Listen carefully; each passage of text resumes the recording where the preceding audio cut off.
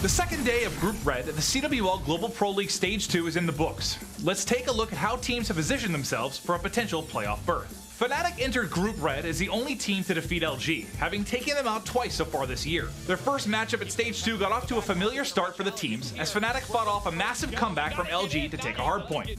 LG was able to even things up on map 2 with an 11th round victory on S&D. Luminosity then used dominating performances on uplink and hardpoint to secure their third victory of the weekend. EG entered this matchup with Mindfreak in a must-win situation, with an 0-2 record already and a rematch with LG looming at the end of the day. They were able to get off on the right foot, taking hardpoint before riding a red-hot Parasite to victory on Search and Destroy. Evil Geniuses would then complete the sweep of Mindfreak, leaving both teams at 1-2 in group play. The third match of the day saw Mindfreak and Fnatic both come in with identical 1-2 records in Group Red. Fnatic hoped to avenge a Day 1 sweep by the Australians, and started things off by pulling out a back-and-forth victory in hardpoint.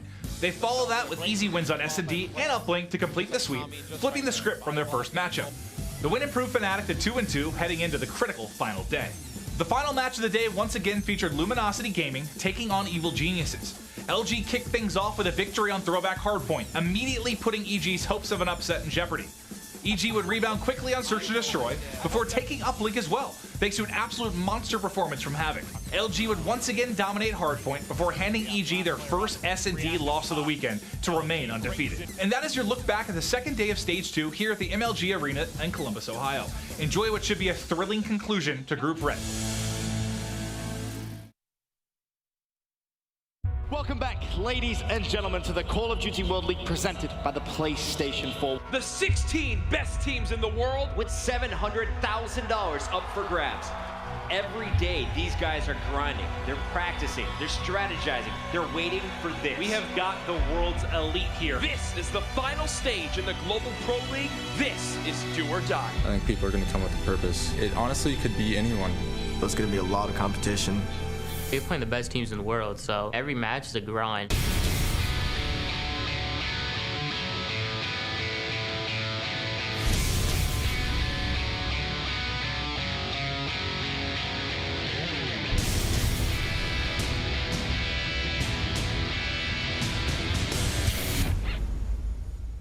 Popping the reactive before the players even shoot it. And look at the energy from Havoc and Namor. And Mindfreak are remaining in the CWL Global Pro League. They don't want to take it, just again. Oh my God! Oh my goodness! That was sick. It's coming down to the wire. LG just a couple seconds away. Luminosity will do it. Anything in this game can happen.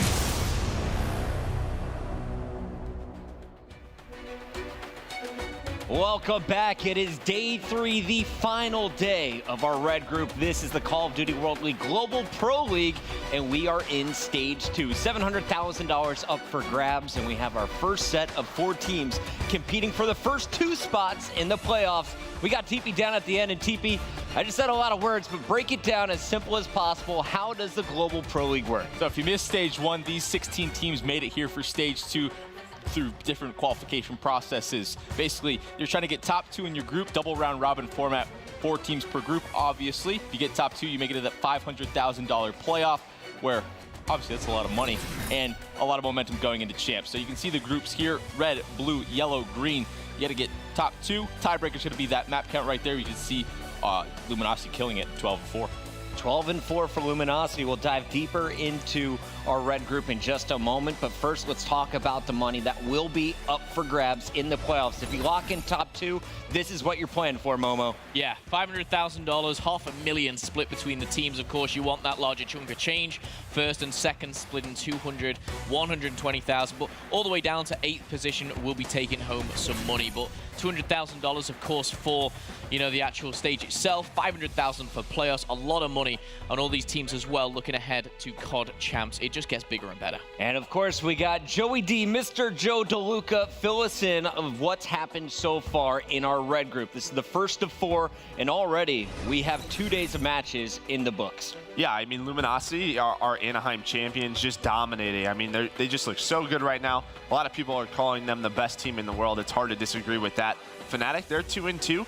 They did upset Evil Geniuses, EG 1-3 right now, but they do face Fnatic and Mindfreak today, and Mindfreak, they have a very tough day ahead of them. Sitting at 1-3, they will have to face both North American teams. It's going to be a tough one for them. And let's take a look at the overall schedule here, guys. I want you to kind of break it down for me. We all know this is a hunt for second place, but who has the toughest road? When you look at Fnatic, Mindfreak, and EG's day, who is going to have the toughest time? It's definitely Fnatic for sure. Got to take this first matchup versus Luminosity, and that can go bad very quickly. You want to try and build momentum early in this day, and it most likely will go to that 6:30 match, that match number 4, Fnatic versus EG, to get that second place. But EG has to get that win over Mindfreak to make that possible. Momo, we saw Mindfreak was at the very bottom of our groups right now, the leaderboard.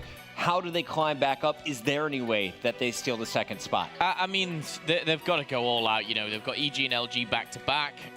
You know, if they beat both teams, absolutely, you know, they can do this, and they'd have to kind of go back and forth. But again, depending on the results of Fnatic, EG, how that one goes as well, I think you're looking at EG maybe to kind of that favorable day. It's the one day they don't have to play Luminosity.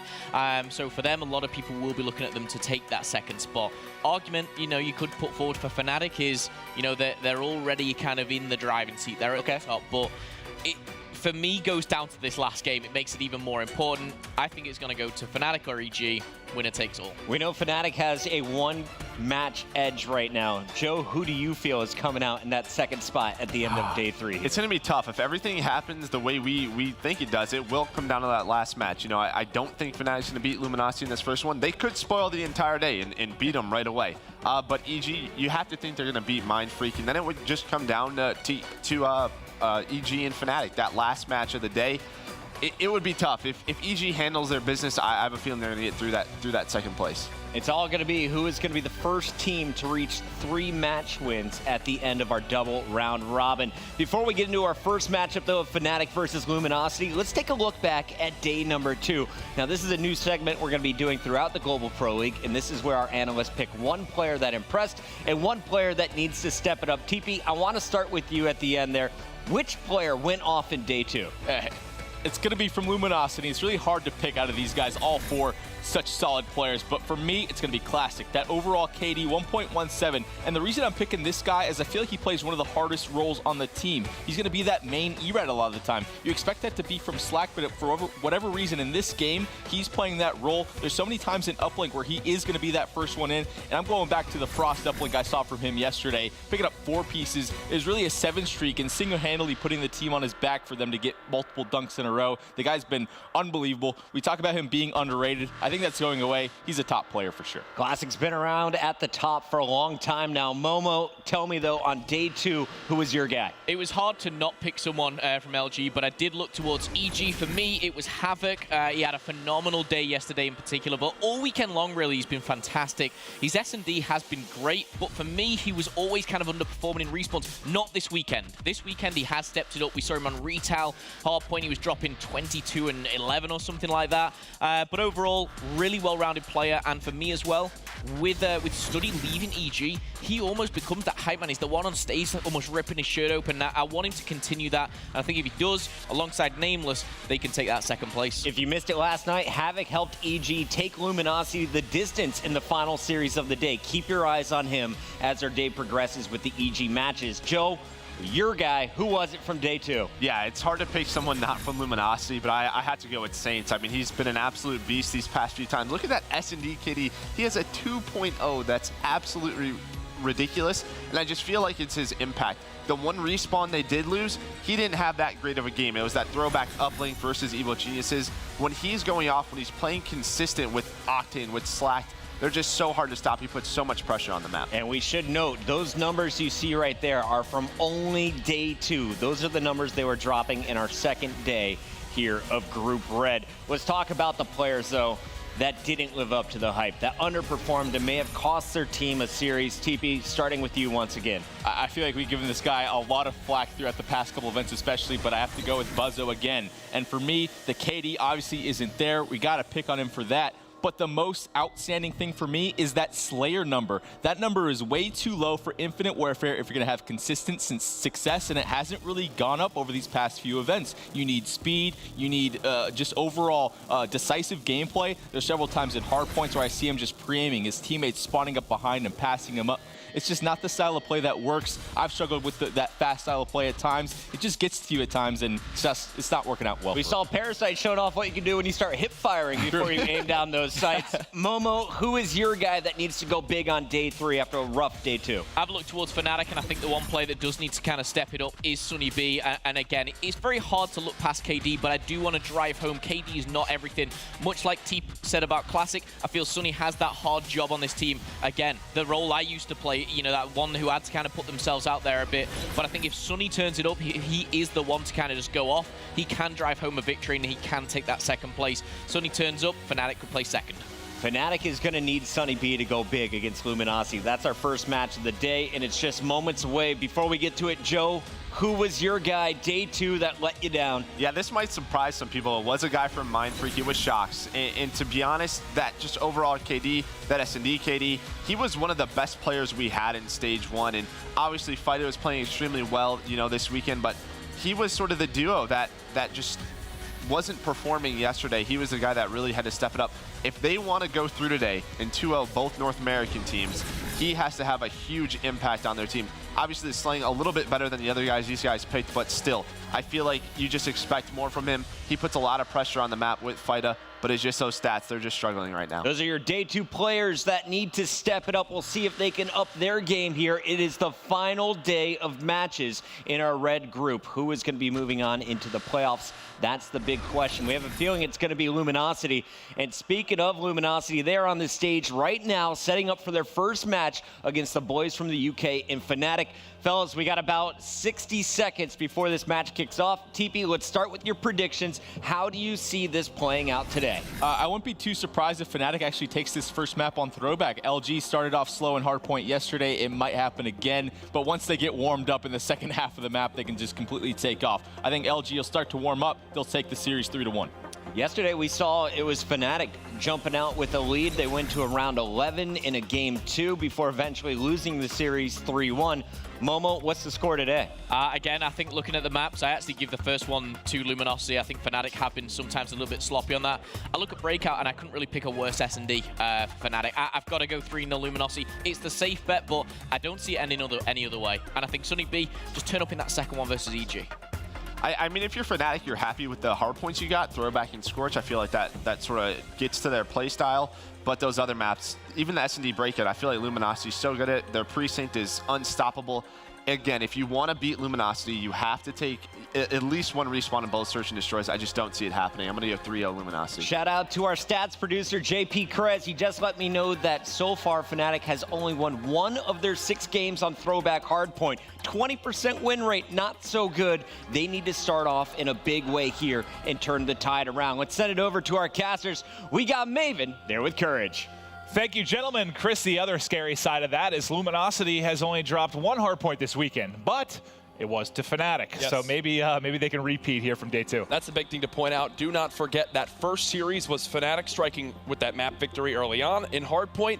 Then a game 2, round 11 S&D. We very well could have seen Fnatic go up 2-0 over LG and at least guarantee themselves a second Search and Destroy in that best of 5. Unfortunately for them, they wound up dropping that round 11 and then the 2 consecutive maps after. The big story here, you know, we've talked about the final match between EG and Fnatic, and there's basically 2 ways this happens. If Fnatic somehow win this series, there's so much pressure on EG, they end up having to basically 3-0 at the end of the day.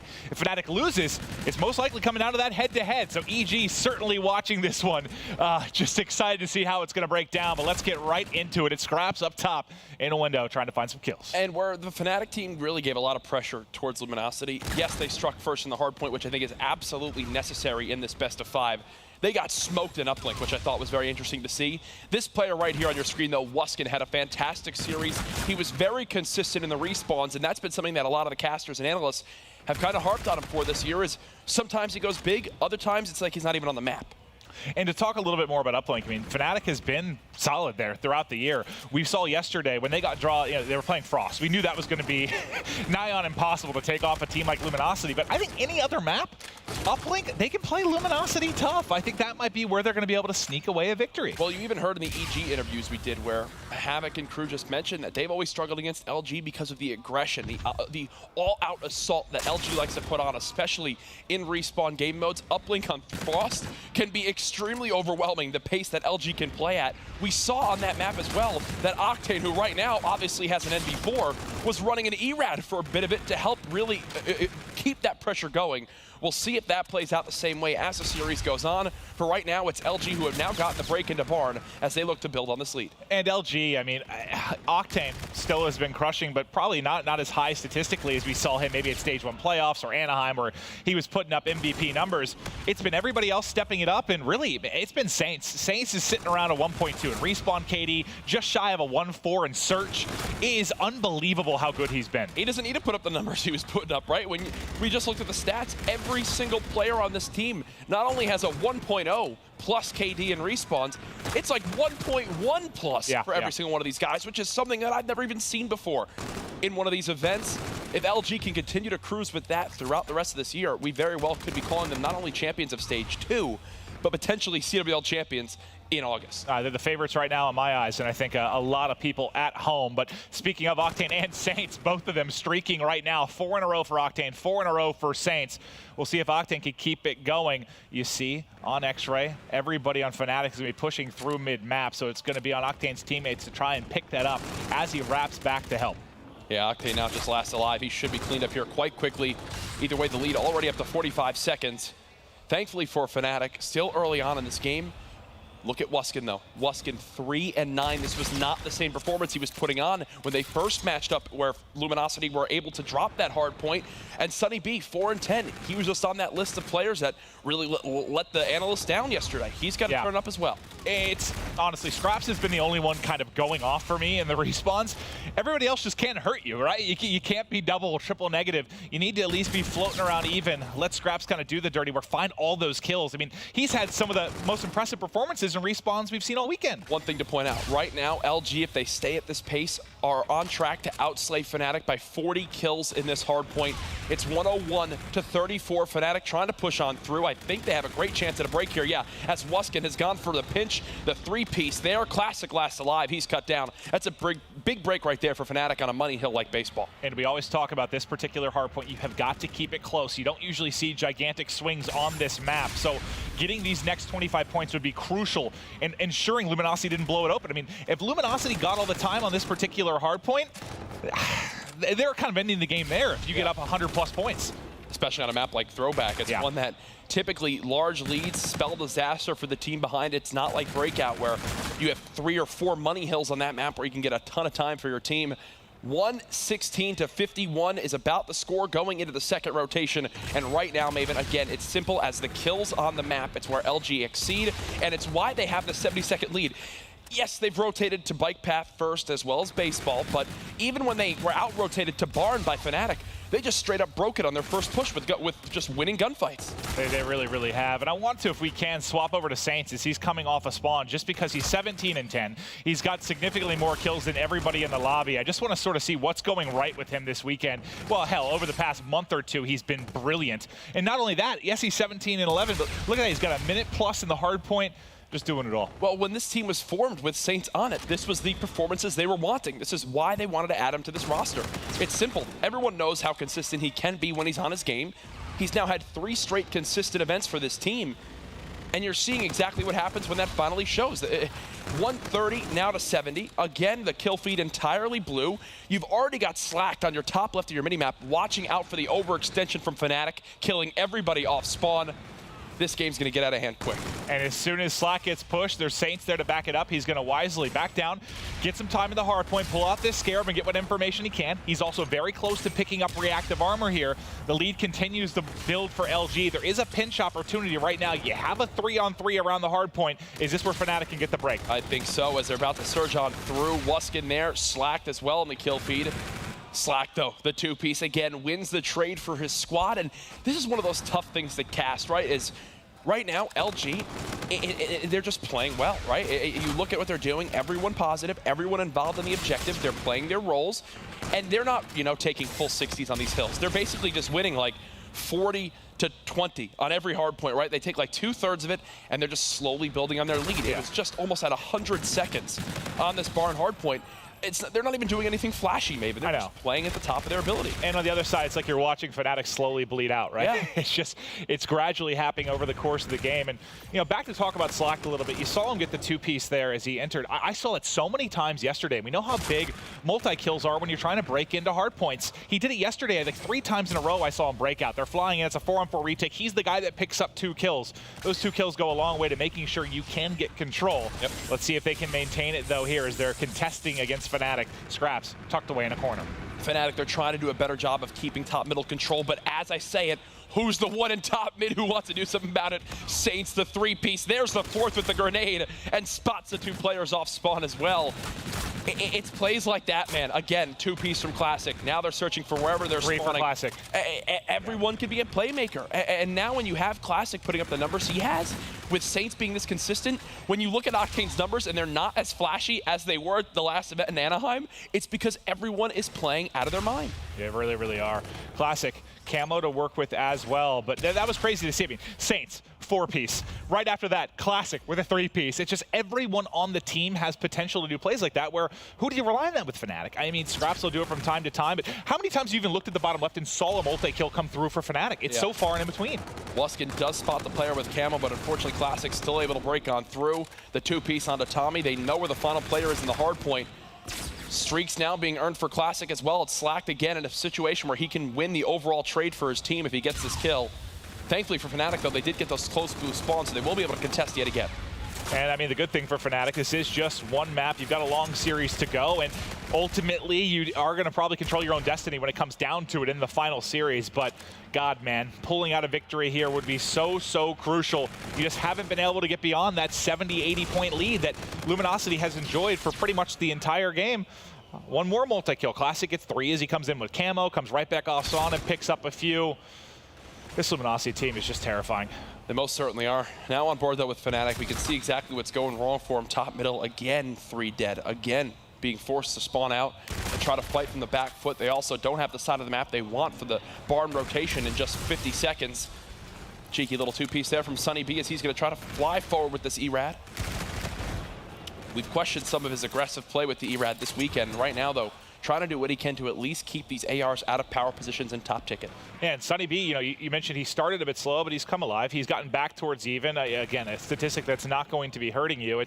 You got Tommy and Wuskin now kind of dragging the team down. The other 2, Sunny B and Scraps, they're doing what they can, but the problem is, you mentioned how lopsided the slaying was. You talked about that 5 minutes ago. It's only grown. Yeah, and now it's 212 to 149, getting to that point where the game's basically out of reach on throwback. When we talk about this map and why it's so much tougher to come back on, it's because of how close of these spawns you can get. You can go ahead and try to break these setups, 5 times in one hill on this map. That is not the case on Retaliation. Well, it's a size thing. Yeah. It's half the size of Retaliation. Exactly. it might even be less. It could be 3 throwbacks might be able to fit in Retaliation. It's just purely a size thing. Like you said, you can flood and flood and flood. You get so many more opportunities to try and break. And when you give a team like LG, 5 opportunities to break instead of 2, most times they're going to get it done. Scraps with Camo. You still have Classic with his streaks, which I'm expecting him to bring out as we move towards bike path, if it goes there. Thankfully, Fnatic will be able to cross through this field area to at least get bodies inside the hard point yet again. That was Camo.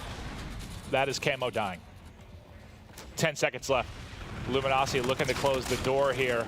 The barn door, one would say. Oh gosh, that was abysmal, just like the gameplay we're seeing right now, 250 to 158. That'll do it for game 1. LG, I'll tell you, Maven, that was just dominance from start to finish. It's tough to say much else than that. One team playing better than the other team. You can say all you want. LG just the far superior squad on that map. Yeah, the scoreline doesn't even reflect it because it's kind of easy, like you said, to have that 40-20 breakdown and throwback because you get so many cracks at it. Yep. If the slang was that lopsided on another hard point, that could have very easily been like a 250-100, 250-80 type game.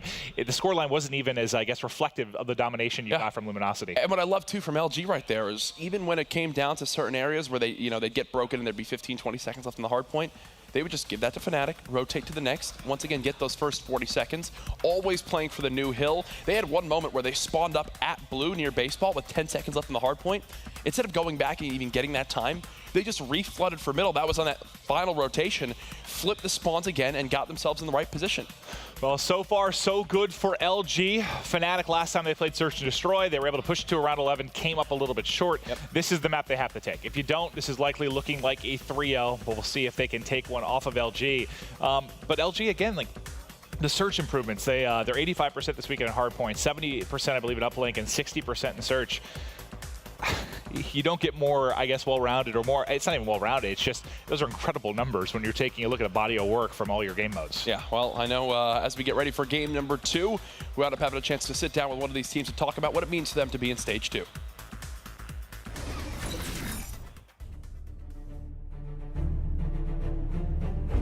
Coming to stage 2, I think our team focus is obviously making playoffs. Season 1, we didn't make playoffs. We felt like we played well, like going into the Sunday of Season 1. Everyone was 2 for 2, so anybody could have won, but unfortunately we got relegated. But yeah, going to this season, 100% is the goal is playoffs. Like if you're not in stage 2, and say if you're like these people who are LCQ this weekend, the practice they're getting compared to what we're getting, non-existent. Qualifying for stage 2 playoffs would mean a lot to us because I feel like we got like fairly unlucky in Season 1 when everybody going into Sunday was 2 and 2.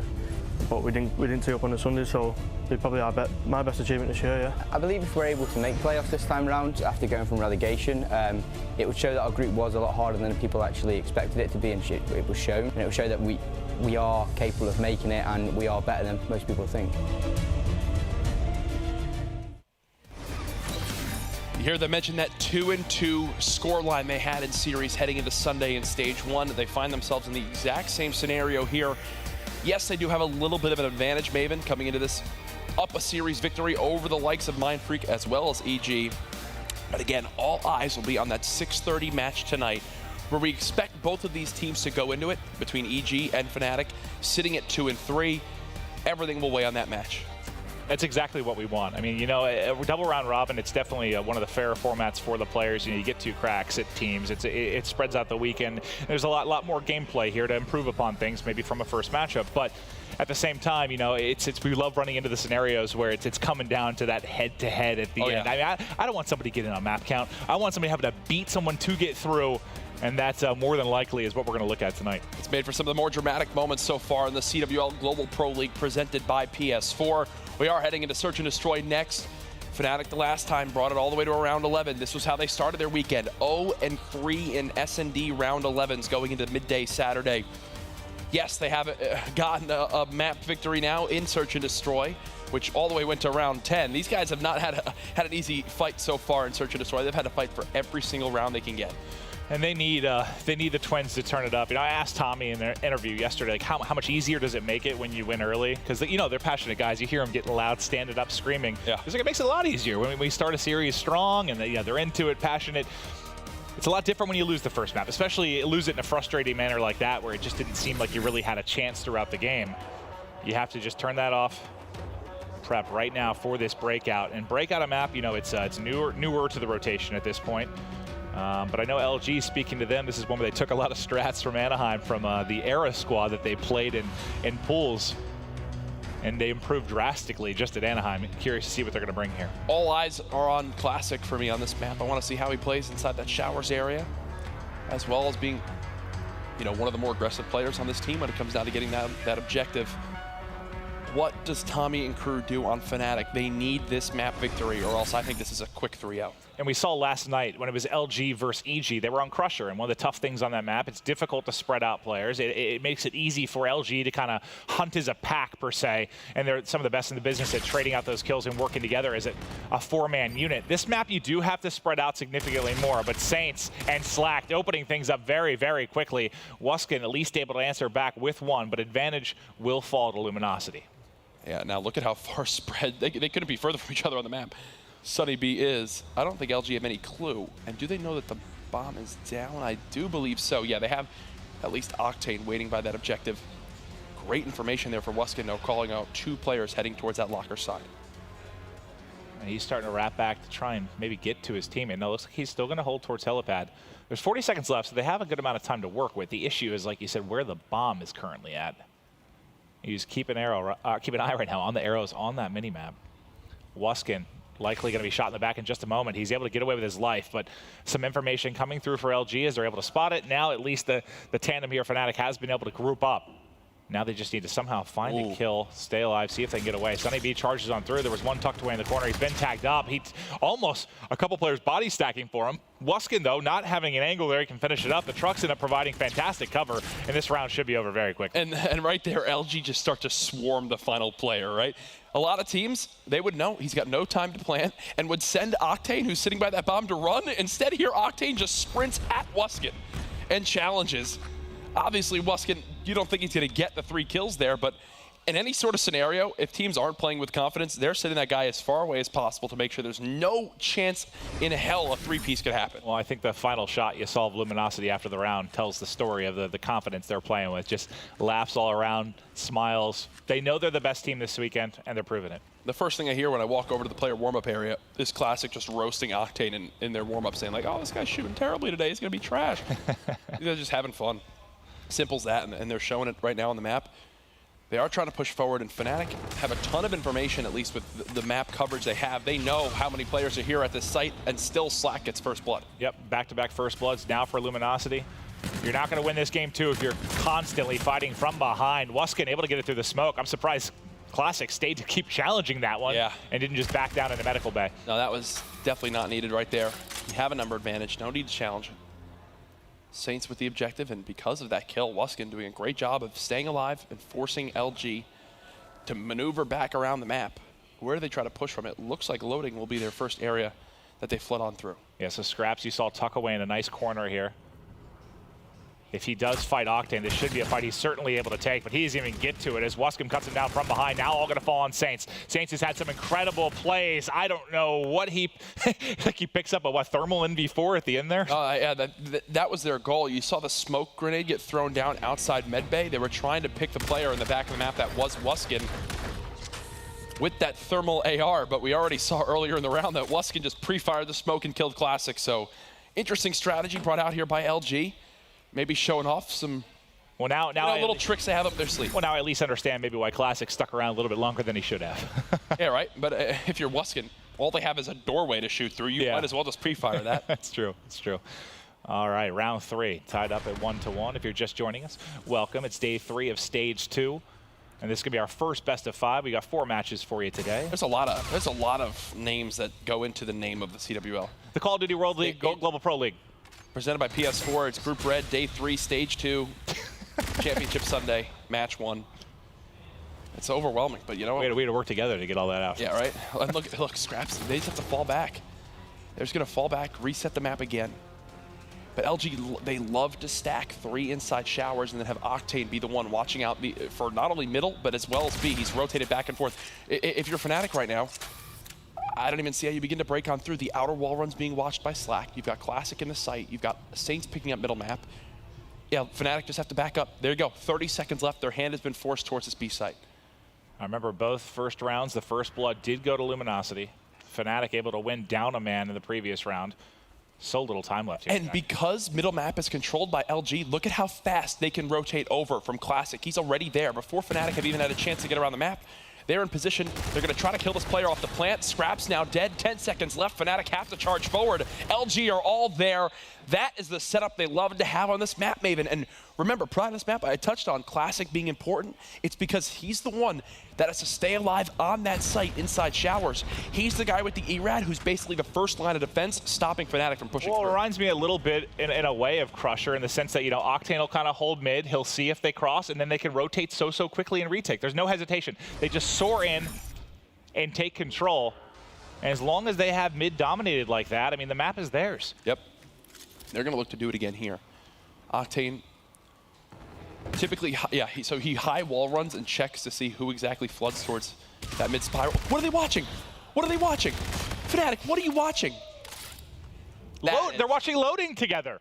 That is just questionable, to say the least. A miscommunication there. They give up the easiest wall run in the world. Like, think about it from the other POV. We just saw it from LG's POV as Classic's holding the bomb. There's nowhere you can go from Fnatic. There's two people in there. You see it from the opposite POV. Like, what is Fnatic doing?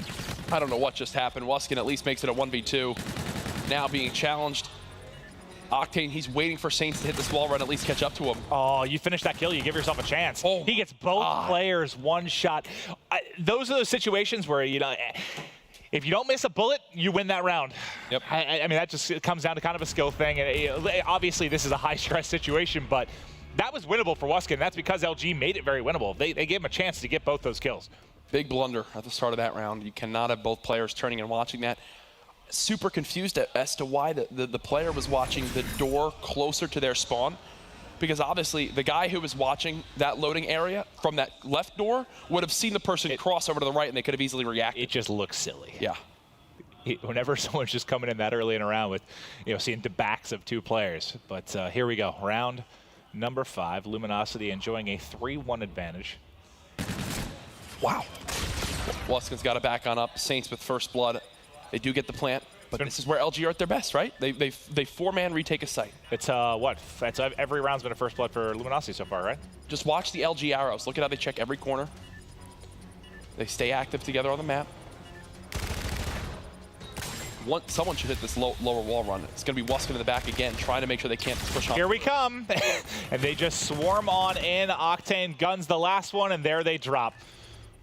They're so good when they have 4 players up at retaking. Any advantage, hell, even if it's an even scenario, they're good at it. Up a man, you don't have much of a chance there. It's just what they can do right now. Pretty simple as that. They finally figured it out. It took 8 months. Why this team was formed so long ago, it's taken them a while, but now they're fully on track. Saints is consistent again. They're good in S&D now. I genuinely, right now, I think you can make an argument that outside of Optic's 23-0 map run we saw earlier this year, this is the strongest I've seen a team play in Infinite Warfare. Oh yeah, I mean, because it's been what, a month straight basically. Yeah, the final from playoffs. I mean, we've never seen a team where all 4 players can put up a 1.1 plus respawn KD. No, yeah, no, I absolutely agree with you. We'll see if they can keep it going here in this game. It's okay. Well, this always happens. Hey, no, stop! It's been all first blood still for LG. Yeah, even to their own team. Are they the worst team in the game at calling in Scarabs? I think they might be. I don't know. Can we track that stat somehow? Yeah, JP, if you hear us, look up Scarab team kills, please.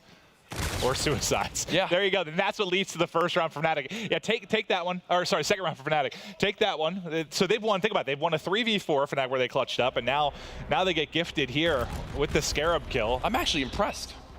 How every S&D is there always a team kill Scarab or a suicide with the Scarab?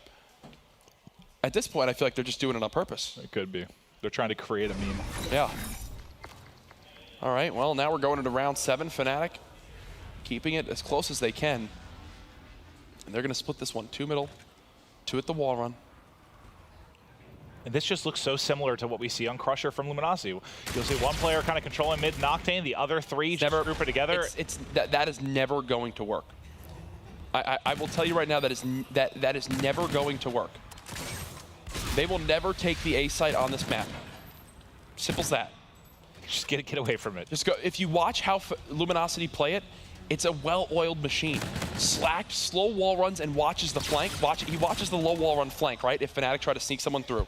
So that's his only job, is to watch that back door. Saints, they make sure he's in front, and he just slides straight through the site. He trusts Classic right there to win that one-on-one gunfight, and he watches the loading door. Octane's got their entire mid lane, right? And then Classic slides onto the bomb. Right there, gets that easy kill. If Fnatic go towards the other side, go towards B, okay, LG will just 4-man retake that. Unbelievable stuff. And as much as it was a frustrating game 1 for Fnatic, you got to feel similar here for them, just finding it so tough to get any kind of advantage. You literally, the only time you've had an advantage in a round to start off was when the team kill happened. Every single other round, you've been down a man. It just makes it impossible to win. Except this one, where Fnatic do have a great setup. This is finally a round that they're going to take full control of. It's shocking what happens when you get the advantage early in the round. It is. Octane about to be swarmed. Oh, goes to the reload at the worst time possible. Nice round for Fnatic. They stay in this game, bring it back to 5-3. It's actually crazy that they're still in it, I feel like, you know, just based on how a lot of these pushes have happened and how dominant the first bloods have been for LG. They're still giving themselves a chance. We know they fought from behind to push themselves to several round 11s where they haven't, you know, had the best of luck so far this weekend. But let's see if they can win a couple more here. Push it to the... They have to win this game too. They absolutely have to. Let's keep moving forward in this one. Saints does have his payload. More close to being earned for LG. So there goes the opening strategy. Look at those 3 blue arrows on the bottom of the map. Slack the 6, he's the furthest back. The player 8, who's Saints, slides right to the close door, and Classic holds the bomb. This is their setup. They do it every single time with Octane watching middle. I would just put a big X on that area of the map and just... It's like EG on throwback S&D, where they're spawning at back market, where you have Nagafin go for that snipe. They do the same thing every single time. I like this stuff from Fnatic. They're just going to play it slow this time instead of hitting it. Maybe bait out a rotation from LG, which is exactly what happened. Now the call comes in. Now you can go in and get it. Yes, this is the type of stuff we've been waiting for Fnatic, right? Now they go ahead, take control of this site. They put themselves in a great position. My biggest issue right now is the low wall run potential hit from LG. They do have Tommy back there. 4v4 retake. Here it goes. Saints goes in, gets 2 kills. It's going to be on Wuskin and Tommy now to try and make a play. Thought about picking up the bomb for just a moment, but the call out, they're both coming from commissary. He peeks the edge, should be someone behind to finish it up, but quickly it's a 1 versus 1. The FTL! The FTL from Tommy! Woo! Wow, what a play! I thought that was it for this search and destroy, but Fnatic coming up clutch. Look at this from Wuskin. The hip fire up close melts him right there, and they live to see another round. Nice 4v2, or well, really, realistically, 3v4 clutch from the side of Fnatic. You know, Octane knew he had that gunfight. He hops out, he's like, yeah, this guy's dead. Yeah.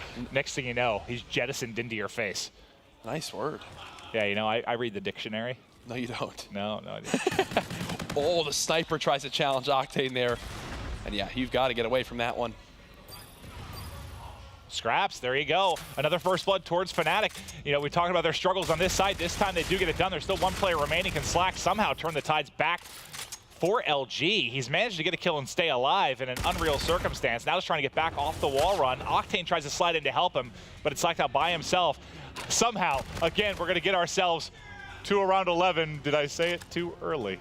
You might have. You have to remember, Tommy's got a sniper, and he's nowhere near his teammate. Oh, but Slack just lost him. If Slack still saw Wuskin, I think this is an easy round win. He's going to get peeked from window. The timing could not be worse. Almost guns him, but not able to win the gunfight. Fnatic, they're staying alive. Another round 11. We already know they lost the first one to LG. They've won, what, 3 rounds in a row now to get to this point? Oh, Tommy. What do you do? What do you do here if you're Fnatic? I like the slower play when they're on offense. Make LG kind of play mind games with themselves, rotate too early when they see nothing. I think the more you think LG think and move is the better off you are, right? So I want to see them play passive. I want to see them wait. Let's see if they do a similar strat. I mean, they should. They should do a similar strat. But you look at the defensive stack from LG, far different than what we saw. You have a 3-stack mid map. It's not all going to be towards A. Well, A's open for right now. When you have a team play passive in middle, right? Then guess what? I'll just stack mid and can easily rotate to either site. Thankfully for Fnatic, the Scarab is doing a great job of forcing LG to stay away from the site, and they will get the plant down. 4v4, it all comes down to this. It's been a story of first bloods thus far. LG controlled it early. Fnatic finally started to get it going. Who's going to find the opening pick for either side? Slack looking like he wants to peek in. He doesn't have FTL to work with.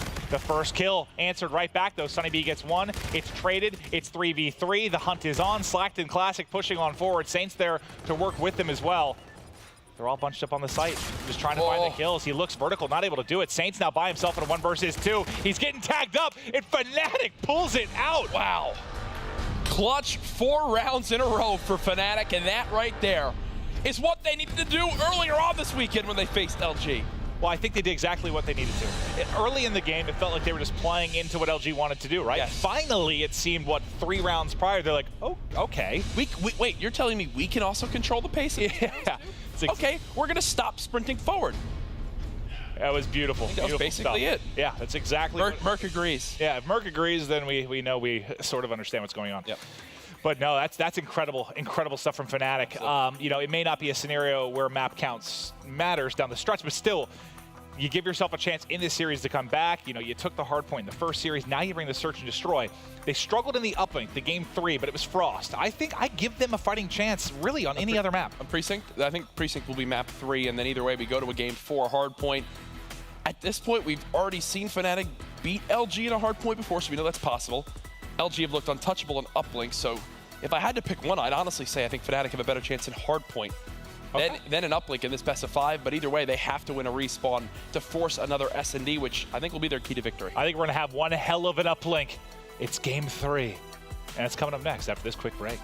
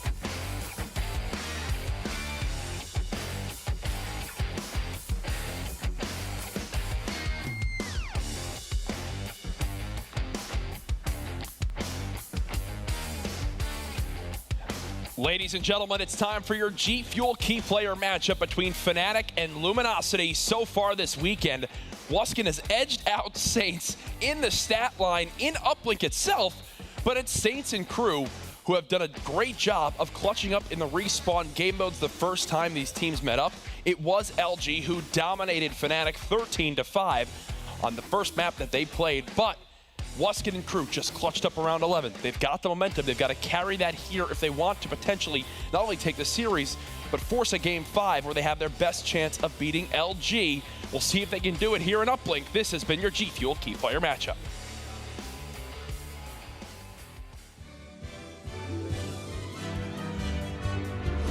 If they're gonna make a movie about my life, I'd say the actor would be Will Smith. Tom Hardy. Tom Hardy, but he couldn't play me. come on, what's his name? He used in Wolf of Wall Street, and he had the really white teeth and the stupid glasses. Jonah Hill? Yeah, him. I'd have Jonah Hill. I wouldn't be too serious with it. Bit of a funny guy. Quite big as well, so why not? I'd have Kramer play as me. I'd pick George Clooney, even though he seems so old. I'd probably cast Jason Statham, which is my favorite actor, or Robert Downey Jr. Oh my God. Yeah, probably Robert Downey Jr. I feel like he just has that sarcastic like tone to him that I do. I feel like that fits pretty well. Oh, I love seeing the guys have a bit of fun. Jack, who would play you?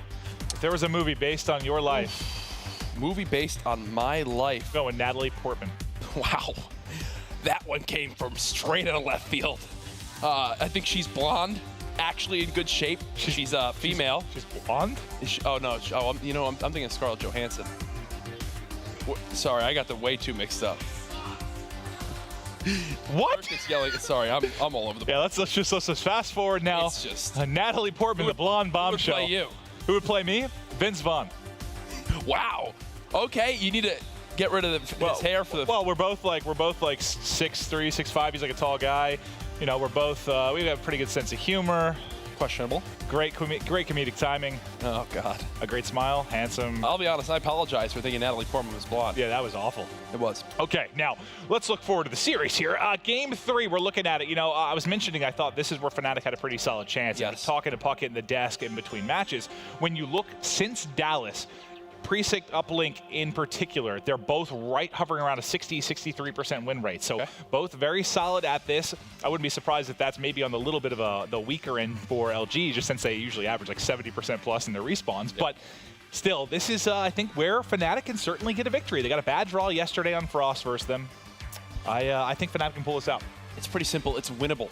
Just like the 2 series they've had so far against LG have been, right? They just need to clutch up like they did again in that search and destroy. They win that round 11. Something they've yet to do this weekend. They're now 1 for 4. Maybe Championship Sunday is all that they needed to get on track. Heading into Precinct Uplink, Maven, you mentioned you think this is their must-win map. After hearing those stats, I think my mind's been changed a little bit. I think I agree with you. I think this is the map that they have to take. Even if they lose the hard point, at least they see a Game 5 S&D. I just don't take a ton of stock. I know they beat them in one hard point, but LG's just so good at it. It's hard for me to think they're going to take a second. This is where they need to do it and push it to a Game 5, in my opinion. Let's see. If they can, it's a nice start. Great start. All of LG down. They're already set up here, pushing from Cat Statue. Ding, dong, bling. The dunk is home. No, it's not. No, it's not. Oh, my God. Maven! Oh. Maven! You just jinxed that! That was the worst thing I've ever seen. What did you even? Bing, bong, ding, no dunk! That's like Kobe goes in for a dunk and jumps over the backboard. No, I think he got body blocked. Is that what it was? I think LG jumped into the portal. And just like that, now Slack will go through. How on earth is LG up 2-0? The body stack comes in. I thought for a second he hovered just a little bit over it, but yeah, even if your toe touches that, you're getting points. Hell, good defense from Luminosity. Even better offense as the defense becomes offense and LG takes control. I don't even know what just happened off that break. LG send like 2 players towards gas, win their gunfights, and realize they have to go all the way back to their spawn. Then because the players spawn up in that back apartments area, they just instinctively jump into the portal, body block Wuskin, I believe that was with the drone, rally it forward with a score of their own, and now where you thought Fnatic were not only going to be up 2-0 but had a potential for a rally, it's now 2-0 LG. It's a 4-point swing. Yeah. It's unbelievable. That's how the game starts. And you just have to make sure you just forget about it, because that's a very, very frustrating moment for Fnatic. You have to brush it off early. You can't let it tilt you the rest of the game. We've seen stuff like that happen to teams, right? Something goes horribly wrong in the opening 60 seconds. It's like that's sitting in their mind the rest of the game. Oh, yeah. And Classic gets 3 there. 10-3 already from Classic, double the kills of anybody else in the lobby. And he's just, his team was nowhere near him. He was just sprinting into Fnatic's base with no drone. Okay, Classic, I think we can calm down a little bit there, buddy, as now his teammates will be in a 2v3 scenario. As Fnatic do push back into lobby and take control of the drone spawn. Well, yeah, with Classic's role, he relies a lot on his teammates in the sense that he's the first guy in. He's the one having to win a lot of those really hard one-on-one fights, one-on-two fights when you're soaring in first. When he's feeling it, man, and if he's on the same pace as his team, we know what he's capable of. He can drop absolutely bombshells when it comes to statistics. We'll see if he keeps the pace that, well, the crazy pace he set early in this one, Jack. Well, again, the NV4 inside that lobby room, not the best, and it's shown right there as Saints charges on him with the K-bar. LG putting such a focus towards this gas out of the map. I want to talk to him about it after this series is done and hear exactly what has kind of forced this. Is it because of Wuskin staying alive in top station with that NV4, or are they just more confident with pushing towards this area of the map? I have never seen a team put so much emphasis on this one side. They like the tree. They're big fans of Cherry Blossoms. Oh, yeah, and Fist of Fury as Tommy gets one, tries to snap back on Classic, but the walls were caving in there as all of LG was starting to surround him in the restaurant. They still have drone in hand. Scraps tries to get a flank on, ends up working out as he picks up Octane, but they've just been stuck here. They haven't been able to push out the backside and turn this into points. Classic gets a kill. Saints in on the action as well. Drone has been dropped. There's still one Fnatic player here. There's a second one on the backside. It's going to force him to back down. Oh. Slack's trophy system just killed Classic. They have some of the weirdest deaths, man. The Centurion trophy, because it does like 1 point of damage, just killed his teammate. That's impressive. Well, you know, we talked about the need for Wuskin to really step up in this series and this weekend in general. He's 15-8 right now, and he's sitting back. You know, he has the NV4. He's picking up a lot of kills. The question is, can the guys in front kind of open things up? Because you haven't had a really good opportunity for attack since that opening push. Everything just being traded back and forth here by Statue. Yeah, both players on pace for 30+ kills in this game. LG, they shut down the plays towards the Statue side, and now finally they'll move the drone down the typical route you see teams bring it. 4v3, now a 4v2. Wuskin's been spotted. Not eliminated, but the damage has been done, as LG will now push forward and look for at least a 1-point play. They should get it. Yep. There it is, 3-0 advantage. Scraps gets 3 kills, but just a little too late. It will clear out the base, allow them to reset, and at least avoid any kind of spawn trap from that deadly side. Wow. I think this whole half is dictated by that first dunk play, because if that doesn't happen, obviously Fnatic are up 2-1, but look at the slaying you're getting from Fnatic. They're right now outslaying LG, going for the one, intercepted at the end. That's a frustrating side if you are Fnatic. You play very well, you keep the pressure on LG, you force them to take unorthodox routes to get towards your base, and still you go down by 2 possessions. And that's just, I mean, we've used that word a lot, just frustrating, because that's kind of how I felt during most of the game 1. That's how I felt during game 2 until they kind of turned it on and started to mold the pace of the game to their liking. That, for me, is probably the best first side you can get from Fnatic when scoring towards that area, and they're still down by 3 points. Well, let's see what they can do off the opening break. We know they started brilliantly the first time through. You can see Classic, it's crucial he's having a monster game as well, since he's going to breathe and get camo at this point. Yeah. And he opens up with a kill onto Wuskin. The drone, though, trying to be pushed out the backside. Unfortunately, Slack there to slow it down for a moment. This is points. You might have a dunk here. I don't know if he realizes it. It's probably going to be a 1-point play. There's the one. All right, so you get it through. You score early. Much better start to this half. Yeah, this time they didn't worry about getting that dunk. They just said, let's get the point we can get. Let's go ahead and get on the board. Sunny Beast still staying alive, and his job, try to spawn trap Saints, though, with a big gunfight victory. Will let his teammates push on out of that back gas alley. But still, look at Fnatic already with the drone. They've had map positioning for probably 70 to 80% of this game so far, Maven. Yeah, they really, really have. It's been a phenomenal effort, and there you go, Fnatic. Brilliant stuff. Now tied at 3-3. Shook off that first half. They come firing in the second. You can see why they have been, one of the better teams in Europe when you talk about specifically uplink. This has been a great game. Very few people, do I understand them being able to control the tempo of a search destroy versus LG? Yes, but very few teams can control the tempo in a respawn versus them. They're doing just that. Wuskin 20-13. Octane, the other NV4 player, in the lobby at 9-16. Tells a big story of how this game is playing out so far. Also, in my opinion, Fnatic doing a better job as playing as a 4-man unit right now, moving together on the map, pushing out one lane as a squad. And I think it shows in how much map positioning they've earned themselves throughout this game. Okay, well, let's see if Luminosity can't answer back, Jack. Tommy, though, with that NV4, wins against an Erad in that close hallway. Nice gunfight victory for him. Octane, though, unfortunately, the next guy he's going to face up against. Can't win it, but Scraps is there to back him up. This is actually really funny to watch. If you look at this minimap, LG keep expecting like a pinch from Fnatic or a flank to come in. No, Fnatic haven't done that at all this game. They've just been pushing the same exact spot, staying together as a 4-man team. There's 4 unanswered points now in the first 2 minutes of the second half. I want to see LG now make adjustments. They keep on thinking that there's going to be someone coming from behind from Fnatic, and it just has not happened. Well, this is why I wasn't surprised. Like, Fnatic could take this. Like, we've been talking about it all year, that some of the North American elite teams have struggled against European squads in uplink. I mean, think back to the first day of Dallas. I remember it was EU versus NA for like 6 matches.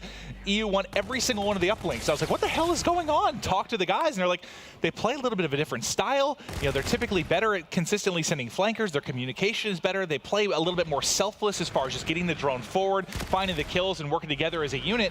And I think you're seeing a lot of that going their way right now. Right now, LG being outslayed by 7 kills in this map. It's not a lot, but it's enough. Fnatic can come to life inside too. They finally started getting the scores off of all the map positioning they were getting themselves. 2 versus 3. Here comes that pinch from Tommy. Finally, it starts to happen, and the player actually misses him. Classic jumps right over him for a second, nearly spells disaster. Doesn't happen there. No camo used as of yet. So you've got camo for both sides. Could be a tool for LG to come back to this game, or a tool for Fnatic to build on this lead. And let's just remind people at home what's on the line here right now. I mean, Luminosity not really concerned too much with their start. They're looking good for, you know, placing top 2 and playing in the playoff. But for Fnatic, if you can win this series, you put an unreal amount of pressure onto Evil Geniuses going into the final match tonight. And you just tacked on 2 more points. Wow. They've just been the better team this entire game. Yeah. Like, there's only been a few moments where you're Luminosity. This might be your 3rd chance to attack, and it's going to be on camo. I mean, the first one's hard to even count because it was just a crazy counterattack off a sloppy play. But that for me was a questionable camo from Classic. He had 2 players still behind him as his lead blocker. No enemy was even beginning to shoot at him. He knew 3 were still dead from Fnatic, and still pops the payload right there. I'm not the biggest fan of that. Well, the good news is you still have Octane, and he's going to have Overdrive to work with, but there's only 50 seconds left, and you can see the game plan right now is a bit of keep away. They want to play keep away. This can be deadly, though. Just make sure you get the toss out if the pressure does come.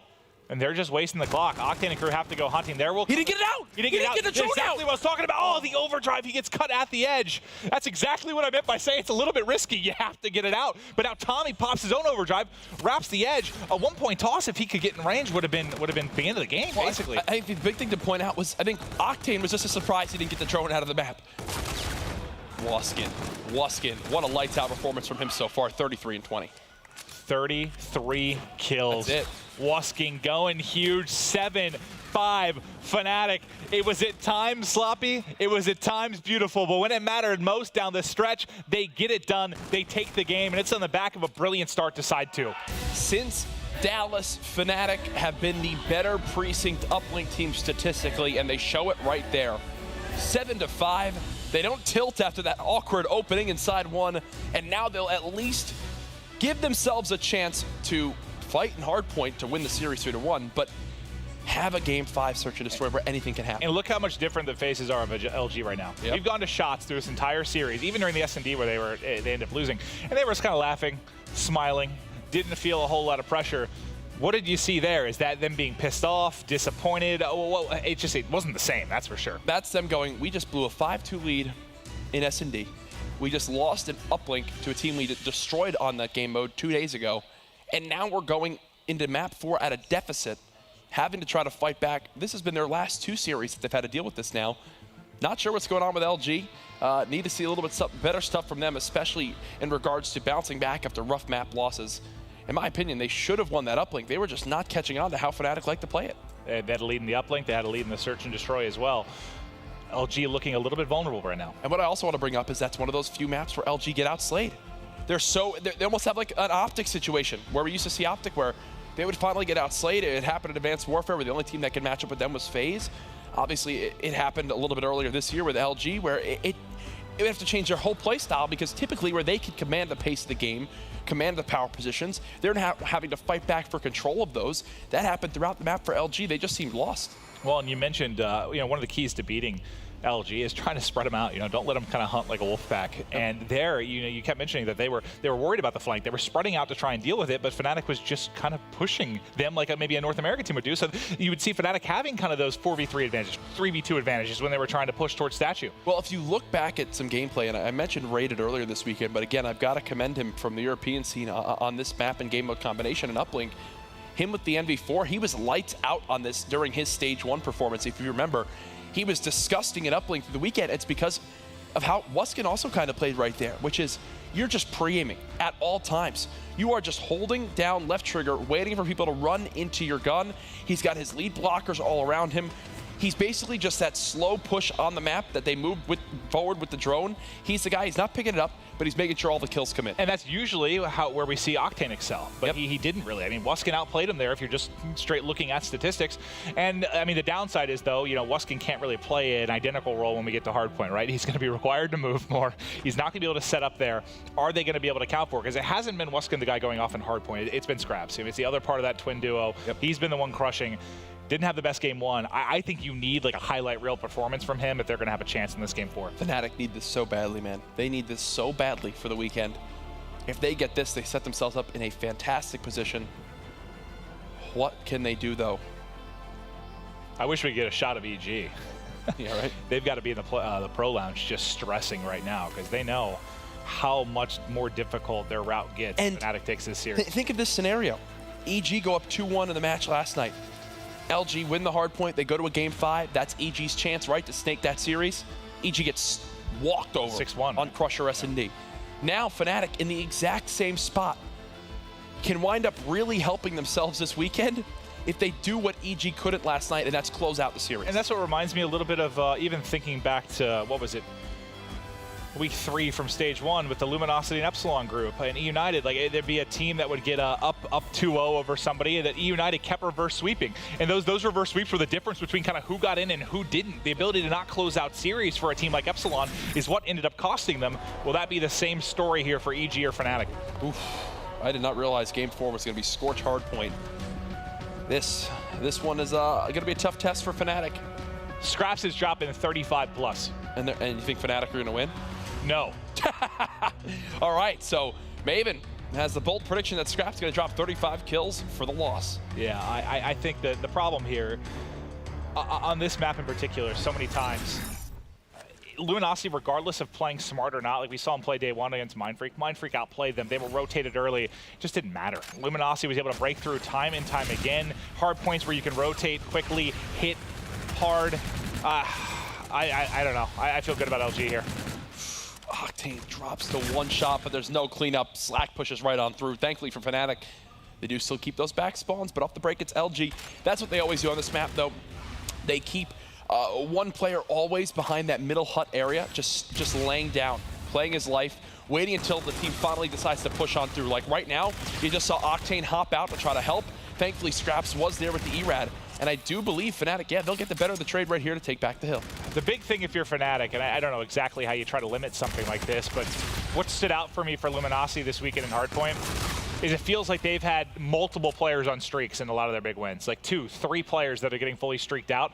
You can't allow those big swings in momentum where everyone goes off for LG and you've just got so much utility to work with. Well, you got to avoid that at all costs. Why do you feel that way? It's because they had 4 players with above a 1.1 respawn KD. We talked about how that's just unheard of in Infinite Warfare so far. Fnatic, they do rotate early. This is exactly what happened on Throwback earlier in map 1, but LG got a break on their first push. We'll see if they can do it again here. Well, they're flying in. Tommy pops up with the surprise. Good job staying alive in the corner. The last player was slacked. He will get dropped in Fnatic. Hold on. Brilliant stuff so far. They've clawed back in it off after a below average first hard point. This is where you can do your damage. Great stuff so far, Turbine. Classic just tries to slide in and get behind the hut. Unfortunately for LG fans, he's dead almost instantly. Thankfully, Saints, though, was there to fulfill his space. And just like that, LG should push through. They've got 20 seconds to take here. Nice break from Luminosity.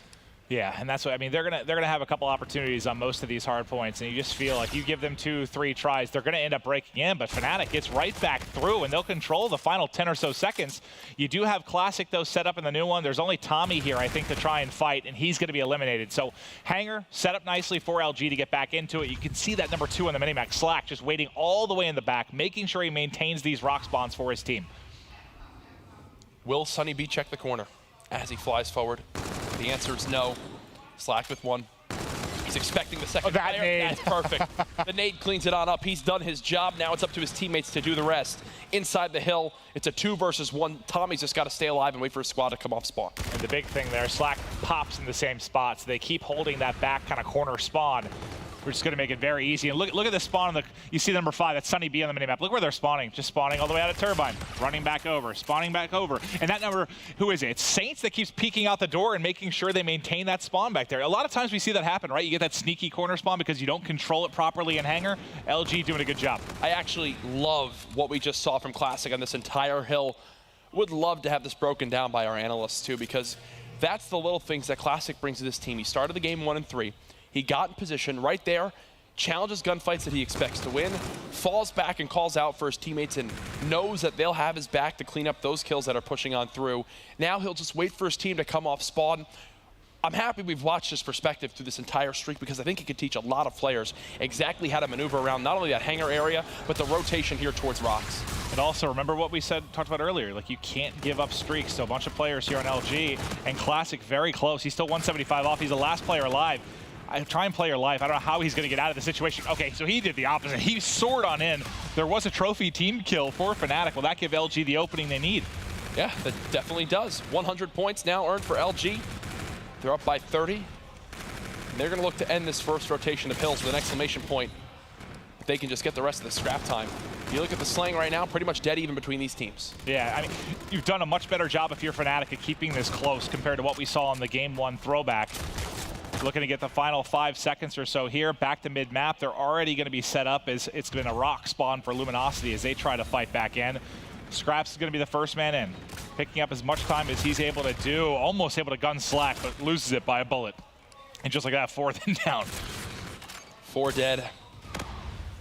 Thankfully for Fnatic, again, they do keep these spawns. But for right now, Saints, look at how annoying he's being. They're just trying to run back towards the hard point. And he's just sitting inside L. They've given it up again. Saints peeks back through, gets more information for his team. They've got a Scarab now chasing as well. There's the clean. Dude, this is where Saints get scary.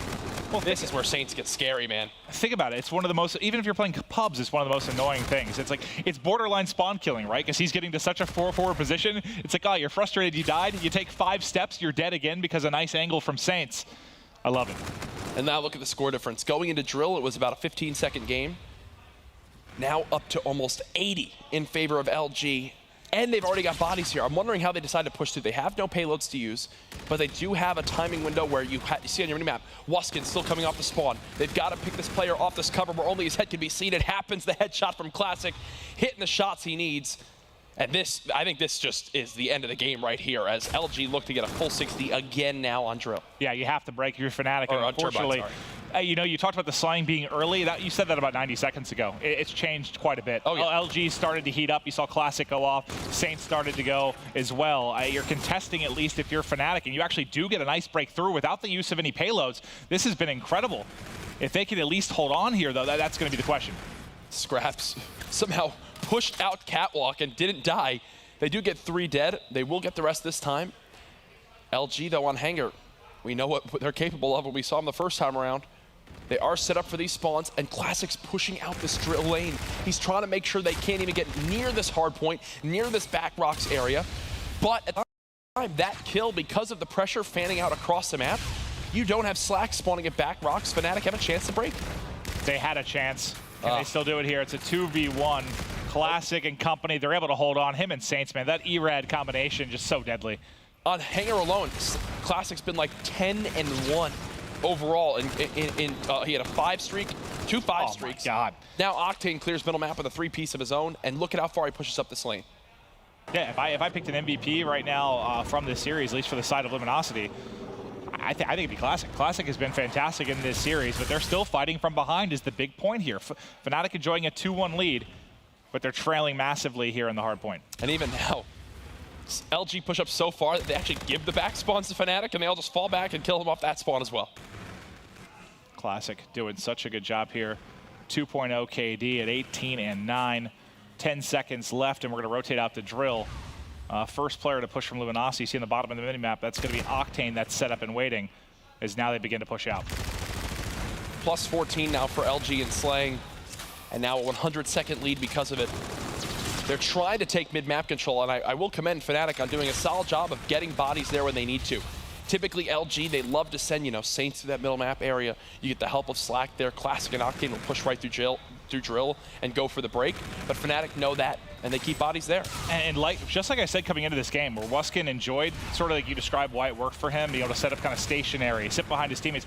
That doesn't work on something like Scorch. And look at the flip. I mean, we had, what, 33 kills last game? Now he's sitting at 7 and 18. Like, that, I guess that lack of pressure and just sitting back and being able to gun, not going to work here. And this has been something that's happened to Wuskin. He doesn't just have bad games, he has abysmal games. And it's almost like he only knows one type of play style, where when that's not working, he just keeps trying to do the same thing and keeps having the same result.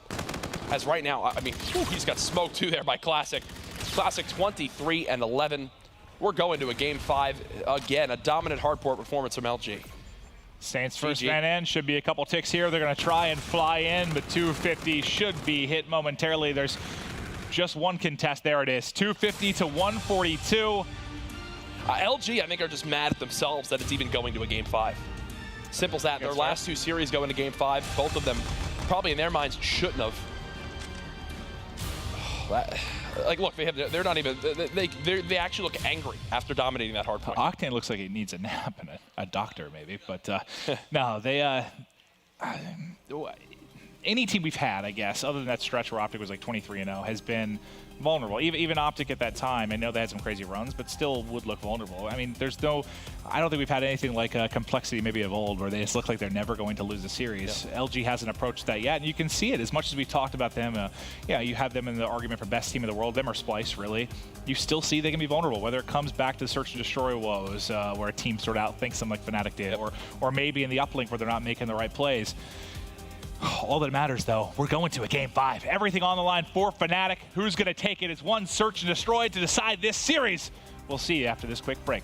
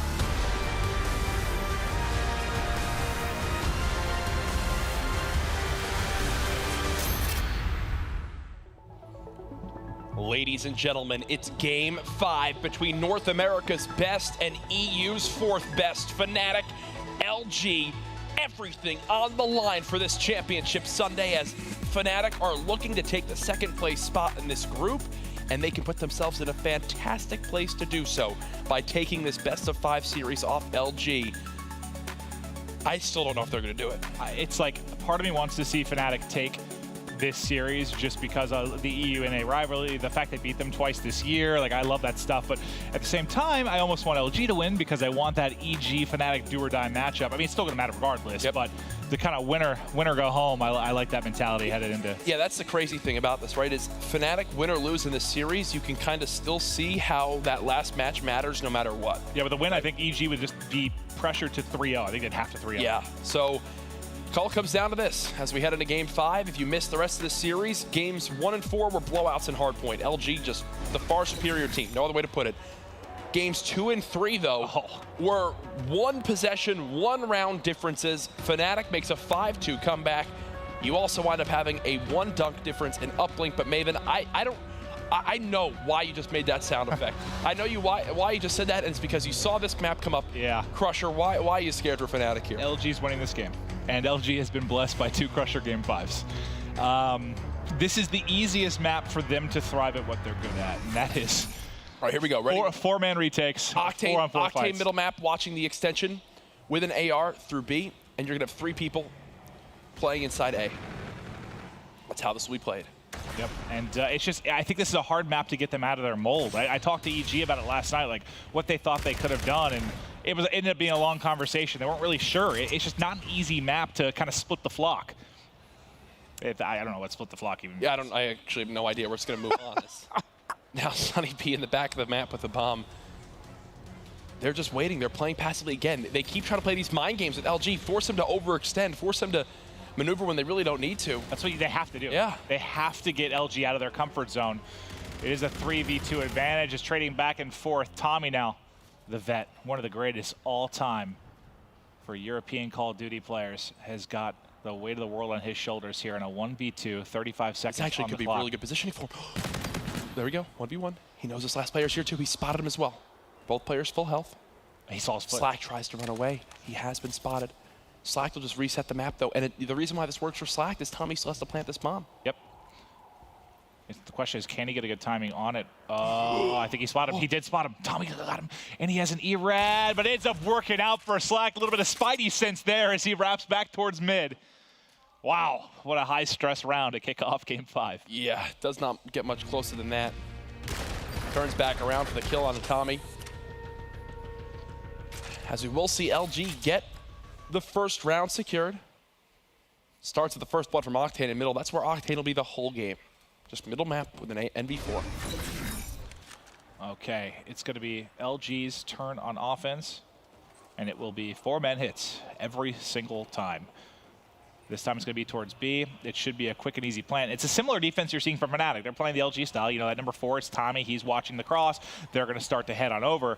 The question is, do they have just the trading power to take a 4-on-4 retake like we see LG do time and time again? This is the same thing that happened in the S&D game 2, where early on in the map, okay, that's a huge kill. LG cap. First off, that should never happen, but LG were just allowed to play the way that they wanted to with these plants, with the full takes of sites. Here goes the 3v4 retake right now. Slack dead on the site. Saints now dead. The rest come swarming in. Nice job by Fnatic, and it all starts with the first blood from Scraps. Yeah, that was remarkable. I mean, maybe without that first blood, they still do it, but that opens the door, right? We know why defense can be favored here. It's because the ability to retake like that through that doorway. You know, you wait for the nades to go, you slide in, you're able to usually find a pretty easy entry kill as you're flooding with multiple players. But that, I mean, Scraps' first blood, it just makes it the rest look easy, right? He just beamed him right there with that E-Rad. Yeah. That was absurd. You think Classic trying to push towards that site. Maybe he lives if he used to have that back plate.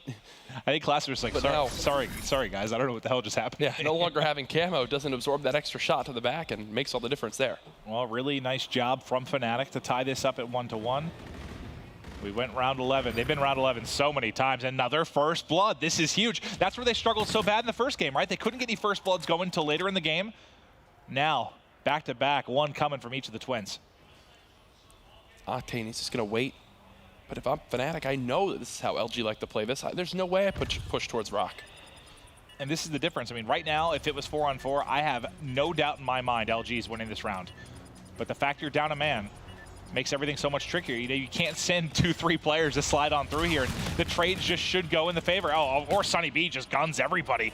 Bye-bye, Octane. Octane should be done. This is brilliant. Fnatic, they're doing what EG couldn't last night. And that's, well, really just putting numbers in their favor. Don't allow those even fights that EG couldn't win. Yep. Let's see. Round 1, Octane gets first blood. LG win it. Rounds 2 and 3, Fnatic get first blood. Fnatic win it. Okay, let's see who will get that edge here in round 4. Take a note of Scraps, too, if we can, really quick. Look at his payload. Already 60% earned on a 3 streak, too, so he's got that Scarab to use. And he just pre-fires Saints.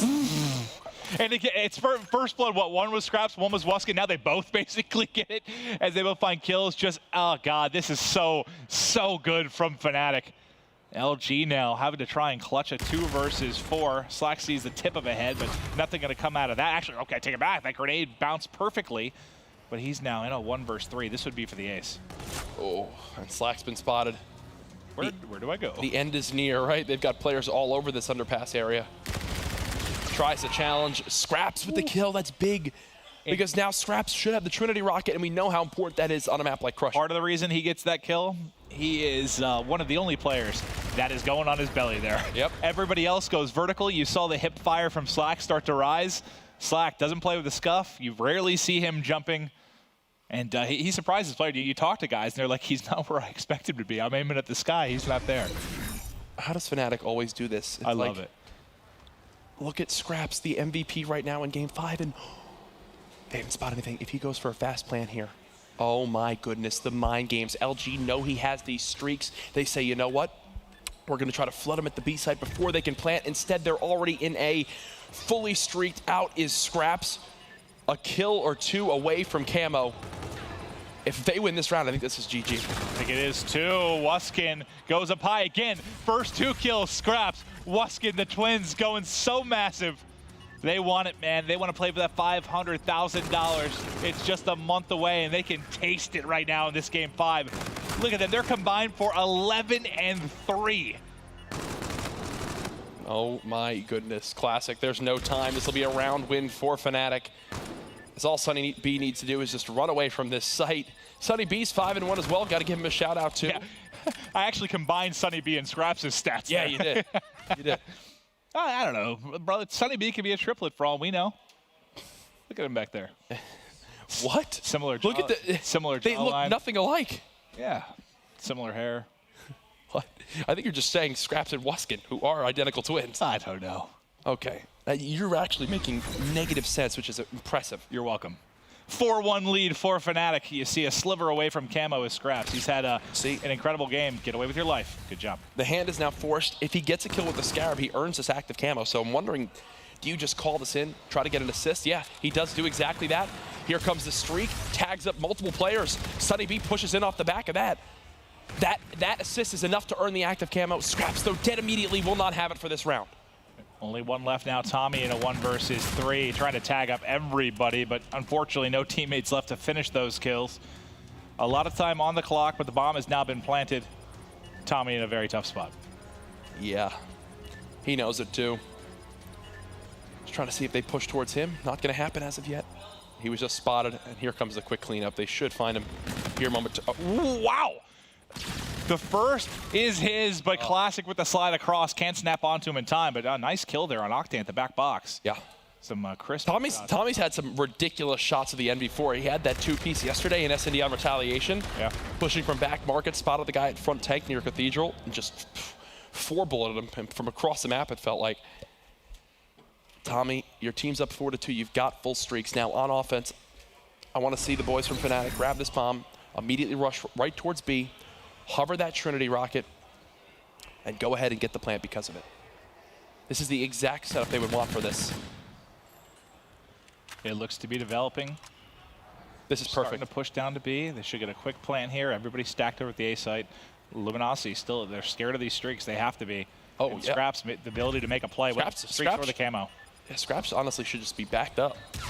But I'm guessing they're waiting to see if he wants to use Camo too. Wait. LG has a Trinity? Classic has a Trinity rocket. I actually had no idea. And I think he just got a hit marker, maybe on the one on the wall run, wasn't able to finish it. He wants to call on streaks of his own.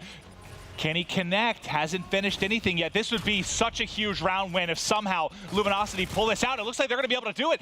Everybody down. This game just got so different. They always find a way. Wow, I had no idea Classic had a Trinity. No clue. They always find a way. I don't get why Scraps was at that close box. I don't understand that. Why is he even there? Well, you still have bombardment. I mean, it's not the worst case. At least you didn't burn camo or something. If you had used camo there, that would really have flipped this match on its head. But that's a round, you should have won if you're Fnatic. LG clutches up. You can't give more like those away. Oh, that is just... Maybe it's a favor return. Oh, God, and now look at Classic. If he wasn't having a great enough weekend already, Bombardment earned 2, Centurion now there, and it's going to be a straight-up 4v4 gunfight. Does Scraps use the camo? This is the one where you always give LG advantage. Are they able to do it? Multiple players tagged up, but Saints and Classic juggling back and forth.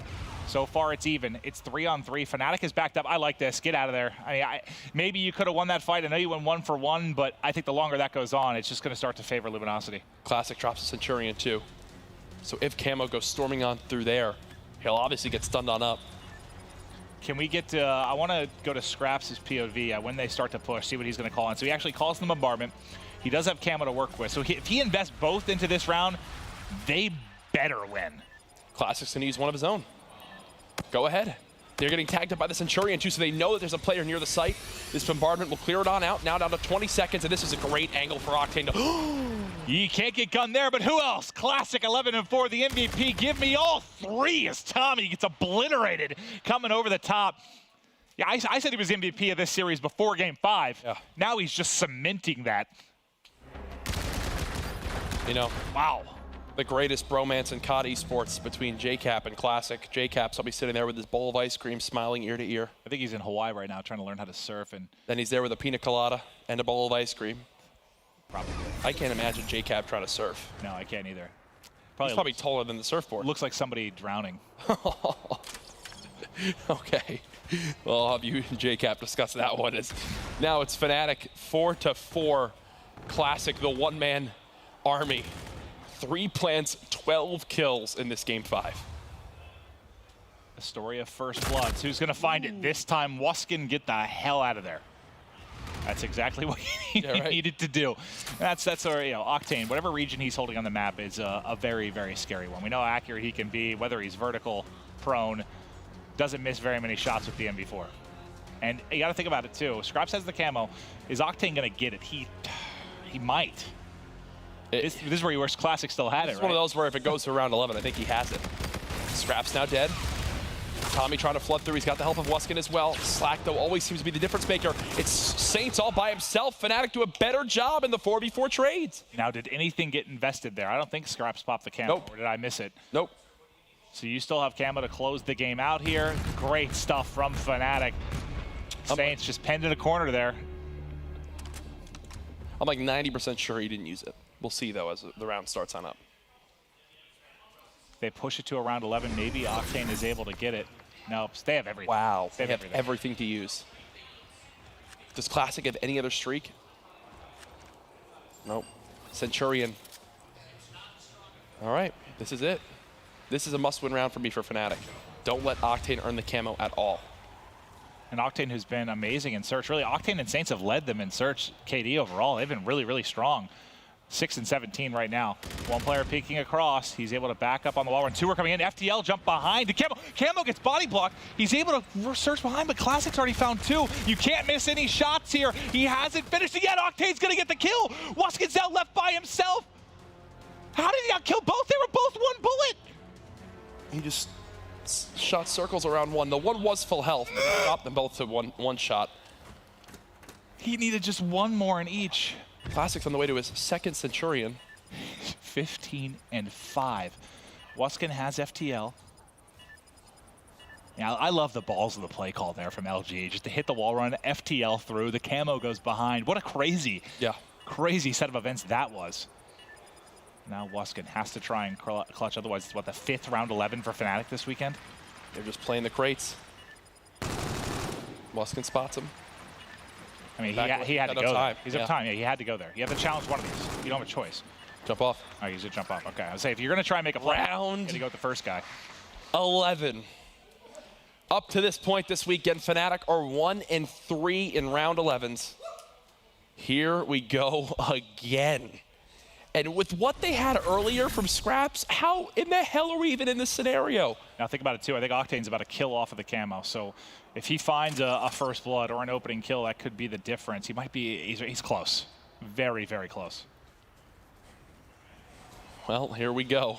Bomb being moved forward. LG with their typical scenario, slowly rotating over. Classic gets spotted by Tommy. He's so far out from the rest of his team right there.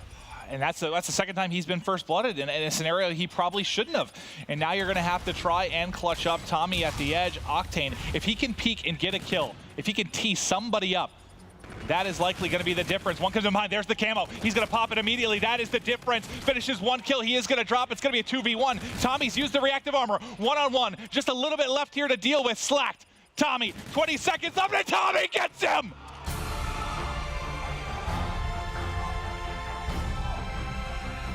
When you need Tommy most, the man is there. A rough series from him up to that point, but in round 11, clutches up for his team, and Fnatic have done it. They've beaten Luminosity Gaming to kick off Sunday. Their chances of finishing top 2 in this group just got a hell of a lot better. What a game. Like that round, you knew how it was going to go. Well, outside of Classic getting picked, it went how I thought it would. You know, Octaneus has to find a kill. He can be the game changer there. He gets 2, but it comes down to the wily veteran, and Tommy clutches up with reactive. And God, it's the payloads, man. I mean, Saints had a rough game, never got near his reactive armor, doesn't come into play. Tommy, just enough, man. Congrats. Think of this.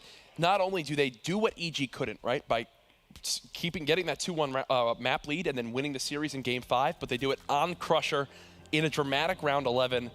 That's a big, big match for Fnatic, not only in the scope of this weekend, but for what this team is truly capable of as a lineup.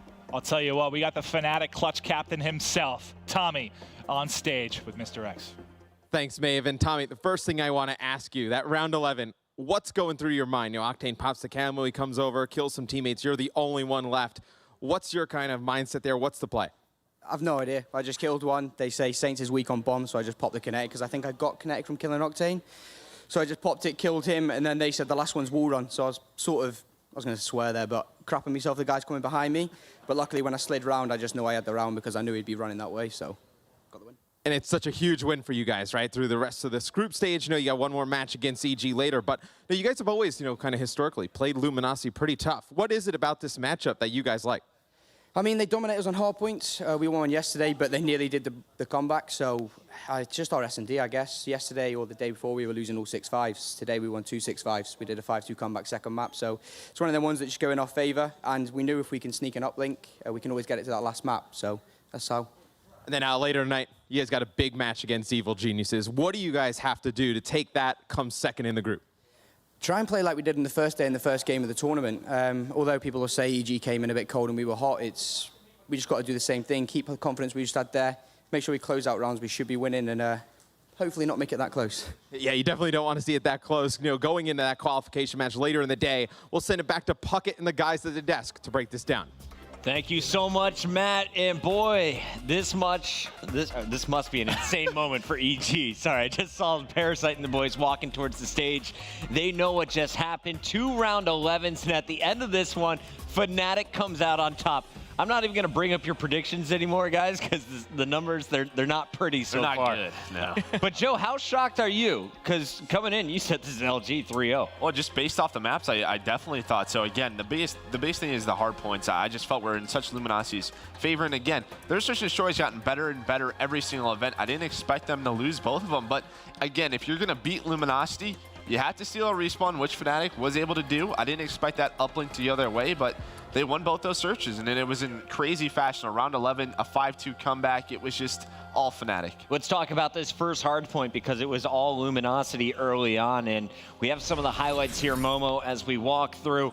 How did Luminosity jump off to such a hot start, and why are they able to kind of dominate Fnatic in this game mode? They were classic Luminosity. Slay heavy, their hard point was on point. The rotations, I won't say the rotations were perfect, but sometimes Luminosity don't have to be. They can just brute force it. I think they end the map with a positive 26 KD over the team, just outslaying.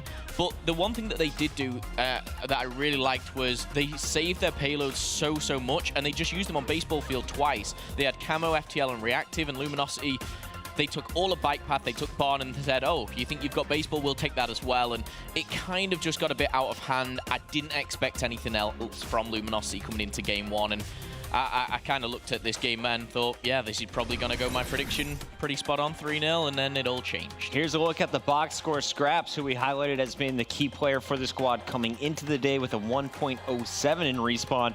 He only drops a 0.89, so I think that's just a testament to what was going on. Classic stays hot, though, and Joe, this is a guy you were highlighting coming into day 3. Yeah, he's been exceptional all weekend long, and in this entire match, he really was. We'll get to those later games, but he was so consistent throughout. Just some of the other guys just didn't perform as usual, but his ERAD, one of the best in the world right now, just puts so much pressure on the map. Yeah, go ahead, Deep. The two duos I want to talk about and why I think the hard points are so lopsided in this matchup is it's sort of like Sunny B and Tommy versus, I guess, Slacked and Classic. The ERAD battle, well, it's quite obvious who's winning that one. Classic just completely outperforming Sunny B in most of the respawns. Luckily for Fnatic, they were able to take the link, but the hard points, he just completely, I think it's like a 10 or 15 kill swing just with isolating those two players. And when your ERAD players get able to put so much pressure and stay alive for that long, the score's going to get out of hand. Let's keep it going into Search and Destroy. This one had TP furious as always when he sees misplays. You're up 5-2. How do you have Fnatic back in this game if you're Luminosity? So this Search and Destroy didn't bother me as much. I thought Fnatic just made good adaptations going into the later rounds. Early on, LG was just completely outplaying them in this A bomb site. It seemed like Fnatic was just trying to face smash their way in, and against the best gun skill team in the game right now, which is LG, it's just not really going to pay off for you. But when you can focus up on that loading side and stack into that A, Scraps did such a good job. A clip like right here, for example, well, he gets gunned there, but later on in the Search and Destroy, he starts to win those intro gunfights with the ERAD in towards A. And if you're able to do that, basically to secure your team rounds. The big thing for me is Tommy starts off like 2-7, and then he just clutches up some rounds. This 1v1 right here, that round number 9, I believe it was 5-3. Luminosity have a 3-on-2. The bomb's planted. None of Fnatic is around them. I'm not quite sure why Luminosity just didn't stick to the fuse. I mean, it's one of those situations where, yeah, you just want to trade out those kills, but I feel like they could close the game out right there. And Momo, can you kind of sum up what happened in that round 11? Because it seemed to be a sloppy skirmish in the showers, and at the end, Fnatic comes out on top. Yeah, it really was just kind of, like you said, really sloppy. And you know, what was the one play that kind of changed it for Fnatic? I wouldn't even put a particular moment on it, but the one thing that I will say is Fnatic, you know, Tommy said on the stage there, they've lost round 11 after round 11 this weekend. They win a round 11. I think that gave them just that kind of little bit of hunger. And going into the uplink, maybe that kind of momentum switch to come back from 5-2 to 6-5 against LG, it is a huge momentum boost. And we heard Fnatic getting loud on this stage. They were getting fired up. And then we come into game number 3, Fnatic, insane start, incredible start to Precinct Uplink, and this happens. I tweeted after the moment that I think the series might be over right here, boys. They may have run out of gas. Scraps with the drone in hand, all forward down. And then he's coming in. Momo, break it down. Why doesn't he score right here? Well, basically, at this given time, I presume his feet are in there. But you can see Classic, you can tell he's in the portal at the same time. And if you guys at home don't know, if you got someone on the defending side in that portal, you can't score a dunk. He goes for that second jump, which, again, with 2 players, Sunny B and Wuskin's picking up kills, you know, he could have got. But that one player, he clutched up, and ironically, the tables turned there. You know, that 2-point lead that Fnatic should have went in favor of Luminosity, and it's a 4-point swing. And how Fnatic actually came out on top on that game, you know, I was really impressed, and I think the end score was 7-5. Yeah, 7-5. I actually think it could have been more. What was the difference maker for you, Joe? It's got to be Wuskin versus Octane. And who would have thought? It was one-sided. I mean, I don't think we've seen Octane really, like he was around neg 10 area with that NV4, where Wuskin, he was like positive 10. And that's just a battle that Octane doesn't lose very often. I know he's feeling a bit under the weather this weekend, but When's the last time we said Octane got out-dueled on Precinct uplink? It's been a very long time, and he's just so confident right now, but that was really the difference maker. Wushin was able to control the map, allow his guy Sunny B and Scraps to just push up. I feel like every time I see Precinct uplink, I see Octane 1.35, 5 scores, use of overdrive perfect. This time around, getting outgunned, and Fnatic showing up strong in the second half. That gives him the lead. So now it's 2-1. Fnatic's on match point. We go to hard point, though, and we know this has kind of been their weakness all weekend long, especially against the slaying power here of Luminosity. As we take a look at some of the clips of game number 4 on Scorch, what are some of the best moments from LG? Pretty much straightforward, just like the first hard point, to be honest. Classic with this Erad, just doing a lot of work again. He used the player I highlighted from day 2, doing it again on day 3. And it just seems like when they get control of Hangar especially, they're able to push so far out, and they actually had Fnatic spawning all the way over towards second hard point towards Turbine. When you spawning them out so far, it's like a 15-second walk just to try and contest and get back time. So I'm interested to see on the box score how lopsided Hangar was in Luminosity's favor.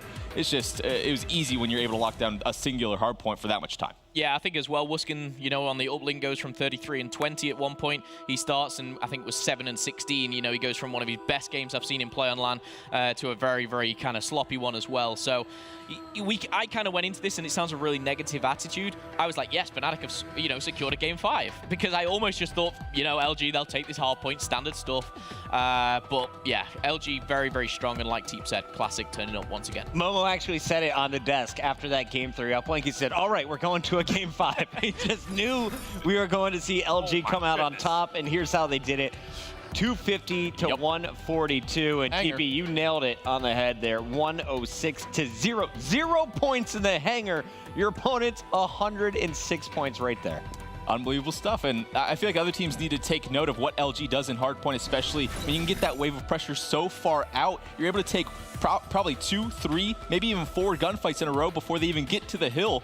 If you're able to put that pressure out, it's just easy time at that point. So let's talk about this game 5. It looks like Fnatic is just going to run away with the game 5. They start off so hot. TP, you asked for round 7 and round 8, though. Let's take a look at round 7 and talk to me why you got worried for the UK team. Worried.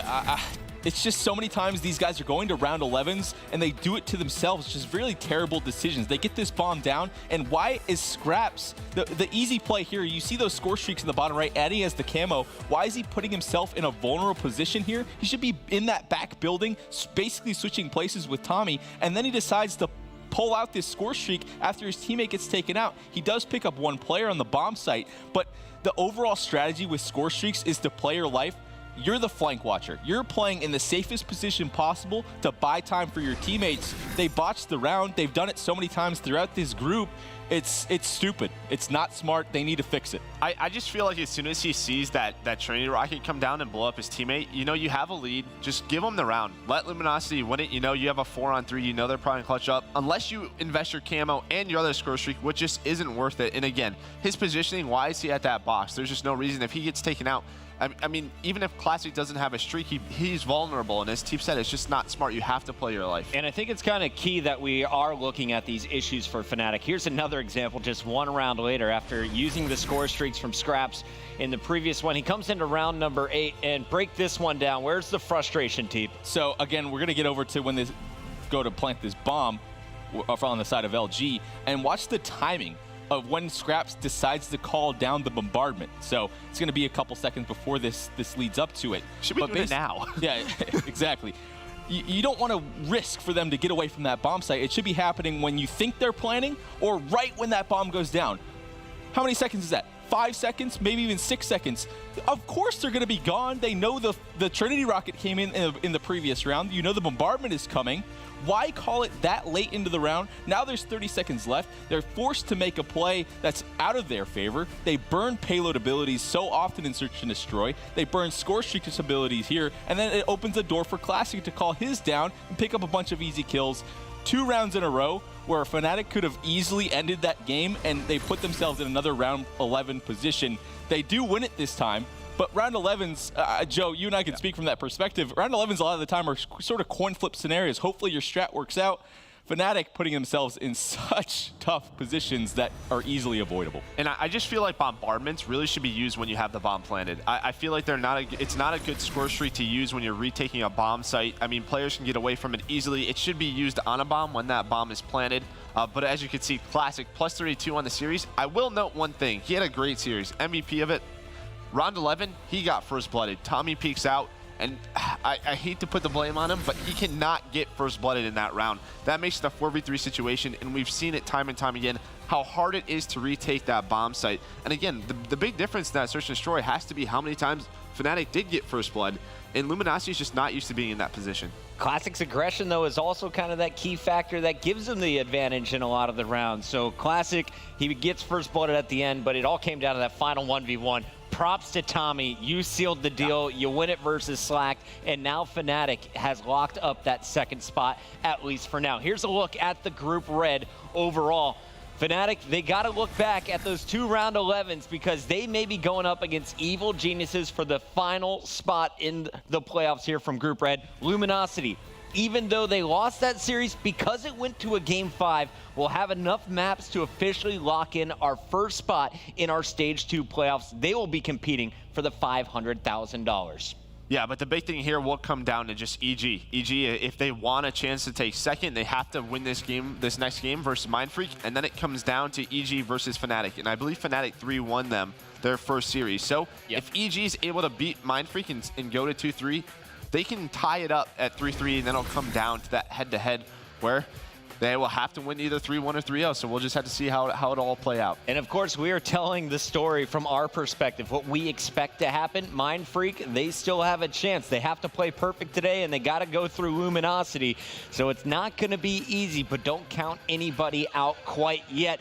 Don't go anywhere. The Call of Duty World League presented by PlayStation 4 continues when we return. And up next, we are going to see Evil Geniuses versus Mindfreak. But before we go to break, we got to remind you, just a few weeks away, we're headed to Orlando, Florida, the Amway Center for the Call of Duty World League 2017 Championship. $1.4 million on the line, and you can watch it in person. All you got to do is go over to MLG.tv/CWL Champs. Pick up your tickets today to see Fnatic, maybe Luminosity, definitely. Actually, Fnatic's going. All of our teams here at Stage 2 are coming, and you're coming with us on the other side of the break. Don't go anywhere. We got EG facing off against Mindfreak when we return.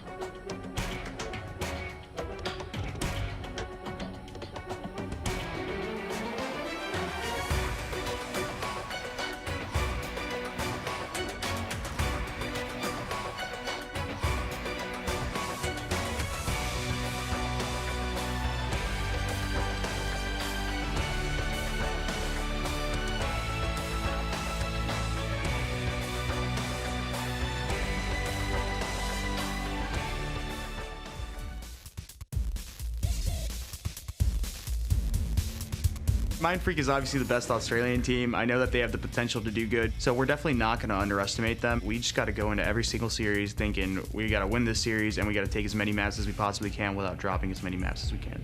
So what impressed me about Evil Geniuses at MLG Anaheim is the fact that I guess people doubt them and they just come out firing. If you look at their win ratio percentage, it was nearly about 50%, so they win the important games. So that's something we've got to look out for in terms of, they still play with confidence and they clutch up when it matters. We know that they just play really fast pace, and for the most part, we struggle against fast-paced teams, but we struggle against fast-paced teams that have a lot of structure like LG.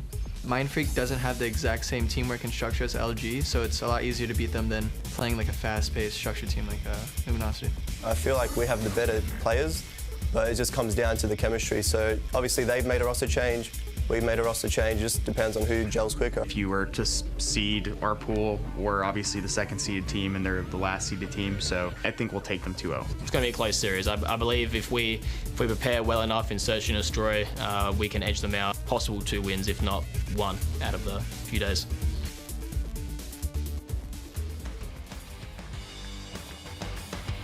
That was our players, Evil Geniuses and Mindfreak, getting ready to go toe-to-toe. This matchup is going to tell us the story of the rest of the day. Both teams desperately need a win after finding themselves at the bottom of the leaderboard coming into day 3.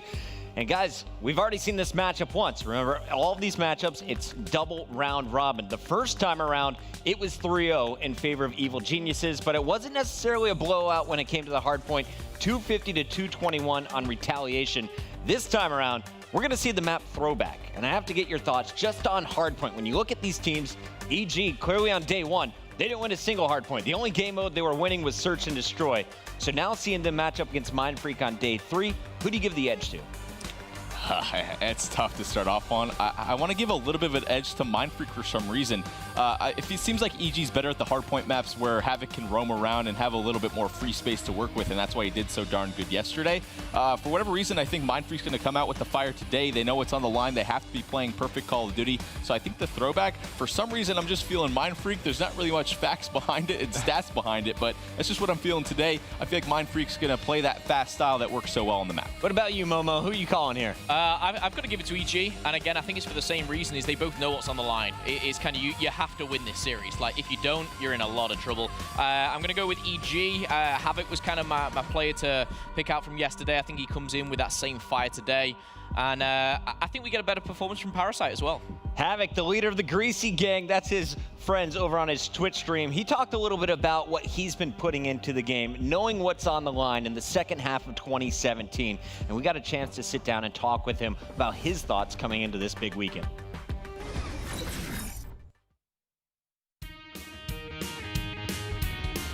The point where I was like, I need to play more and I need to commit to this game is after MLG Atlanta, we got top 20. And I felt awful because that was my worst placement in 2 or 3 years. That really woke me up, and I told myself I really got to commit, stop streaming, stop doing YouTube as much, and just team scrim more. This is a team that 3-0'd them in the winter semis at Anaheim.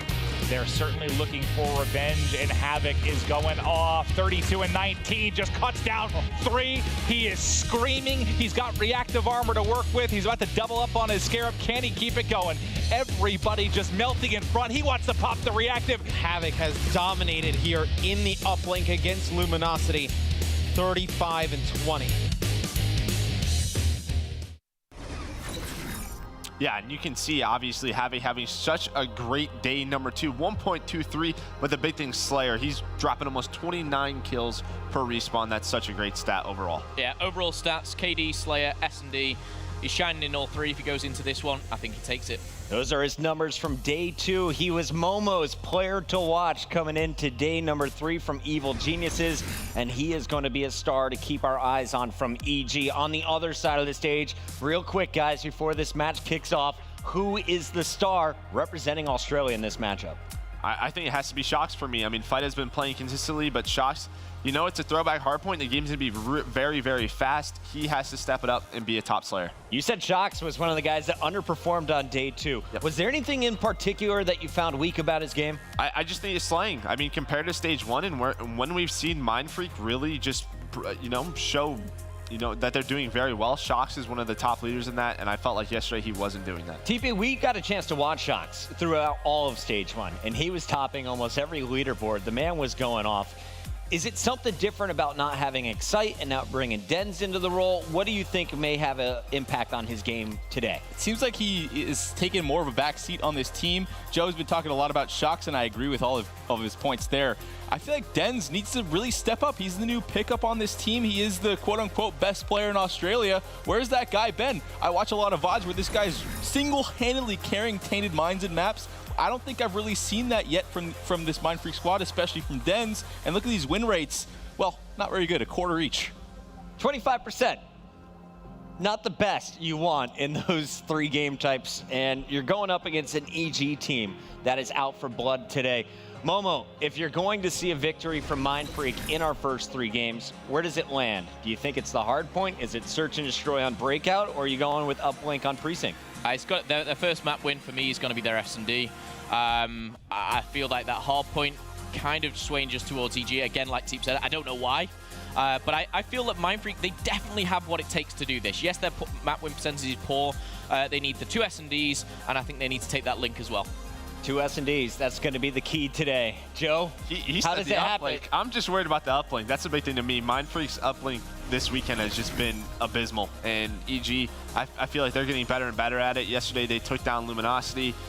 It's just going to be very tough for Mind Freak. They have to win game number 1. Statistically, I think everyone's going to agree that Evil Geniuses has the edge here. Let's take a look at some of their numbers. While Mind Freak was 25% across the board, you see the weakness. It's glaring. The strength right next to it, though. You have Hardpoint at just 14%. You don't win any of them on day 1. You struggle in day 2. They have to be better in that game mode day 3. But if it does go to a search and destroy, if it does go to that final game 5, look at that win rate, 80% up to this point in the tournament.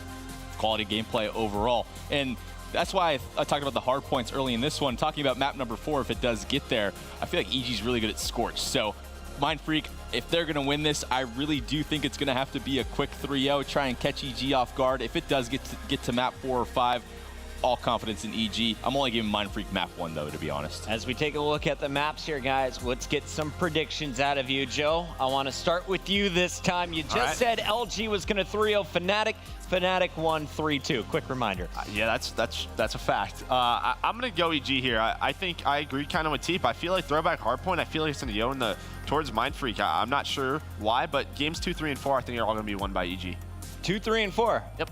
3 in a row. Momo, you? I'm going to agree with the 3-1 Evil Genius. I think the first and second switch, I think Mind Freak take breakout S&D. TP, I'll give you one chance to get out of this. Are you sticking with the Mind Freak call?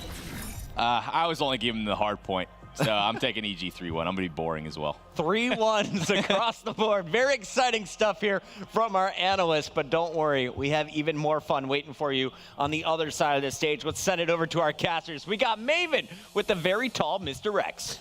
Thank you, gentlemen. The box he is standing on certainly assists quite large in that regard. But all right, let's talk about this real quick. So the reason, the most important thing in this series is EG really needs a 3-0. Yes. A win in general, they need to have a chance, obviously, going up against the match finally against Fnatic. But if they don't 3-0 here, if they drop any maps to Mind Freak, the only way they can get through top 2 is a 3-0 Fnatic.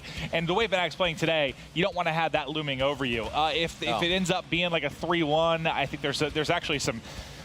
We might even have like a second best of 5. There's a lot of scenarios down the stretch. Basically, EG needs to win this series, ideally 3-0. Yeah. A win 3-1. They can still figure out a way to get second place, whether it's it goes to head-to-head or another series. It's just basically if they drop any maps here, it puts a lot more pressure on them. Yes, without a doubt. But I mean, a lot like the guys on the desk. At best, I can see them. Well, at worst, I can see them losing one map. I don't think they lose the S&D. They've been so strong in search and destroy. I think the Australians can make their mark in the game 1. I agree with TP on that. But I would say EG 3-0s here. I think they take care of business. And the reason it's so important is because Fnatic, they came in with a little bit of a map advantage in the loss column coming into today. Fnatic's now sitting at 10-9 overall map count. A 3-0 here would put you in the same category, really. If you're looking, you'd be 10-9 as well for EG. And I know Fnatic had obviously an incredible match against Luminosity. They come out on top in that one. It's a big win. That series was for awesome them for the rest of the day. Incredible series. But you look back at some of their other series throughout the weekends. A lot of those round 11 losses in search and destroy. Rounds they gave away. They win some of those maps. they were sitting real good. Oh, yeah. And that's what's crazy to think about. They lost their first 3 searches in a round 11. They start out 0-3, and it's all round 11s. They end up winning 2 round 11s in 1 series against Luminosity, for God's sake. Like, what a great story. And Tommy, man, just what he was able to do there. The clutch at the end. He gunned in 3 players. After Octane got the camo, I thought they were toast, but so did I. We'll focus more on this series as Mind Freak.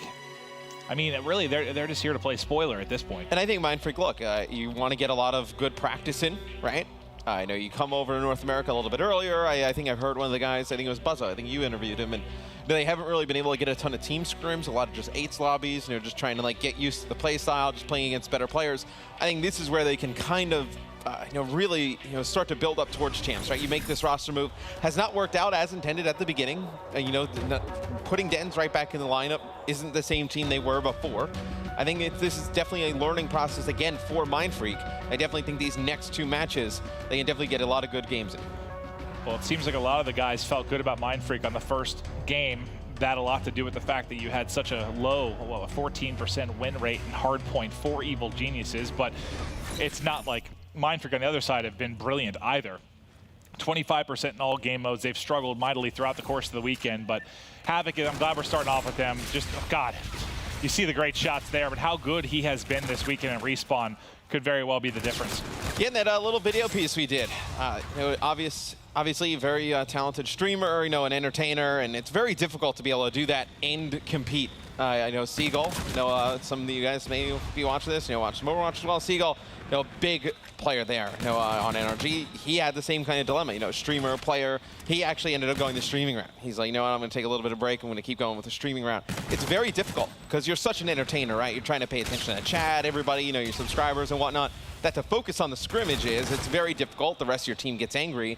And then it's hard to get that good practice in. Yeah, very rarely do you see one of the top streamers in any of these competitive esports titles also being the top player. I think some of the members on Optic Gaming for COD might be some of the few.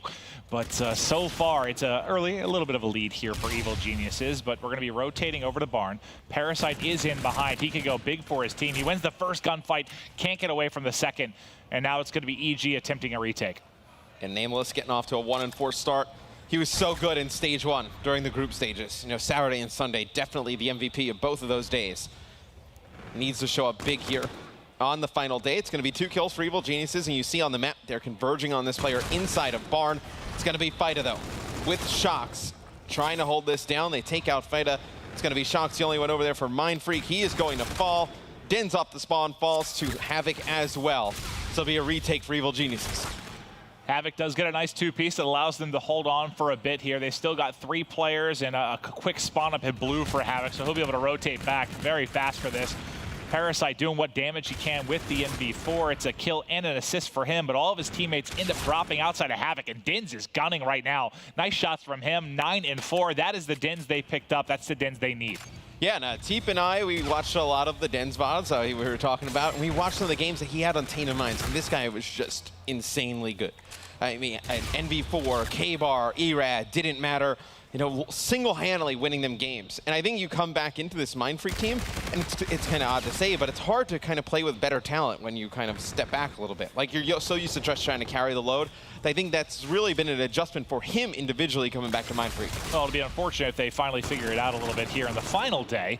Yeah. But so far, very, very close. We're tied up at 50-50. And what looks to be a tight game 1 between EG and Mind Freak. Somebody needs to win this hardpoint game. Yeah. Saw both of their win rates. I believe it's 14% for EG, 25% for Mind Freak. Somebody's going to get a little bit of a boost here. Stumble into a victory. It's like, we get a draw. Well, I think LG, I think they're at 90% now. They were at 85 going into the series. They won both in that one. You add up all of Mind Freak's modes together, and you don't get to the hardpoint win rate for LG. No. Which isn't ideal if you're a Mind Freak, but you get control of baseball field first. That's ideal. You have Fida working on some streaks. 5 streak to his name, has the Trinity Rocket as well. Just going to play this close corner, let a teammate bait for him, hopefully pick that kill up, but they're not able to get it on to Havoc as Havoc comes over the top, able to pick him up. Nameless and Parasite get inside of the hill. It's a quick break for Evil Geniuses. Let's see if Nagafin can turn it around a little bit. No, they're not trailing big. Obviously, still very much in this game. It's early on, but he's 4-10. And yesterday in the respawns, where it kind of surprised me was the combination of Havoc and Nagafin. They were absolutely going off. You do see on the kill feed, Vida end up investing his Trinity rocket into this hard point. It's able to get them a little bit more time. With 15 seconds left, I like that. You actually get about 20 points there off using the Trinity. Yeah, and it's so early in the game that you see Vida already, you know, on a 3 streak, working towards more score streaks, make it 4, not able to make it 5. But I don't hate that either. You invest that streak earlier into the game, maybe you give yourself a little bit of a lead, and then that forces EG to start pressing a little bit, right? You know, pushing more hills out, you can build up some more score streaks. Well, now we rotate back to our second set of rotations. It's top mid yet again, and kills going the way of Mindfreak. We're on to Vida at mid-map, who has just exploded here. He started out a little bit slow. It was all the Din show. Now it's the Vida and Din's combination. It's 15 for Din, 17 for Vida. Just far and away outslaying everybody on the side of EG. And if this is a slow start from EG, like maybe we saw in their Luminosity series when they got kind of blown apart there to kick off Breakout, you can't have that right now. You know what's on the line. You need to get a 3-0 victory here. It's so huge for you, alleviating some of the pressure down the stretch on day 3. They have to know what's at stake, right? I mean, we were outside with Nameless. Yeah, he definitely knows what's at stake in this match. And if you're EG, I think there's a lot of pressure, right? You start to lose, you know, at the beginning of game 1, then it gets in your head, like how important these wins are. If you're Fnatic, you're upstairs, you're excited watching this. You're cheering on the Australians going into this match. And you see Barn coming up. It's going to be Mindfreak with control of it early. And EG needs a break here. You see a first kill there from Havoc, but they can get in, break this hill fast. They'll be able to get a chunk of time, be able to come back in this game. You were so close to getting sweeps for Havoc, but it's a Scarab that comes in and finishes him up. He falls, I think, 75 points short of the Trinity rocket. It's now Din's trying to maintain the back area by line, and anyone pushing through the mid undercut, trying to come through Grandma's, he's going to be able to get vision on him. Just playing his life right now as he's weak, but unfortunately all of his teammates dropping inside. As he rotates over, he gets an unlucky timing as Havoc came off spawn. This is such an odd game of Hardpoint. Usually you see, team in the lead, everybody, around positive even, but right now, I mean, it's going to be Mindfreak in control of this game. Vida 23-11, Jens is 18-16 now. You look at the other two. I mean, Buzzo starting to heat up a little bit, goes on a 3 streak before I make this point. But Buzzo and Shox, they were just way far behind in the kills. I think it was like 7 and 8 respectively for each before that hill. It's an odd game, as you see. Now it's Parasite on streaks. They get a 4 streak as he's trying to get inside the hard point. Play a little bit further back now as he's backing up over towards Lemon. Play for those streaks. He falls. Nagafin, though, has really dropped the ball here in game 1. Yeah, you were talking about players on Mindfreak that need to turn up. Nagafin has to, someone alert him that the game is underway. We're a solid 5 minutes in here. He's triple negative. 6 kills. Like, if this was a breakout, I know we've seen some games with like 10 to 14 kills. Like real low kill games. They can go that way, but not on Throwback. I mean, Throwback, you're flying. It is very fast, Fnatic. You have to be getting something going right now. It's a map where you can't hide. Like if you are playing bad, we are definitely going to see it and realize it. And Nagafin right now, 6-19. Cannot get any, well, it's 6-20. Definitely did just get worse as Parasite just trying his best. I mean, this is why they picked him up, right? Put up big numbers in the slaying department. 24-15 right now, doing a nice job, but just one guy switching it out isn't gonna make it better. They need the rest of the team to show up, specifically Nagafin. He needs to turn around the later half of the game. Well, we saw Nagafin using the ERAD quite a bit. Just picked up a kill with the K-bar. Maybe a little bit of a switch as he was getting frustrated. The entire kill feed, though, it's going to be blue for Mindfreak as they start to build a lead. We've played games for a really long time, and when you're struggling, you kind of play a little bit slower, right? You're just trying to play for some kills. You don't want the game to end and everybody look at the scoreboard and be like, oh, wow, like what happened to you? So I'm interested to see how Nagafin plays the rest of this game, whether we see him play a little bit of a slower pace, try and play for himself, or just keep playing at the same pace, just trying to pick up some more kills. I think you need to play at that same pace, because you start playing a little bit selfish, a little bit slower for some more kills, definitely hurts the rest of the team. Well, the fact he put the ERAD away and pulled out the K-bar makes me think he's playing a little bit different. He has to. I mean, the role changes just a tiny bit, just based on how you perform with a particular weapon. But at the same time, he was gone from 6 kills to 9 kills rather quickly. We'll see if he can start to build upon it, but still, it's just a rough game. Yeah, the fact that EG's been this close in it, with that, I mean, Parasite is doing his best to kind of counteract that as he's 25-17. Somebody needs to go off right now as you're kind of down a man in a lot of these key gunfights. Vida's going to end up being at around probably, 40-22 or something around then. before Nagafin gets to 13 or 14 kills. That's insane. You cannot have that in a game this important from EG. And look how close the streak Shox is. You know, fight has been going off. We know how good Shox can be.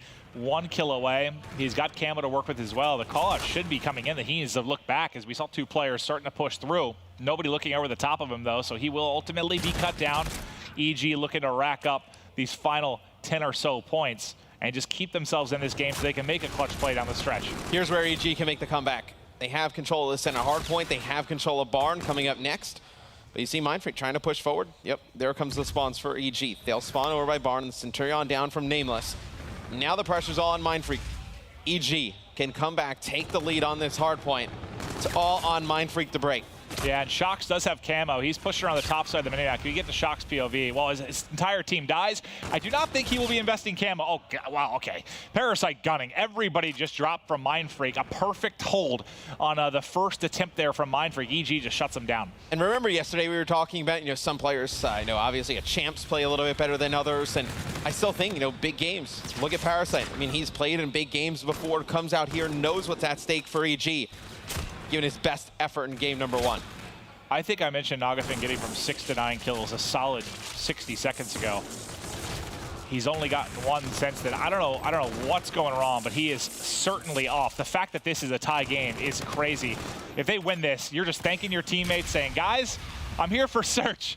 I'll be back in the S&D, as he does finally tack on his 11th kill. But I just don't know how it's possible to lose a game like this when you have somebody on the other team that is playing so poorly.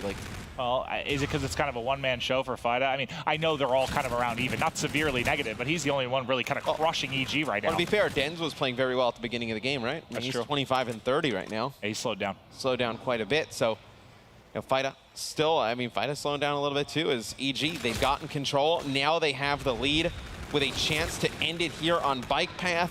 It would be a big comeback for EG. And Nagafin, when you need him most, now he's finding a 2P starting to get involved in the slang as EG looking to put this one away. But it's Buzzo finding a couple of kills here. It's the 2 kind of slower players that haven't had good games that are finding the kills down the stretch, though. But with 10 seconds left, we're absolutely seeing another hard point. You've got Shox on one side with Camo. No payloads to work with for Evil Geniuses.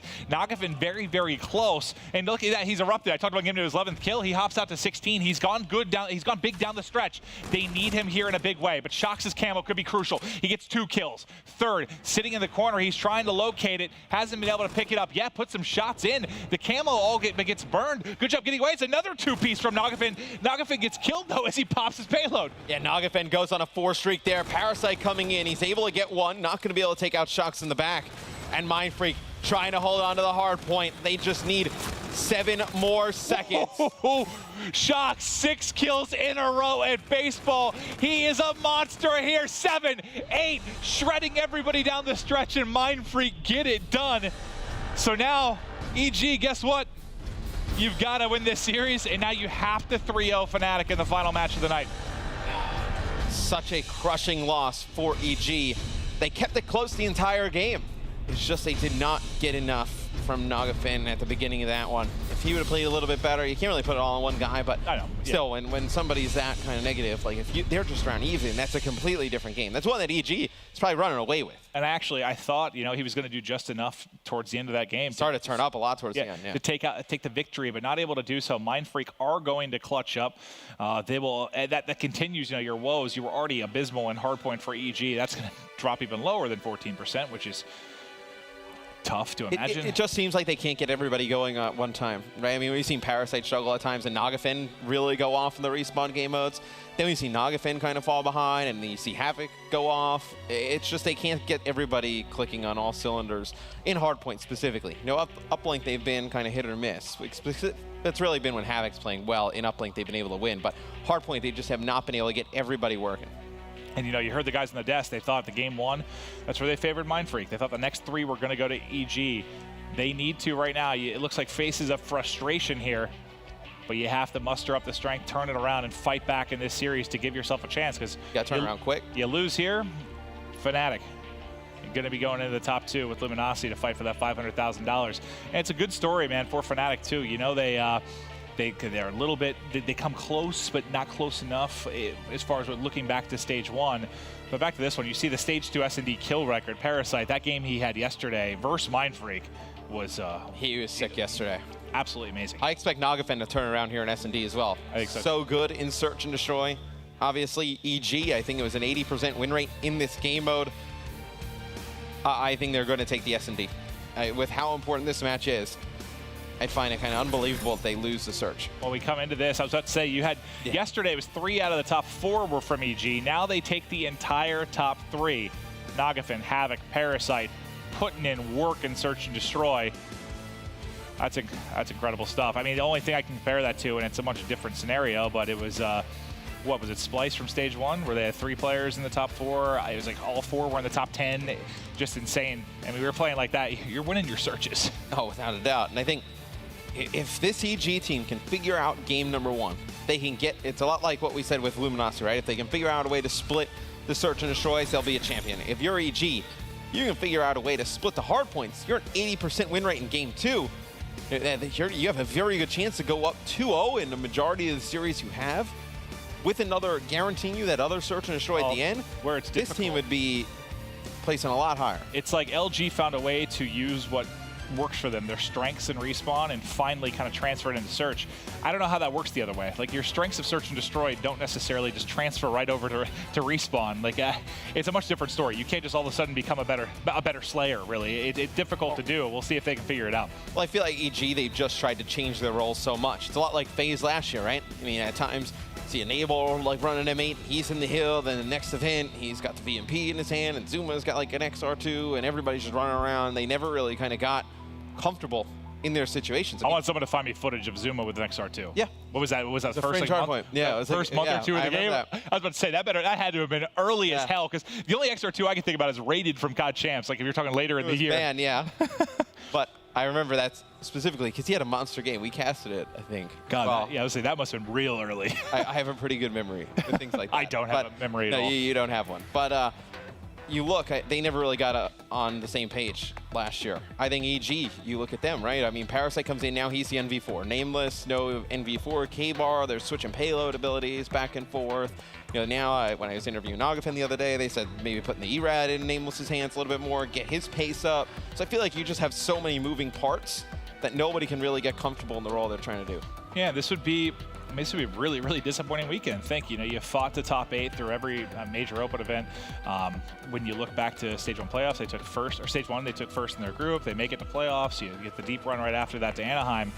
I mean, if they're not involved in that $500,000 payday playing in Stage 2, I mean, that's got to be a super, just a real big downer going into Champs. It absolutely would. But I do think this is a team that come Champs time, they have had some guys who have performed very well on that big stage. You know, Nameless, with Murph on Envy, making that loser bracket run during Ghost. Parasite, obviously, with Impact. They get first place in Black Ops 2. Then there's FaZe Red Team with Aches. They do pretty good. They get third. Nagafen, he's played in a COD Champs final before. Havoc had some success with Complexity last year. So this is a team of 4 players who have played very well at that big event. So I think this is a team that has that experience to go in there and cause some upsets, make it deep into that tournament.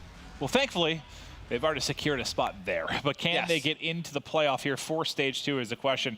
Offense first in our Search and Destroy for Mindfreak. We're watching Shocks now, and he is just soaring across the map, finding an easy kill. He doesn't finish it, but Fida does. Fida follows up with a 2-piece, but quickly answered back here from EG. Will look to be a brilliant start from Mindfreak.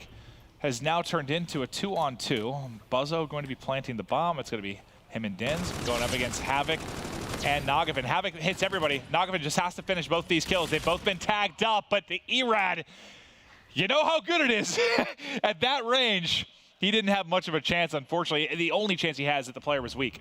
Yeah, maybe he thought he had a K-bar. He was going to be able to slide out here, get a few bullets in melee. That's probably what Nagafen was going for there, but it's a kill coming in for Mindfreak as they take round number 1 of map 2. I mean, the only good thing for EG, right? I mean, now that you've already lost a map here, it doesn't really matter how many you lose. You just have to win the series. You can go down 2-0, you can reverse sweep. Not the way you want to get there, obviously, but it doesn't really play into the map count too much right now. You just have to win the series whatever way you can. Can they answer back here now in round 2 as they're going to be on offense? Trying to peek in is Havoc. It's Shocks again. I mean, he basically had a first blood as he got somebody one bullet the first round. Now he finds an opening kill again. Nice shots from Parasite, though. Fida can't die in that position when you've got man up. I agree.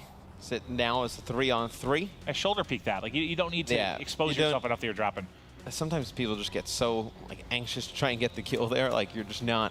Just stay alive, that type of situation. Well, if it's anyone else, he probably doesn't die, but Parasite's MV4 has been very, very good this weekend. That's where he's looked the most comfortable. Oh, yeah. I mean, with the NV4, playing a little bit further back, playing for the spawns and the respawn game modes, but this very smart player when it comes to S&D is the bomb's down for EG.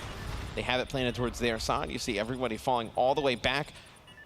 For a second here, I thought, yep, Nameless, as soon as they get the call out, he's going to try and come to that spiral stairs. He may be a little bit late, though, on the flank. He gets picked up on the flank. It's going to be Nagafin trying to pick up Shocks. Shocks in a 1 versus 2. A lot to work with. His shots are everywhere. Can't finish it. Thankfully, Nameless is there to clean it up. Maybe he's a little bit off right now. Like, his MV4 was wild right there. Yeah, it was...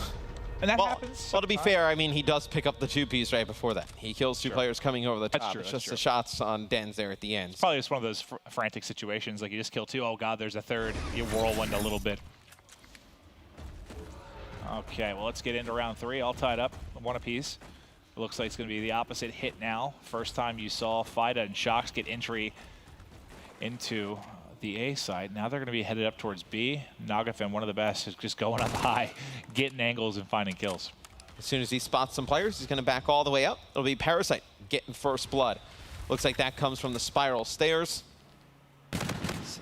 Early in this series, Parasite has played quite well. Specifically with that MV4, like you mentioned. Shocks, though, able to turn this back into a 3v3. So the prior round where Parasite got, kind of easy pickings to tie it up, now he's going to fall to be the victim of that. Good job by Havoc, just getting low, letting Nameless pick up the kill. Down a man, but Buzzo with the ERAD in hand, snapping on a Nameless there at the back of Medical Bay. He's trying to help his teammate now. Shocks mid-map. Buzzo, though, finds another one. Keep the ERAD in your hand, Buzzo. I like it. We've seen him use it a little bit this weekend. I've seen it in the kill feed a bunch. It's quite interesting, funny. Buzzo, we kind of get on him. Very slow player with the NV4. We've seen him have pick up some kills with the SMG. Oh, for a second, I didn't think he was going to make it either, but Havoc now, the 1v2. Going on the lower wall run, not able to pick the kill up. Mind Freak gets their second round win. Nice job by Buzzo. He finds a couple of kills with the ERAD. Shocks and him end up winning a 2 versus 3. Those are the rounds EG has to win, and that's been something they've fallen. It's funny, as good as they've been in Search, they have lost so many rounds of man advantage. I mean, think back to the 1v2, the 1v3 versus LG, another one where you have a 3v2 advantage. It's kind of crazy. They've won 80% of their searches when they've had, I guess, quite a few sloppy rounds. So we go into the next round. The Kobe. Not going to connect. No, I just saw that one was out. That was Fida. He went 20 feet backwards immediately. It's a slow round here. On breakout for round number 4 is Den's just going to pre-aim here behind the site. He'll lock this down, and EG's taking their time here. Slow round developing. The POV of Fida now as he's beginning to wrap back. They need to get somebody set up kind of at the back truck. Nobody has pushed it out yet from EG. So should be able to get to a safe position. Parasite can't cut him down on the cross, but yeah, be careful, buddy. I thought they were going to kind of fly it, but look at this. It's going to be a 3-man hit on Spiral. Everybody about to come in. They were about to fly through, it looked like, but as Shocks got tagged up, he stopped moving. As soon as those nades come and he gets tagged up, they are not pushing. And maybe the communication doesn't come in right away, because it looked like Fido was coming on a bit of a pinch there, but his teammates didn't come up the stairs. He just blindly runs out from the backside. Everybody gets mopped as they come up the stairs. EG takes round number 4. Well, that was a good job from EG. I mean, how many times have we seen a team flood through Spiral and for some reason they don't seem ready for it and they kill the guy off bomb or kill the guy right there in front of Medical Bay? This time, it was just funneling into a death trap as EG able to hold on, secure that round victory without losing a whole lot in that one. Now we'll be back tied up at 2-2. We'll see what Mind Freak does here on the offensive end. Looks like this is maybe a fast hit up the middle of the map, and Shocks with the bomb in hand. He's going to lead the charge. Den's behind with the E-Round. Going to fall back a little bit. But now the bomb's down in the middle of the map. It's going to be very difficult for Mindfreak to get to it, but fortunate for them, they do have the man advantage here. Well, we saw Mindfreak clutch a 2v3. Can EG do the same? Parasite, get out of there, pal. He's tagged up. He's gone. Nogafin now trying to clutch up. He can't escape with his life either. And that's going to be a round for Mindfreak, in which they just control mid-map better in that scenario. Do you ever wonder why? We see it quite often, but like teams have the bomb carrier like lead the way. I don't know. I hate that. They die in a silly spot, and it's like, oh, good luck getting that one back. I remember when Teep had the bomb, he would never all do the way in the back. He would never do that. Teep would never do that. Teep is one of the greatest, smartest, and best-looking Call of Duty players in the history of the world. History of the world. Yep, it's fairly accurate. I would say that statement's true. Yeah, 100% is. No one can argue that. All right, here we go. Round 6 now. You'll see Nameless's POV from Commissaries. He was looking towards the bomb site. Havoc is going to be trying to control loading, and Nogafin doing what he does best, his best Birdman impression. His best Birdman impression? I don't know. A Birdman would be able to jump and fly. Probably would. He'd have wings as well. I don't know if I'm talking about the movie or if I'm talking about the athlete. Yeah, okay. Anyway, Nogafin with the sniper rifle in his hands before you just go way off topic. I could do that all day. 2 misses. But the pressure he puts on with the sniper rifle, now players don't want to peek out, but you see the push coming in. It's going to be a team kill, though, from Mindfreak, and Nogafin goes to challenge with the pistol. Probably could have played that a little bit slower, but now it's going to be Havoc, 1v3. We've seen him clutch these for sure. Not in a good spot to do it, though. 3 players at the high ground, Havoc in the bottom of a ditch, in which there are numerous bodies. He joins them. Yeah, he tried to nade out onto the bomb. Maybe Nogafin had that player weak. Maybe you tag him up, finish him off, but it's a trophy. Picks up that nade, forces him out, not able to win the round. It's a 3 round count here in map number 2. So this is a must. This is a must-win map for EG, right? The rest of these are. Or the series is. The series is, yeah. I mean, could you technically lose this? No, it's 4-2. Sorry. Could you lose this in reverse sweep? I'm not even sure what the scenario is for Mindfreak because their map count was so bad coming in today. It was something like 2-9 or 2-7. Well, 2-9, yeah. It was so poor. I don't even know. Even if they 3-0 here, you're still so far behind in map count. Yeah, no, I don't know. And you have to play LG then. And they can play LG. I mean, what? Their best case scenario would be 3-0-3-0. They get to 8. Yeah, I mean, I think I'd have to look at it. I'm not in League Ops, but if Mindfreak wins this series, I got to think that guarantees Fnatic and LG will be your 2 teams going to playoffs. But again, there is pressure. I think Merc might break it down the desk a little bit, but depending on where you are, 3rd or 4th, it's going to depend on what kind of pod you go into. We were talking about seeding 4 COD champs. You know, whether you're playing a top 8 team or playing a 9 through 16, however it breaks down for those. It's a huge difference. Yeah. It's a huge difference, and it's very important. You don't want to get last in these groups, obviously, but the implications they have in the year. So I really loved about Stage 1 too, right? Last place, you had to go through relegation again. That 3rd, 4th was such a huge difference, right? Because 3rd, you qualified for Stage 2, and you qualified for champs, obviously, included in this. So those matches were huge. This is huge in terms of seeding, because if you're Mindfreak, obviously do not want to get last place, because you don't want to go to that the tournament at the end of the year, champs, and play some of the toughest competition early. Yeah, you're playing an Optic, LG, a Splice, something like that. Not certainly what you want to be dealing with for your group to kick off your COD Champs weekend. Kills traded back and forth. Dens was able to get 2. Backplate almost keeps Shocks alive, but now it'll be Fida in a 1 versus 2 against Nogafin and Parasite. You'll see him out and loading. The players from EG looking to wrap all the way over to cell block. Bomb in the hand of Parasite. Looks like they're just kind of playing it slow for now, seeing if they can catch him. They have 50 seconds to work with. There's no real pressure to get this bomb moving. It's a ton of time for EG to work with. Fida spots one. Parasite's shot is on point today. Quickly takes out Fida. And just like that, it was 4-2 Mindfreak. Now we're all tied up at 4 rounds apiece. Doesn't miss a bullet. 4 perfect shots to take him out. And EG staying alive here in the game too. Can Mindfreak take this game? It'd be a shame. It'd almost be frustrating if Mindfreak this was their best series of the weekend, considering it's just, we're on day 3. But they are tied up at 4-4. EG has been so good in Search and Destroy this weekend, specifically in clutch situations. Parasite has been amazing. Havoc and Nogafin as well joined that party.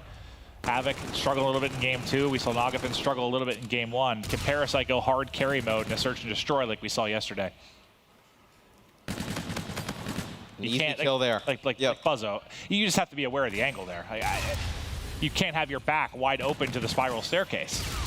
He's just sitting there. Yeah. That's a very easy kill there for Parasite. Parasite gets another kill in the round, and that'll be everybody dead for Mind Freak after they get bombed down. Will be EG taking this round with relative ease after that first blood by Parasite.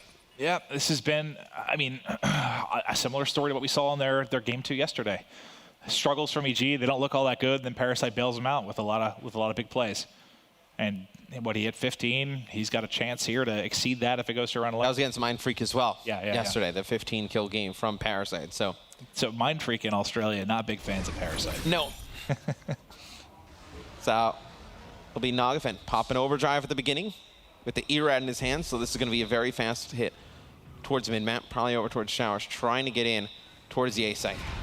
Nobody home. They've hit mid-map big time. I mean, Nagafen might be able to get a good timing back towards the opposite side of loading, but, well, if he tries to, it does not work out as Dens does pick up the first kill. It looks like it's going to be around 11 unless Parasite can work some magic. The struggle here is Parasite to 100 off of Trinity, too. So Parasite needs to play this to at least find 1 kill. You want to have that Trinity going into round 11. I mean, that's the most important thing. You're in a 2v4. You don't expect to win this round. He needs to get a kill. Would be huge if he can earn that Trinity Rocket going into the round 11. You do see on the side of Mind Freak, though, there's some payload abilities up. Shocks and Dens. See if which ones they have, what they use in the round 11. So most likely will not need to use them in the round. Parasite, though, gets that big kill there onto Buzzo. And it's not traded. So now it went from maybe your only concern is getting the Trinity Rocket to now to, hey, we can win this round. You have a realistic chance to win the round. We have to plant the bomb still, so it's not the greatest spot to be in, but you did just spot one of your Parasite. He's eliminated, but he did get the Trinity Rocket. Nameless still up, but he should be hunted down momentarily. I don't think they need to hunt him as it's time. He's not going to be able to plant the bomb. He should be dying. And he's actually, I mean, you saw how close he was to Camo. He was trying to get that next kill to get more, Camo. So then you have Parasite and him in similar situations, right? He's so close to Camo there. That trying to stay alive. Yeah, so Camo. Heck, if he got 1 kill and Parasite had 1, that's almost like you almost won the 2v4 in a way, right? You get Camo, you get the Trinity Rocket, you lose the round, but it gives you so much to work with here for round 11. If we can jump on with Nameless real quick. Look how close he is. Oh, yeah. Yeah, that's why. That makes a lot more sense. Yep. I noticed the Trinity Rocket. I was not looking at his camo meter, so that makes a whole lot more sense why he was hanging around so long. Yep. But now it's just similar to what we saw in the last series where Octane was just a kill away in round 11. He got the camo. Oh, God. The camo gets spotted. Oh, my God. This could not have been a better scenario for Nameless to go big in round 11. Guys, go ahead and run. I'm still here. Snaps onto the second. Knows there's a third. Trying to hunt him down. He's going to get pushed in loading in just a moment, but there's only 2 players left for Mind Freak. As he drops, it turns into a 2v2. Parasite, though, doing Parasite-esque things as he makes it a 1v2. Buzzo, can you muster some magic here in round 11? You saw Tommy, the veteran from Europe, do it. Can the veteran from the APAC region get it done as well? I believe it Shocks for Mind Freak, pops the camo, goes on that lower wall run, and then it hits the high wall run. And we've talked about it before with Camo on the wall runs. You can still see the shadow on the wall. That's how EG's able to spot him out with relative ease. If only Buzzo had the option to earn the Centurion and then throw it at someone. Oh, the timing could not have been better. The aim, though, could not have been worse as he tries to react to it. That almost was real tragic for EG. Oh, man, he has an E-Ride there and maybe snaps on the first one, even with a K-Bar, maybe able to make the play, but you know what it might have been? Their dreams stay alive. It may have been, you know when 2 players like cross in front of you and it kind of like drags you to the first player? That's kind of what I'm thinking there with Buzzo, because, I mean, his like crosshair went like straight down to the ground. It was like the guy's here and then he went like down there, like, and that's usually kind of like what happens. Like, yeah, it wasn't an easy situation, but that's about as favorable you could have gotten in 1v2 in the sense that you line up both. You would have had to hit perfect shots, maybe use the bomb as cover, but regardless, another round 11, that's 3 in a row for our search and destroys, this time going the way of EG. EG has got to keep this going. They must win this series to have a chance against Fnatic in the final match of the night. The series continues in just a few brief moments.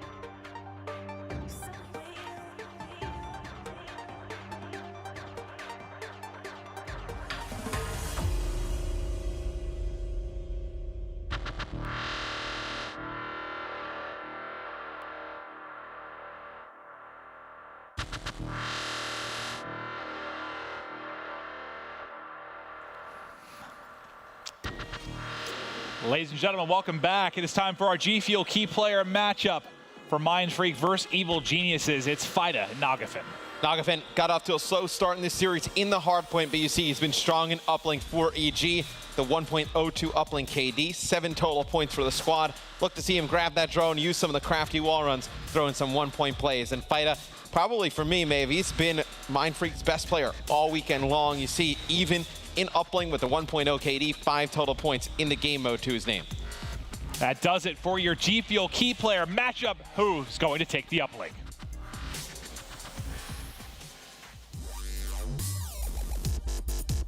The wheeling term came from the Euros. I get really hyped in my stream and stuff, and like I'll be like going off like talking crap to the other team, and they started saying wheeling. 8 European pros like subscribed to me at once on Twitch. Like, what the heck's going on here? And then they all tweeted me like wheeling. I was like, what is this? And then I guess that's how it started. I don't know. I don't ever realize it when I'm playing. Like, I'm just focused, like calling out to my teammates, like just trying to win. So I don't really realize it, and I'll pull up the back button at the end of the game and be like, oh yeah, I was cooking that map. Is there a stage beyond wheeling? Yeah, dude. Yeah, there is. You're gonna see it this weekend. It's called the blacking out stage. I black out, dude. That's when the dad head goes below the eye, below my nose. You're not even gonna see my face.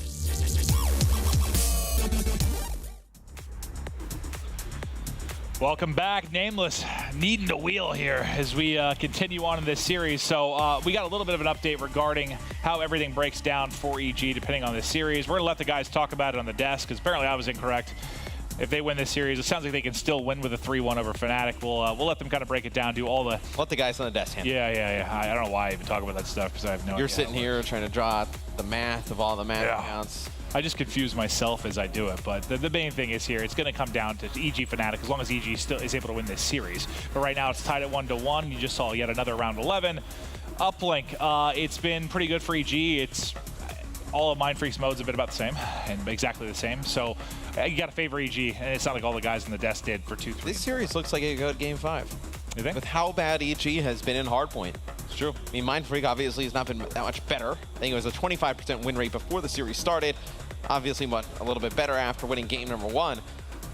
But, I mean, you definitely favor them in the next hardpoint, right? You'd have to. You'd have to. Yeah. I mean, it would... I mean, you would definitely favor EG in the S&D in the Game 5, but would be a scary scenario for Evil Geniuses in a must-win series to go to a Game 5. Guys getting ready to get started here for the uplink. What do you think, I mean, overall with Mind Freak? Like, what do you think just the struggles are due to maybe figuring out the roster change? Or it's pretty similar results in a lot of ways to what we saw in Stage 1, right? Close in a lot of maps, but not able to take many. I think it's a pace of play issue, not playing fast enough at all times, getting everybody to play fast. Then I think it's also, with your Shocks and Fida, it seems to really not have affected Fida as much because he's played quite well this weekend. But I think it's really Shocks. It's like Dens comes in, he's not baiting for anybody on Tainted Minds. I mean, he's just getting as many kills as he can. That's his only job. Now he comes into this roster. Nope, he wants to go back to playing that way. I mean, that's where he saw success on Tainted Minds, putting up some good numbers, not necessarily resulting in wins, but puts a lot of pressure on Shocks now, because now Shocks is like the first guy or maybe the second guy to engage with Fida.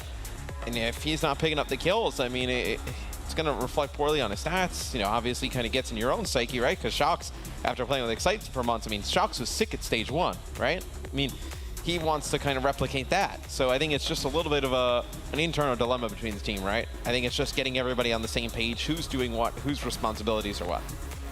And then on the EG side, I'm curious, what do you think? Why do so many of the players seem to be so up and down? I mean, you'll have a game where Havoc's dropping nearly 40 kills, then 15 the next. Same can be said for Nagafin sometimes. What do you think's going wrong there for them? Well, I think those two guys, it's the way they just are in Respawn. Like, we've seen them have up and down games, right? We talked about Nagafin. Didn't have a great game in game number 1. Would not shock me if he came out in this game and just totally lit it up. But I think it's kind of get back to it. It's where they need to just solidify these roles. Who's going to be running what weapon? Who's going to be running what payload abilities? Commit to a play style and just work on it instead of changing it up every time something doesn't work. Well, just waiting on the guys to get started. Thank you for your patience. We should be loading in now. Precinct, Uplink, Mind Freak fighting for respect. EG just keeping their dreams alive of a potential playoff berth and back-to-back stages here in the 2017 Call of Duty World League Global Pro League. Red group. Red group. Day 3. Day 3 of stage 2. Match 2. Of week 1. We got. I don't know what they had after that. Okay, here we go. Off to the races. First POV we're on is going to be Nagafin. Now, the game 1 obviously really struggled. A lot of times we'll see him on this particular map with the ERAD. He's going to be hitting the flanks, trying to play fast, trying to be annoying. But this time, with the drone, we'll see if he can put some points on through. They're wrapping back to try and deal with it. There's the 1-point toss. Quick early strike from EG. Everybody ends up dropping, but the damage is done. Yep, good score there from EG. They really get the drone in mid-map. They wrap it through, down towards that construction area, down towards the street, not bringing it up towards that top ticket where we see a lot of teams go.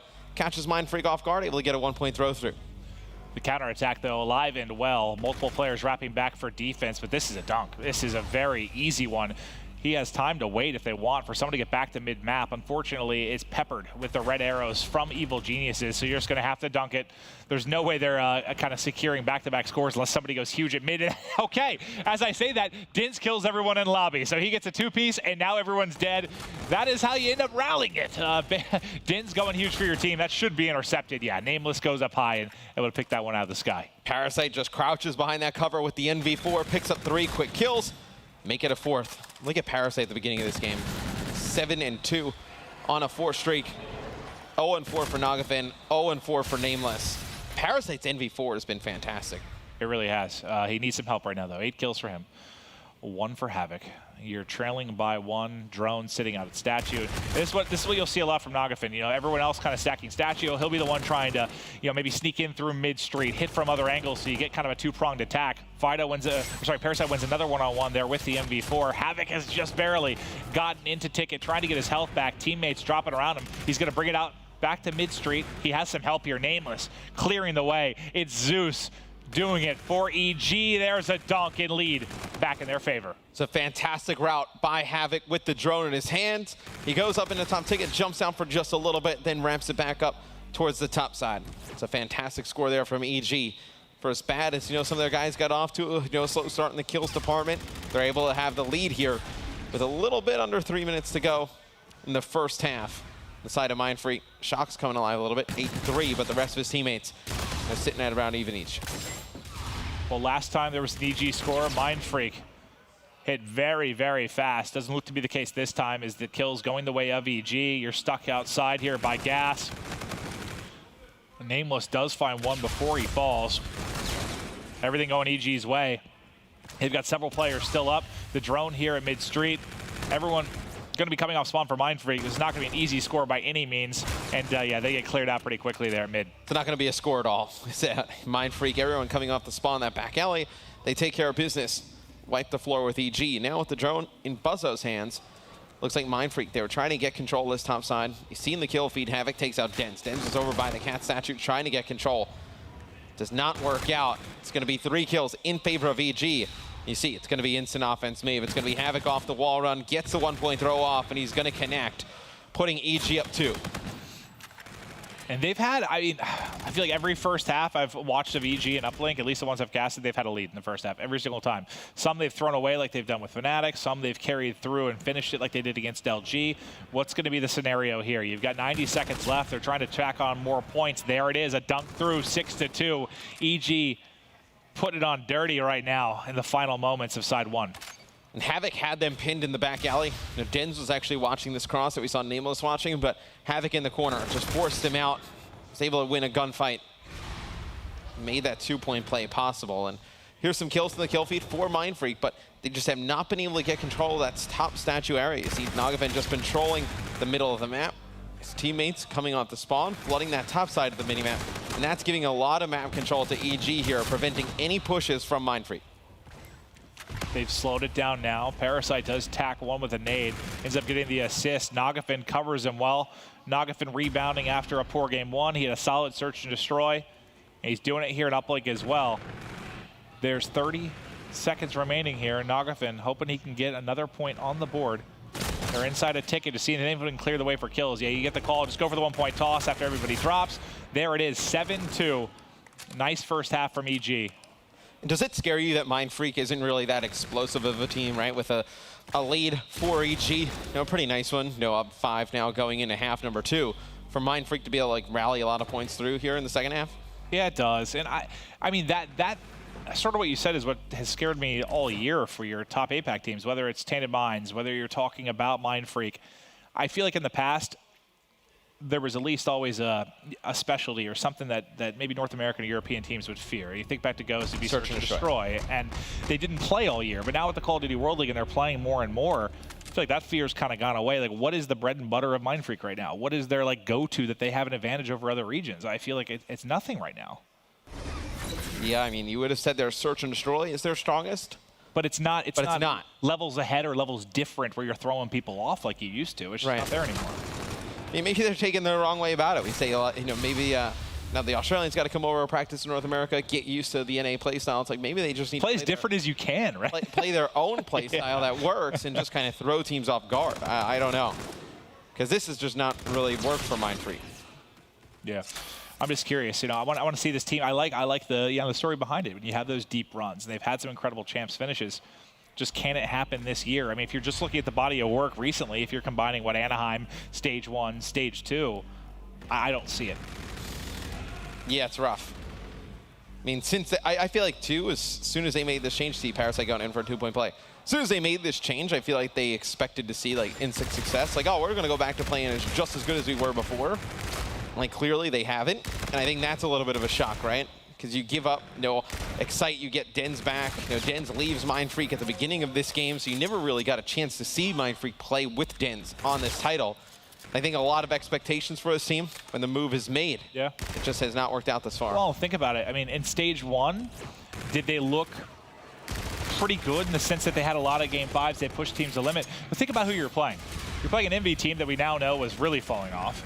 Cloud9, who was falling apart, right? Look at this group, right? Everyone is a challenge. Everybody, EG, Fnatic, Luminosity.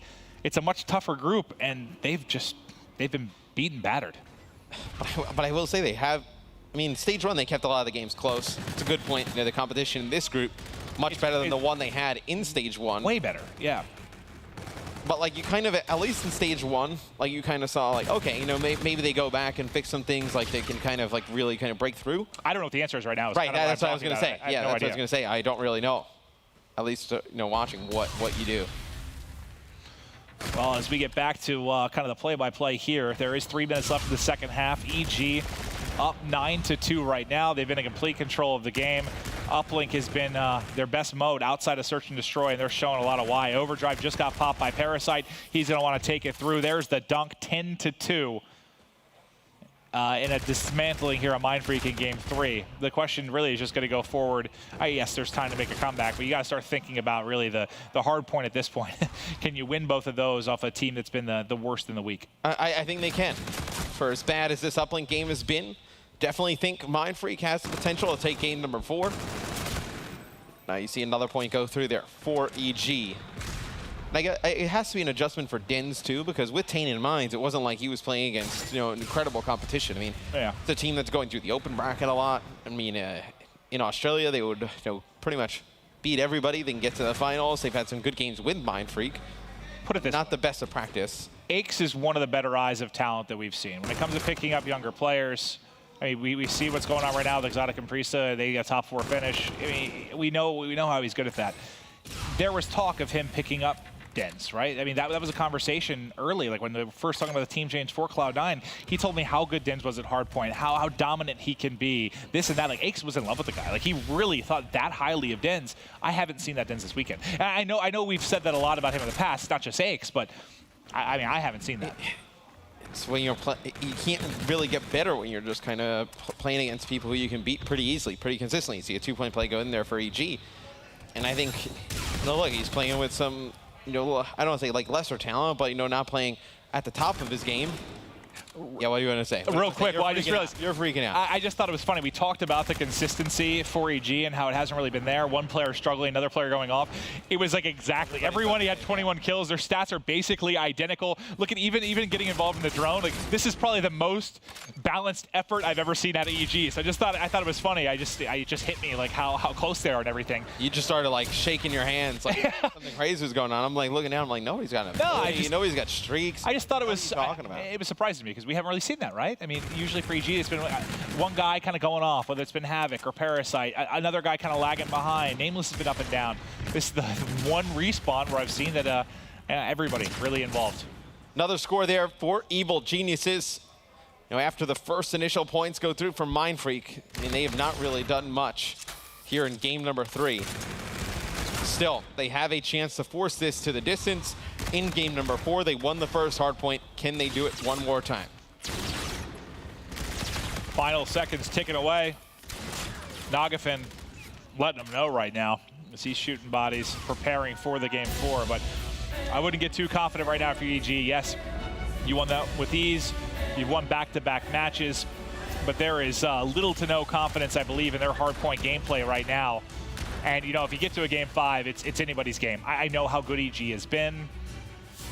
But that is a coin flip for me. I kind of always feel that way about game 5s a lot of time. I mean, sometimes depending on map, I'll change my mind, but anybody can win. One player going off can completely change the game. Look how good game 2 was.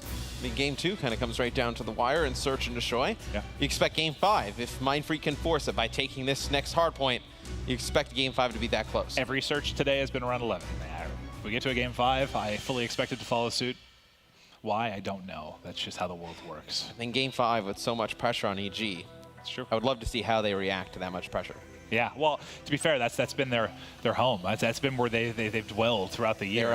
What is it, an animal with their back against the wall? Or yes, they are animals with their back against the wall. Don't poke the bear. Don't touch a bird in the cage.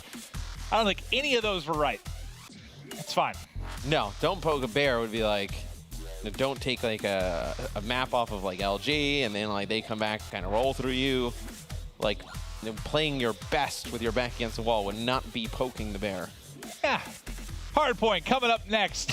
EG taking a 2-1 advantage. The rig draft has begun and we'll be getting into the action very swiftly here. Yeah, I mean, I'm taking Mindfreak though. One, I want a game 5. I just realized if I have another game 5, I'll be casting for like 3 straight hours. But I'm having fun. I'm having fun with you, buddy. I'm having fun with you. You're doing a great job. No, that's, you usually say that. I usually don't pay you any compliments, but I think you've been fantastic as well. Thanks, man. Yeah. It's all friendship and love amongst us casters and analysis. Debatable. Yeah. Jack sucks. He's all right. I love when he said Natalie Portman was blonde. That was weird.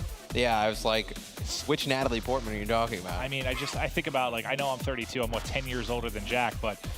That's weird to think about. It is. But, you know, we're becoming best friends. But when you look at it, I mean, Natalie Portman, Phantom Menace, when that came out, I fell in love. I did. But think about Jack. Jack's had never seen Star Wars. No wonder. No wonder. That makes a lot more sense. What a bad human. Yeah. That's unreal. He tried to watch the first one the other day, and he couldn't get through it. I was like, Jack, this is hurting our friendship. And you're his roommate. Yeah. Game 4 coming up. Hard point. Between Mindfreak and EG. We both like Mindfreak in this game 4. You know, both teams have not been very good in hardpoint, but Mindfreak has been slightly better. They won the game 1. Can they do it again to force game 5? EG needs a win here to keep their chances of making it to playoffs, getting that second spot alive. Oh yeah, my question right now is, this is a pride check kind of for Mindfreak. Do they fold after that game 3? Or do we see some passion in them to win this? I don't know the answer to that. I didn't talk to the guys really today, where their heads were at coming into this. I mean, you're in stage 2, so you're into champs. Even if you don't have a chance to qualify for playoffs, you have to look at this. You complain about lack of scrims. You're playing against the top 8 team in North America. You have to give it your all, work on your gameplay, go as hard as you can. I don't know. That game 3, I felt they started to kind of fold towards the end of that one. I hope that's not what we see in Hardpoint. And after this, they go home, right? They go all the way back to Australia. You're not going to get those good scrims against North American That's teams. not nearby. Nope, not nearby. It's a long flight. And then, you don't have many other teams to play against, right? You just have the other teams that have qualified for champs in Australia to play against. Everybody else, trying trying to make some rosters, for next year. Maybe they can set some scrims up with some of the better-known players, but this is their best chance at practice. Really, really good practice before champs. Absolutely is. And this, it's tough because, they struggled coming into today, but today's their hardest day, right? Yeah. They play, well, maybe. I mean, I would say EG, LG probably the toughest day, but with the way Fnatic played, I could have that way wrong. No, I definitely would agree with you. I think this is definitely the toughest day, playing against both the North Americans. You remember, Mindfreak 3-0'd Fnatic, Fnatic 3-0'd them back, so they split the series with them. Very competitive games. But that's where it's frustrating. Fnatic now, contending for a #2 spot. Mindfreak, who has the capability to 3-0 a team like Fnatic, cannot get it done against the other teams. Okay, well, here we go. It's 3 down for EG right off the break. Nameless going to be the last man up. His teammates coming in from behind on spawn. Buzzo takes him out basically instantly. Buzzo starting out 2-0, make it 3-0 as Havoc gives him a free kill, peeking the edge. Finally, though, it's Nagafin pushing around the flank. Nagafin gets 2, somehow stays alive. Makes Fight at least hunt him down. Unfortunately, the rest of his teammates drop. I was going to say that might have been a really solid play had he had teammates on the opposite side pushing, but everybody falls. It's a good hold here from Mindfreak at the beginning of this game. Locking down Bridge. Den's getting off to a good start. We talked about it. We needed to see Dens turn into that Dens we saw in Tainted Minds. And a lot of players think he's the best player in Australia. Needed to show up in this series. Yeah, show it then. You're 6-1 right now. You're on a 4 streak. He started out strong. Nameless playing a kind of the sneaky back area. I don't think I've ever seen that work. Every time I see him back there, I'm like, all right, this time it's going to work. It's such a common spot. It's the first place they look, right? It's the first place everybody looks as soon as they slide down behind that box. All right. It's going to be EG, though, trying to break. Mindfreak inside and holding. The streak from Dids has ended. Havoc trying to pinch around the back. He's at least contesting here. This is one of the harder gunfights in the game. When you're trying to, you've got basically 2 bits of cover you're using on either side, and not nearly as much to work with right now if you're Havoc. Nameless, though, comes in over the back as Havoc stays alive. It's a nade that'll take out Nameless. His Mindfreak's lead has grown to 44 points. With so many players, though, attacking Havoc, he can't peek out left or right. Makes it very difficult for him to fight either of those gunfights. He falls last 10, 15 seconds or so. We'll go to Mindfreak. So now we're going over to Hangar with EG getting set up. And this was the very first game of the weekend. Remember, it was Mindfreak versus Luminosity. And I thought Mindfreak played better than Luminosity in a lot of ways. And the fact they were rotating early, they were getting set up. Unfortunately, just the brute strength of LG kept busting on through.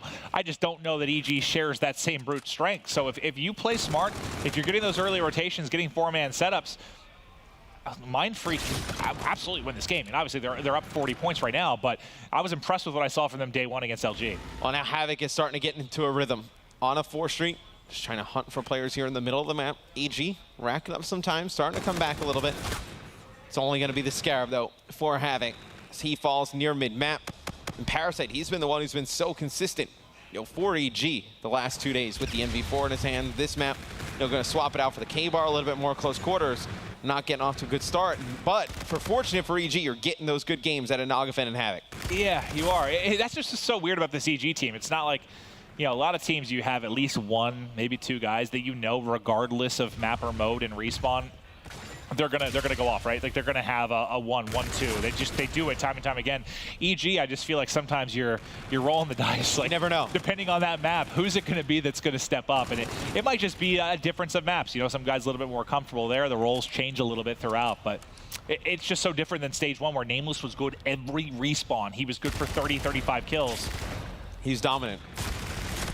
But look at the score. We were talking, so much about EG. They were locking down Hangar, just completely dominating this game now.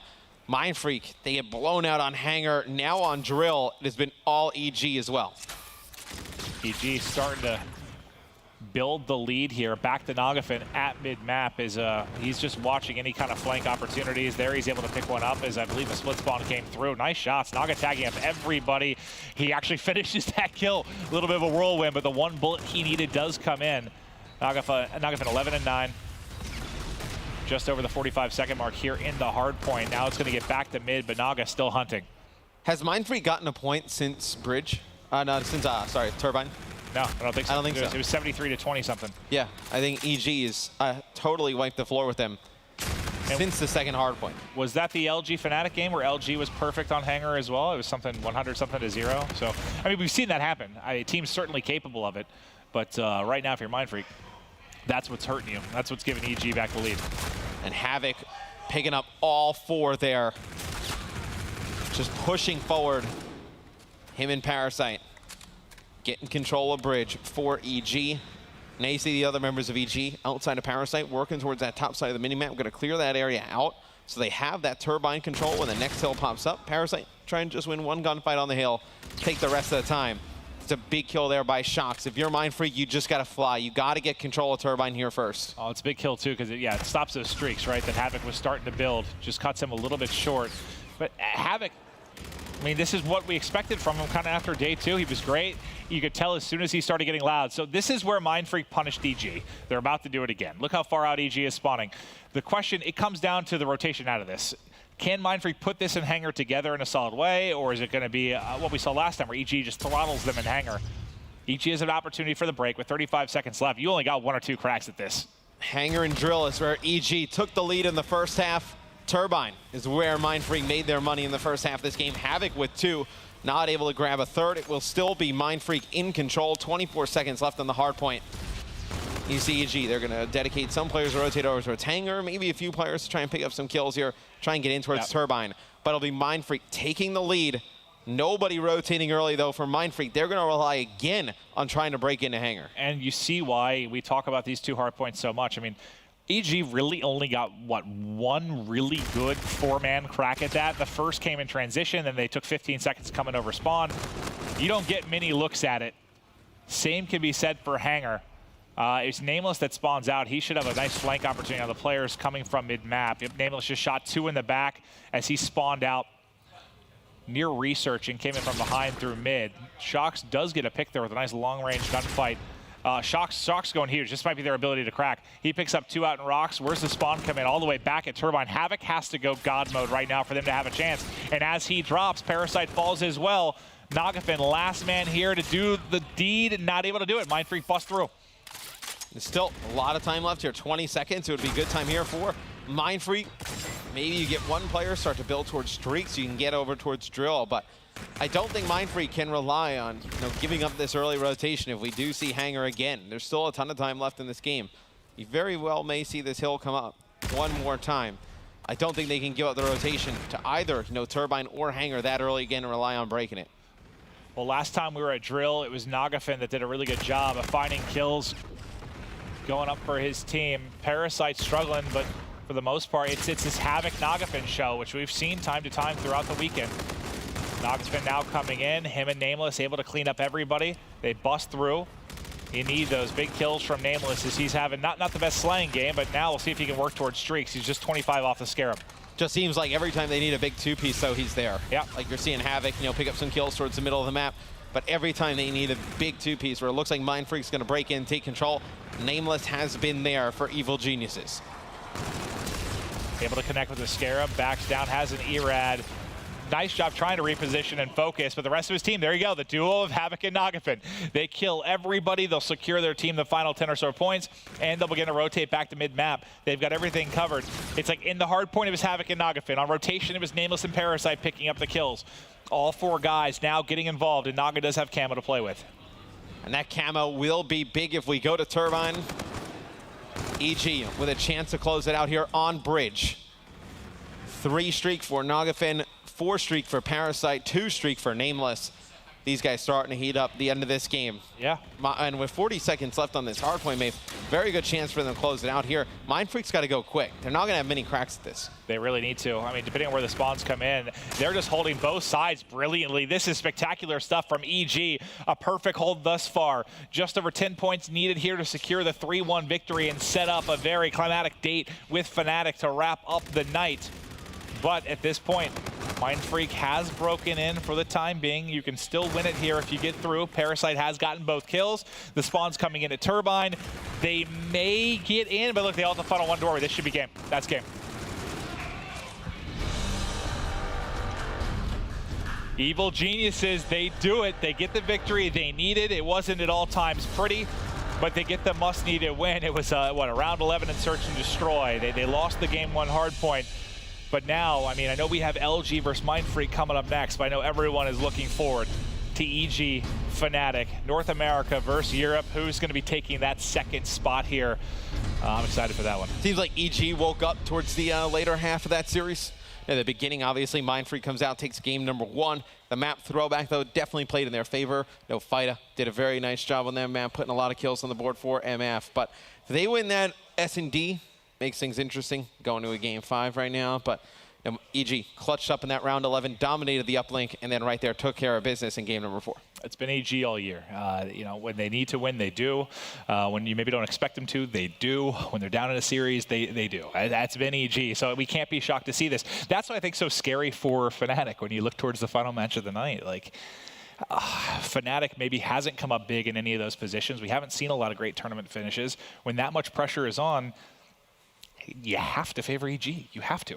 I mean, Fnatic, this is their 3rd weekend in a row of tournament play, so a lot of good practice. You know, they played a lot of matches up until this point, but a lot of close games for Fnatic here this weekend. I'll tell you what, the new guy on the squad that stepped it up in a big way through day 2 and 3, it is Parasite, and he's on stage with Courage. Thank you so much, gentlemen. Fantastic win there for Evil Geniuses, but their weekend is not done yet. We now know for sure who's in 4th, that's Mindfreak, and who's in 1st of this group with Luminosity. But now the battle will all come down to our final match of tonight, Fnatic versus EG and Parasite. Great series from you there, but while that series is great, you know what you have to do now. It's pretty simple. In the final series, EG have to 3-0 or 3-1 Fnatic to get that second spot. If Fnatic force a game 5 or then win the series and all, Fnatic will get that second spot. Earlier this weekend, Fnatic beat you guys 3-1.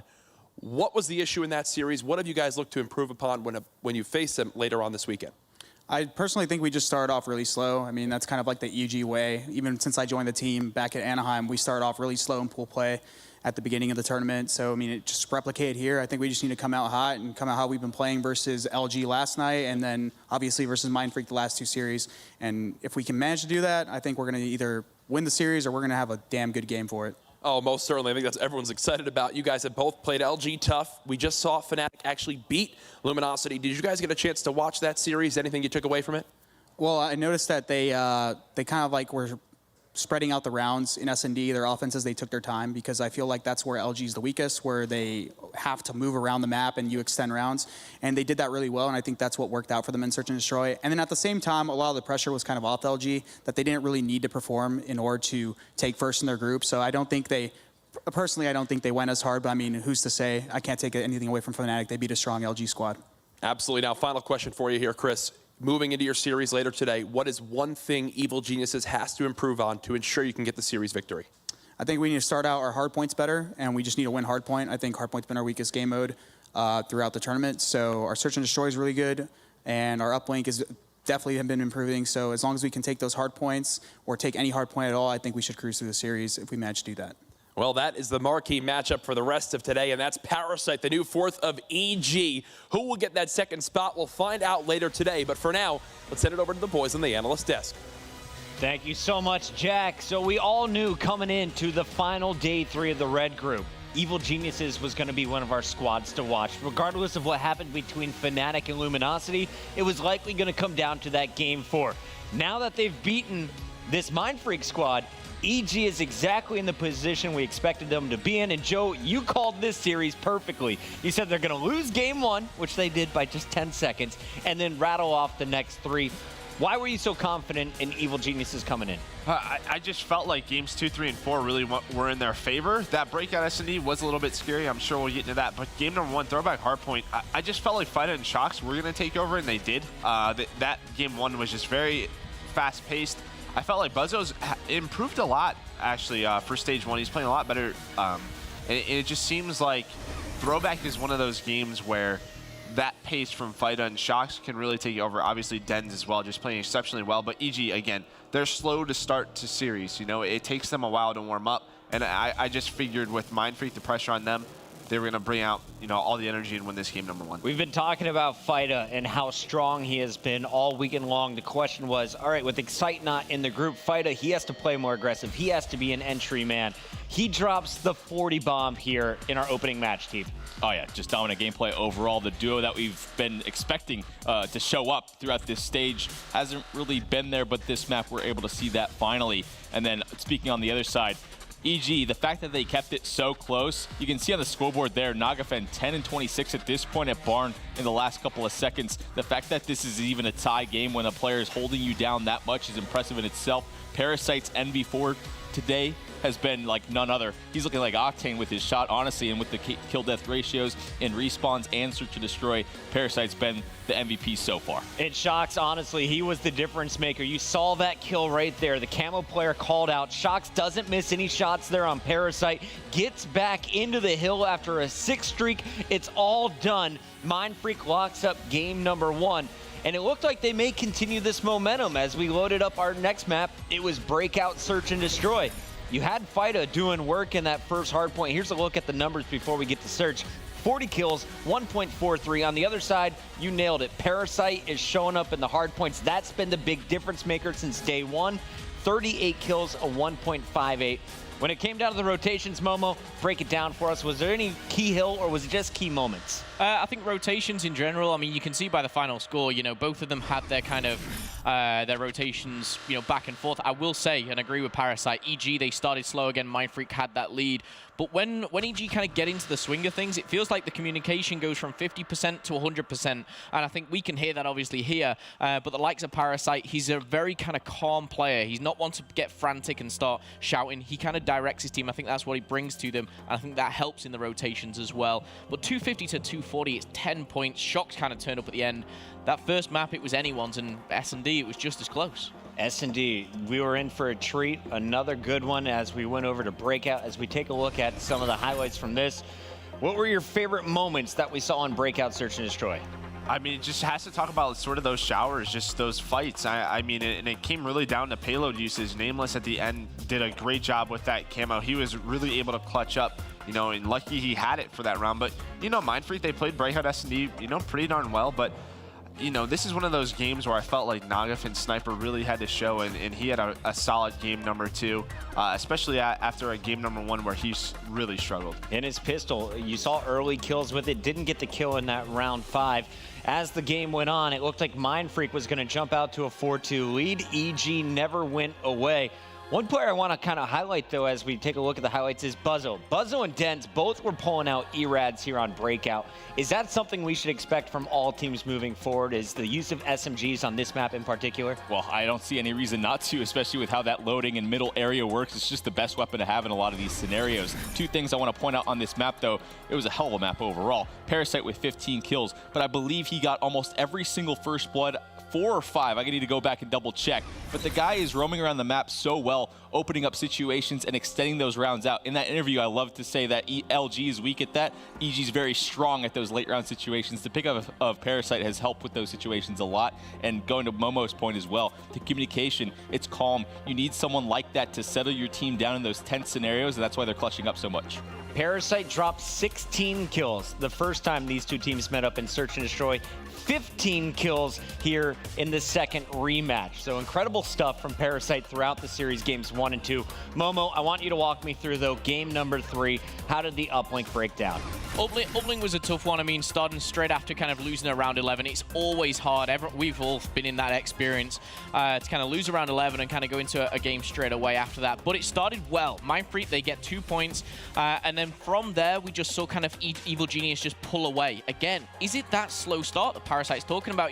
It's back and forth. They find their feet. They find how it's working. But one thing I will say is Fighter, from a respawn of, dropping 40 kills to going into, an uplink dropping, a very poor Slayer rating, shall we say. It has to be more consistent, but again, I think EG, they find their feet in the series, and that second side, it says it all, I think, when it was 7-1, even though the first was nearly just as dominating. But overall, very good performance from EG, and I didn't expect it to be that kind of large the gap. We saw close hardpoint, close S&D, and then suddenly a 14-3 uplink. I didn't expect that. And TB, let's close out the uplink by talking about the strength of Evil Geniuses, specifically in the second half. Mind Freak, they only scored 3 points. 2 of them came in the first minute. What happened after that moment for EG to establish total control? EG's just making a case for them being one of the best uplink teams, in my opinion. The fact that they're able to slow the game down so much, and when there's such just a clear difference between Parasite and Buzzo in that MV4 battle, especially on something like Precinct, there's just not really much you can do. Precinct's very easy, a map where you can just hold the drone back in your base, rotate over towards gas, throw the drone down, and I feel like something that LG has actually struggled with, EG's strong at as well. They throw the drone down, but they don't force the forward momentum. And the fact that they're able to control whatever side of the map they want, force the team to rotate, it makes the game so slow and so easy. And I feel like that's the reason why all 4 players on EG on that map had like that pretty much even ratio there. Joe, we're going to jump in here to game number 4, I'm told by the producer. Let's talk hardpoint. Uplink wrapped up by EG. They're now on match point. Yeah, I mean, Mind Freak obviously started this game number 4 very hot, but as soon as you get sort of towards this hangar hill, I mean, the game just sort of changes, and this is what you want to see. Mind Freak, if you have a 60, 70-point lead, you have to be able to break these hills and put the pressure on it. They can sort of snowball the game. You're going to get your payloads faster. You're going to build up streaks, but Evil Geniuses does a great job responding. Again, they were down 70 to 18. You know, that pressure is on them. They have to win this series, so they do a great job responding. Havoc, Nagafin picking up that slane. That's what you want to see from those guys. Mind Freak, still in a game, but this bridge hill really separates them. Yeah, I want to point out Havoc. He was kind of my player, which really impressed me on day 2, and he continues to do so in the respawns. I've known for a while his S&D, you know, everyone knows it is kind of his favorable game type, but to see him performing like he is doing in the respawns as well, I think that's a great asset to have on your team. And, you know, is Havoc playing so well because of the introduction of Parasite? Is that kind of a two-way thing? Was he you know, playing at a different pace when there was Study on the roster? I'm not sure, but it's definitely favoring him and his team as well. Pulls out that with a very impressive score. And we watched kind of the video piece on Havoc, just talking about how he's recommitted himself to this team and also just putting in the time as an individual. Parasite, though, he was the star in this series, and he shows you why he was picked up for Study, dropping massive numbers starting in that game number 1. 15 kills in Search and Destroy is ridiculous. If he continues that later, Fnatic is going to be in trouble. The end of this all, though, I look at Evil Geniuses, I look at their hard points. You lose by 10 points. Your second matchup wasn't that close. When we look forward to the matchup later, EG Fnatic, who do you give the edge to? Because Fnatic's been up and down in that same game mode, Deep.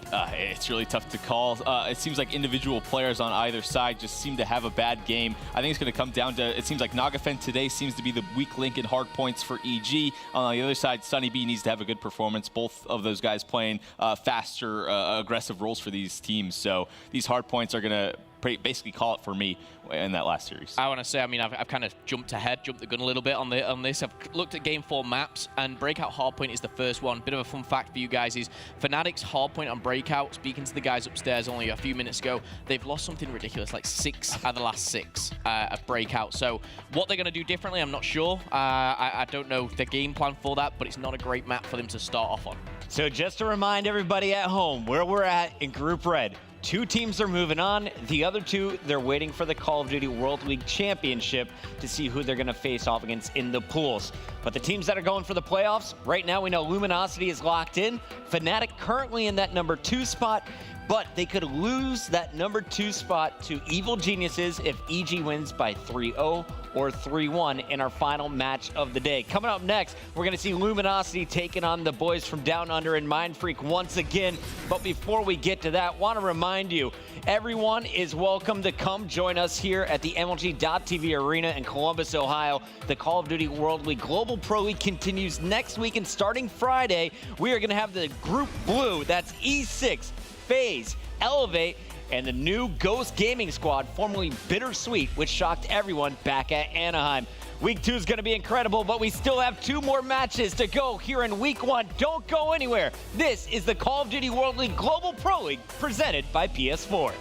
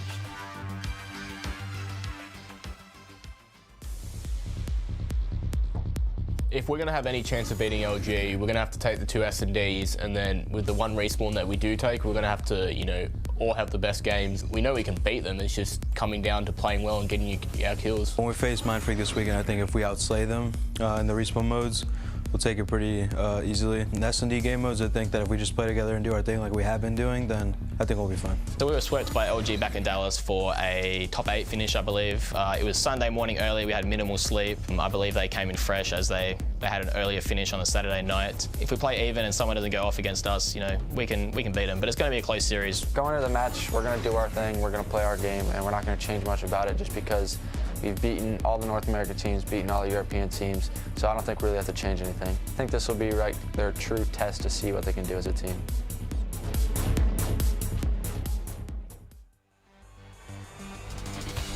It's time to put Mindfreak to the test. This is the 3rd match of the final day of Group Red. We have just 2 more to go, and we basically already know where these 2 teams are going to finish in the group. Luminosity, they've locked up the top spot by going to a Game 5 versus Fnatic at the start of the day. Mindfreak, they are now in a very rough position at 1-4. Tried to improve on that to a 2-4, but it's going to be tough. You're going up against the toughest squad, the squad that just won Anaheim, and you heard from the players, not a whole lot of confidence going into this matchup. They feel they have to win both Search and Destroys and steal a respawn. So looking at the maps, Joe, what respawn is it going to be? Are we going to see it on Hardpoint Breakout? Will it be Uplink Frost? Or potentially even a Hardpoint Throwback? None of them. I'm going to be honest with you. I just think all those are really strong for Luminosity. Like Breakout and Throwback Hardpoint, they're just so good slang-wise. And then Frost Uplink, all of those guys are scary with E-Rides, especially today. Classic and Saints have been absolute beasts all weekend long. I just don't see it. If you're Mindfreak, I guess the best way to sort of look at this is, listen, we have the Call of Duty World League Championship coming up. Let's get as much practice as we can. It's against the best team in the world. So, hey, let's give it all. Predictions continue. Give me 2 letters each. LG. LG. 3-0 LG. That's more than 2 letters, Joe, but we'll take the 3-0. Let's send it over to our casters. We got the beautiful courage with Mr. X. Wow, he gave me the beautiful courage, and it was... And I'm here. And I'm Mr. here. X, man. I'm on a box still. You're on a box now. We are both... Everybody's on boxes. We are both standing on boxes right now. So I'm actually going to invest in my own box. I want to like put like cool designs on it. Like, are you cool with that one? No, I'm actually fine with this. It's unfortunate that this is what we have to deal with, but we weren't blessed with the height of Puckett and Maven, but we are better looking. As we move forward, though, with this series, if we're being honest, the stage is kind of set here between LG and Mindfreak. It definitely is.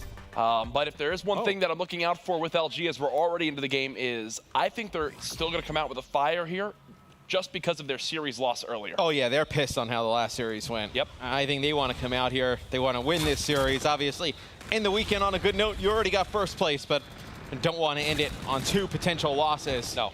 Some kills in the feed there for Mindfreak at the beginning of the game, but it is LG holding on to those spawns for Cell Block, hill number 2. Now, on the side of Mindfreak, I think you just want to get practice in, right, Jack? I mean, this is kind of, obviously, you're going to finish at the bottom of this group. You just got to get the best practice you can at this point. Yeah, and it's got to be frustrating for Mindfreak. Your last chance now, at least in Infinite Warfare, comes down to COD champs. 15-6 currently the score for Mindfreak. LG in control of the hard point. Slack will just bounce around, play his life. As his team, I like what they're doing. They're flooding out this lane quite far as Saints picks up both. They're not expecting him to be there at all. He catches not only Fida, but Buzzo off guard with the quick 2-piece. As now LG will set up to continue to expand on this lead. Yeah, it's nice positioning there from Saints. The hill pops up. It'll be in control of Luminosity. Classic on a 5 streak right now. Roaming around mid-map. Now on a 6 streak. Gosh, Classic. Classic. Destroying in the middle of the map. Is this one of his best events he's had in recent times? Best weekends? I think it is. But at the same time, we give so much credit to everybody else. We talk about a lot of the other players on LG a lot. I mean, we probably do miss a lot of the good games that Classic has overall. Absolutely. Right now, it's more than worth it to show his perspective as he's 1 kill off being fully streaked out, already a quarter of the way to camo.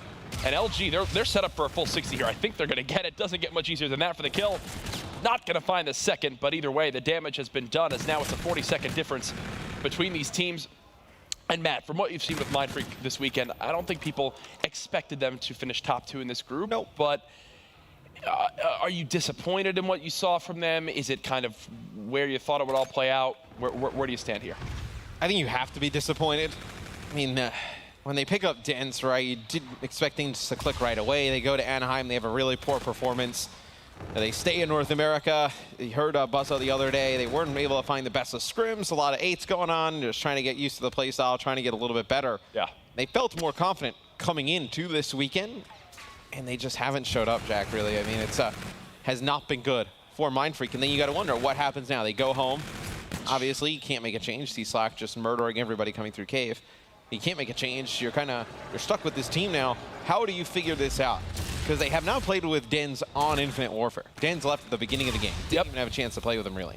So you've only played this game with Excite, who's a pretty good fourth for you. You're getting some pretty good results. You know, you're keeping close against these teams. You bring in Dens, who you consider the better player, and you're down 105-18. I mean, you're just not really... I mean, a lot of these games have been blowouts. Yeah, and this is against one of the best teams in the world, but either way, it will be the rotation towards Commissary. LG fighting from the back foot this time around. It's a point Clint made. This group is much harder than their group in Stage 1.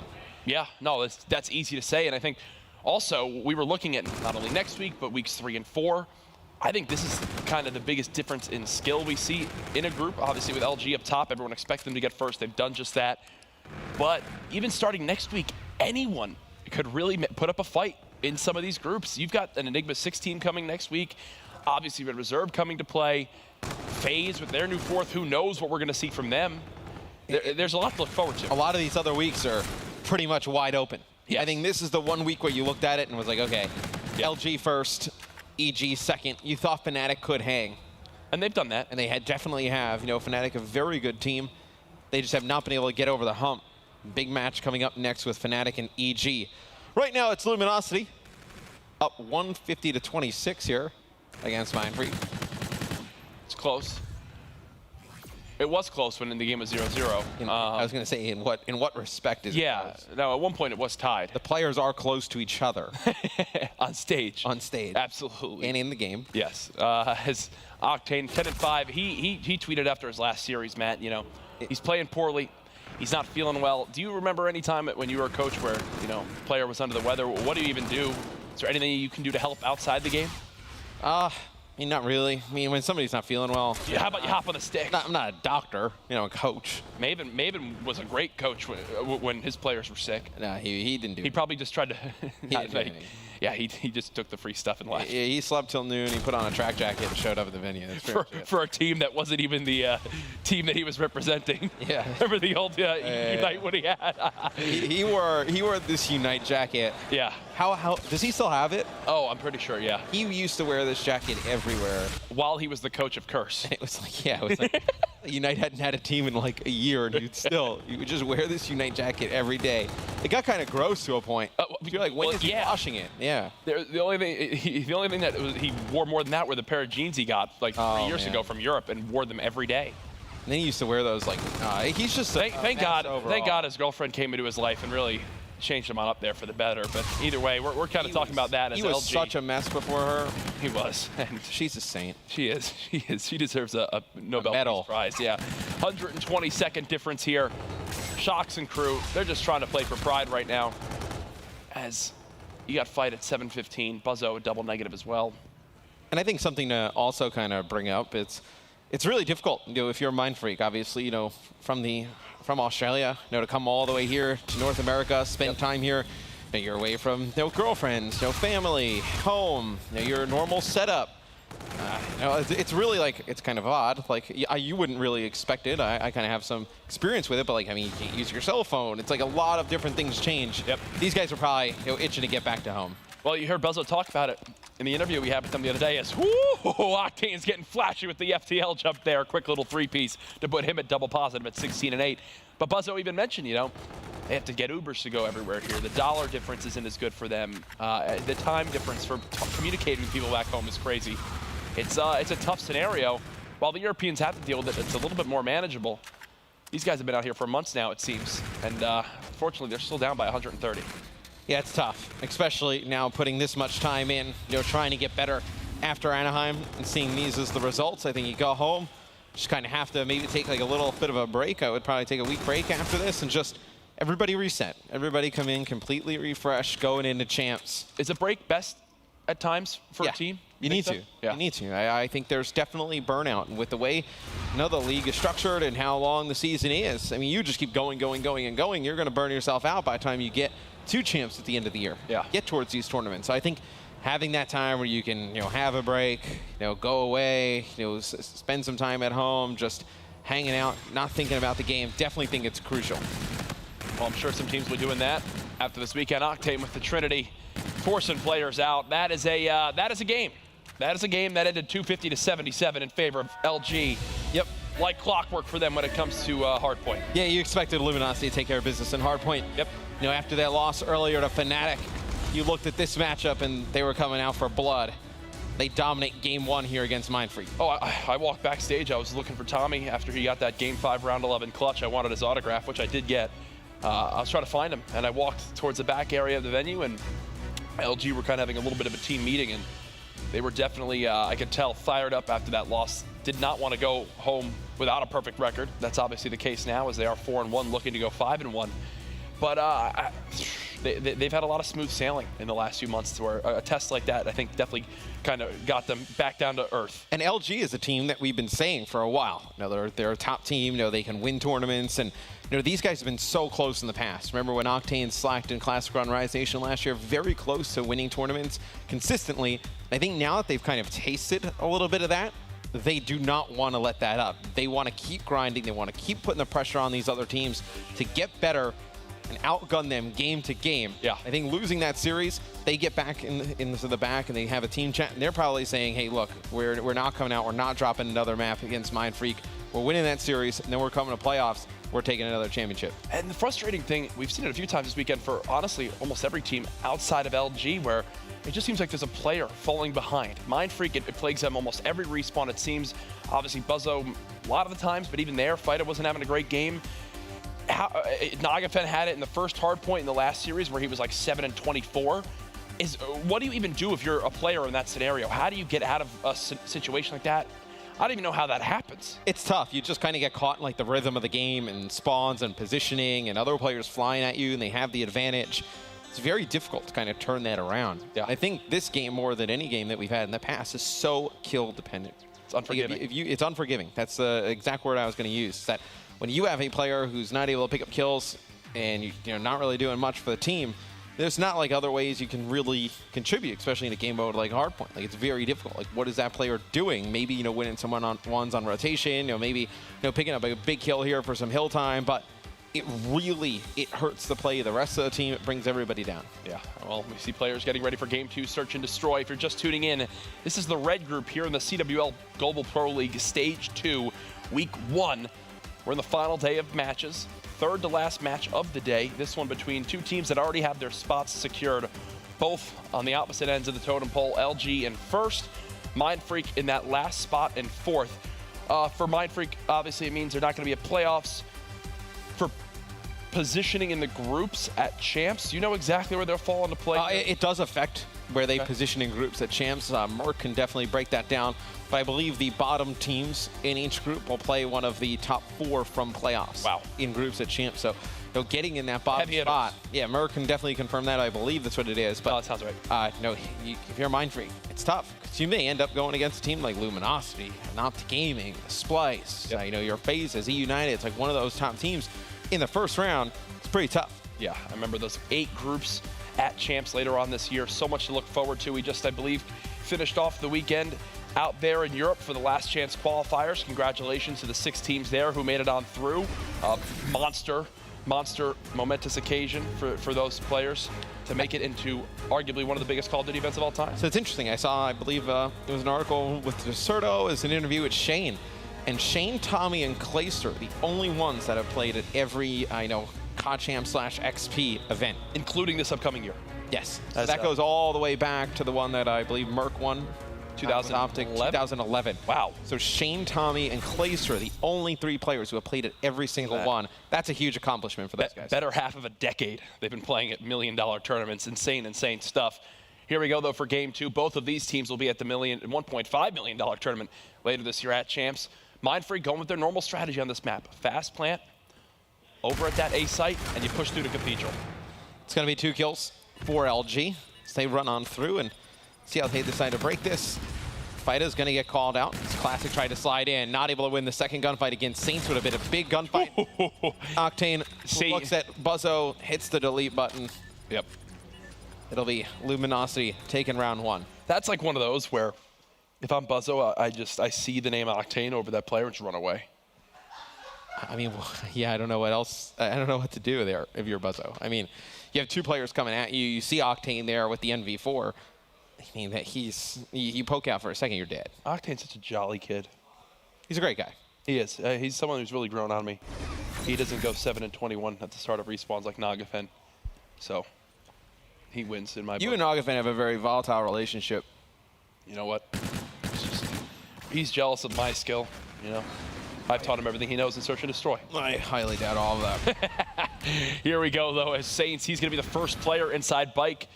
Challenging for LG. Oh, nearly gets that kill. No idea how that almost worked out. Thankfully, Slacked. It's always Slacked who seems to be there for the 2-piece that swings the trade in his team's favor.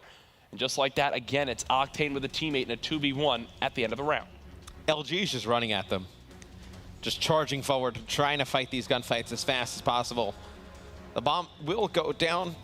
It's going to be Octane looking over. Slacked. Now Den's in a very difficult spot in the 1v2.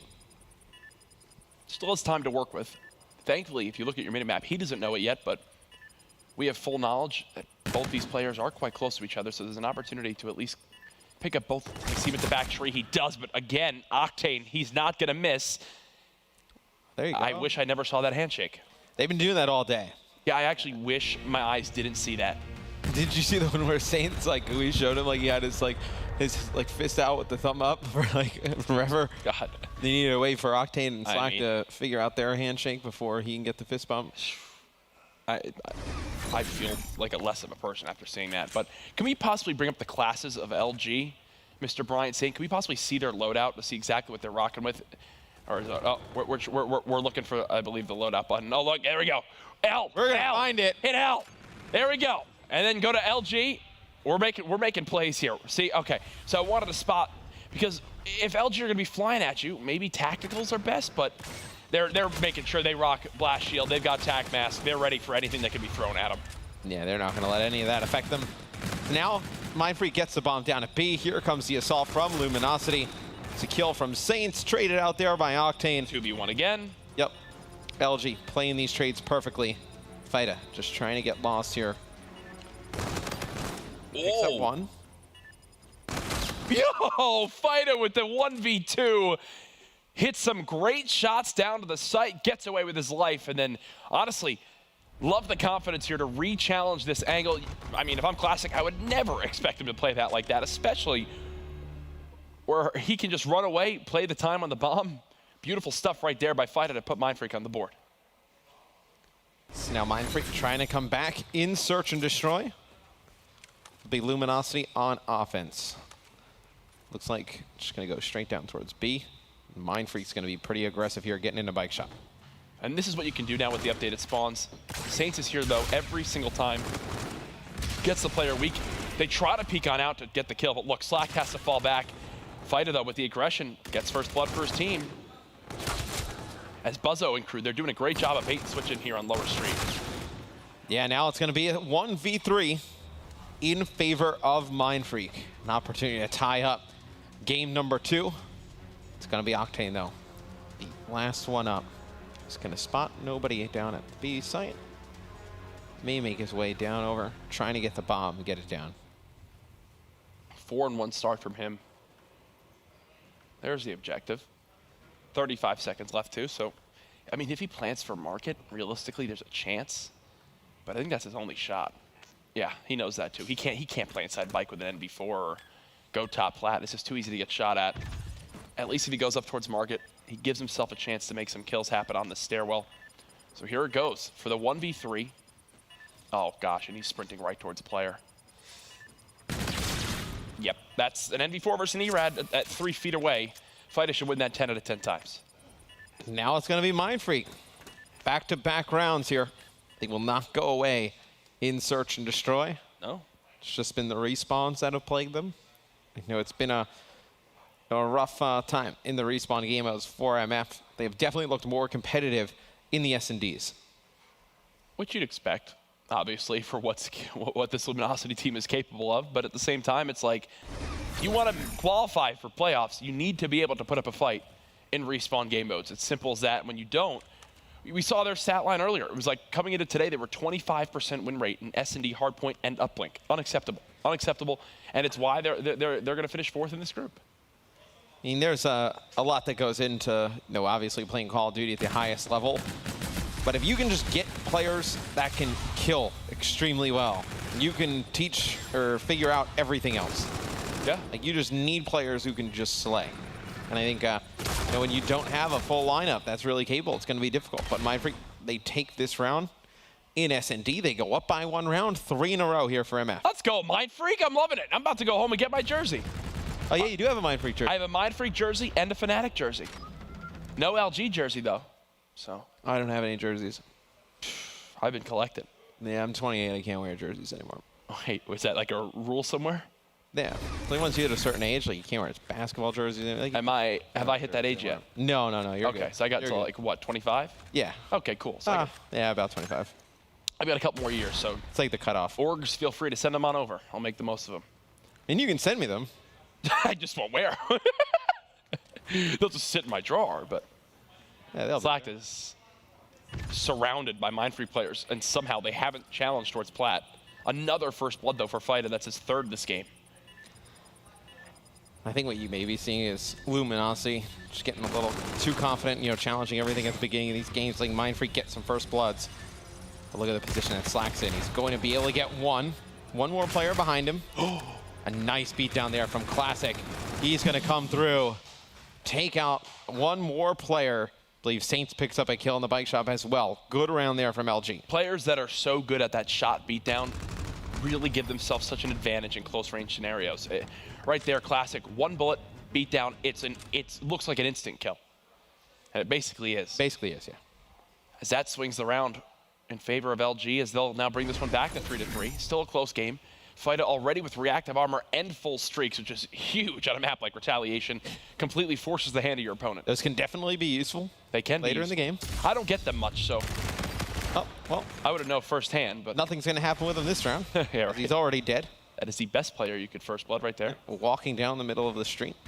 No one watching his plat. Not an ideal position there with nobody up at plat. But BMF, they push all the way through in towards Market. But now the bomb's down in that middle street, and Buzzo is trying to locate this player up top, but under a minute to go. Down a man, they're going to have to make a play here. It looks like they want to push all the way through Market, but even if they do, they don't have the bomb. They still have to work their way back towards mid-map for bomb. Buzzo gets tagged once, so they know there's someone at the bottom arch stairs. The rotation has begun. Now it's like a re-wrap, because look where the bomb is down at. These guys haven't spotted each other for the last 25 seconds. Shox is not ready for this, though. 3 players from LG here. Yeah, he's done the right thing by just getting away. Still, though, so little time in this round. Mindfreak are taking forever, Matt. Yeah, LG knows the bomb is down. You see the way they're set up, slacked on the minimap. You see number 7, he can see Plat. You can see where the bomb is. Be dense with first blood, though. He's able to take out Slacked. Mindfreak trying to turn it around. They get Buzzo onto bomb. He's able to get it down. This is absolutely winnable. Absolutely. Den's in a solid spot.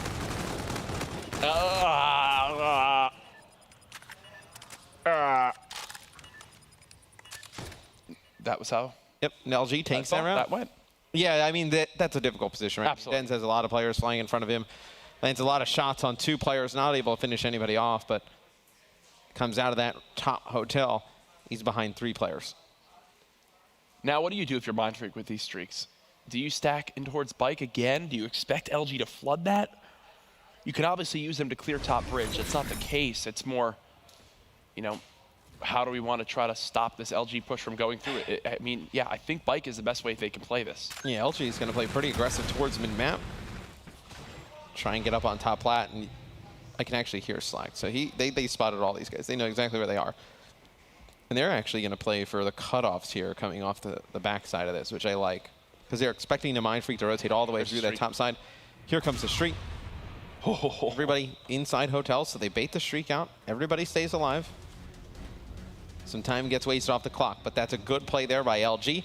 They get that one streak off of FIDA. One streak down, still possible round win here. And oh, they've got the free plant. They've got the free plant right now. This is the best thing that could happen. They're already set up to defend this site too. And you can see the fidget spinner on the minimap rotating towards Curve. That should be a first blood now as, yeah, Slack gets tagged up by that, stunned a little bit. It's gonna be enough to clear that up. Octane with Camo might need to use it this round to secure the victory. They back Octane all the way out. Do they drop bombardment? Do you just drop bombardment right here so they can't defend the bomb? Oh my goodness. Oh my. Still a nice play with Camo though. Take some time off the clock. Saints here in the 1v2, not able to win the gunfight, and it should be FIDA. Yep, on bomb. Able to get the defuse. So MF comes up big there. Wins that round, and Octane burns the Camo, but on the side of MF, you did burn the Trinity, and you used Scarab. Is that one, though, where maybe you just want to see Octane, maybe you won't have enough time to do it, but just, like, run into Curve? Because Mindfreak had just cleared all of Curve and Hotel to think that's all good to go. What if he just runs in and hides in Curve, plays out the 5 more seconds, and then just kills the guy going for the defuse? He had that chance. They would have had no idea he was there. So you're saying Camo go all the way through Curve and just, like, he could have just laid down. Yeah.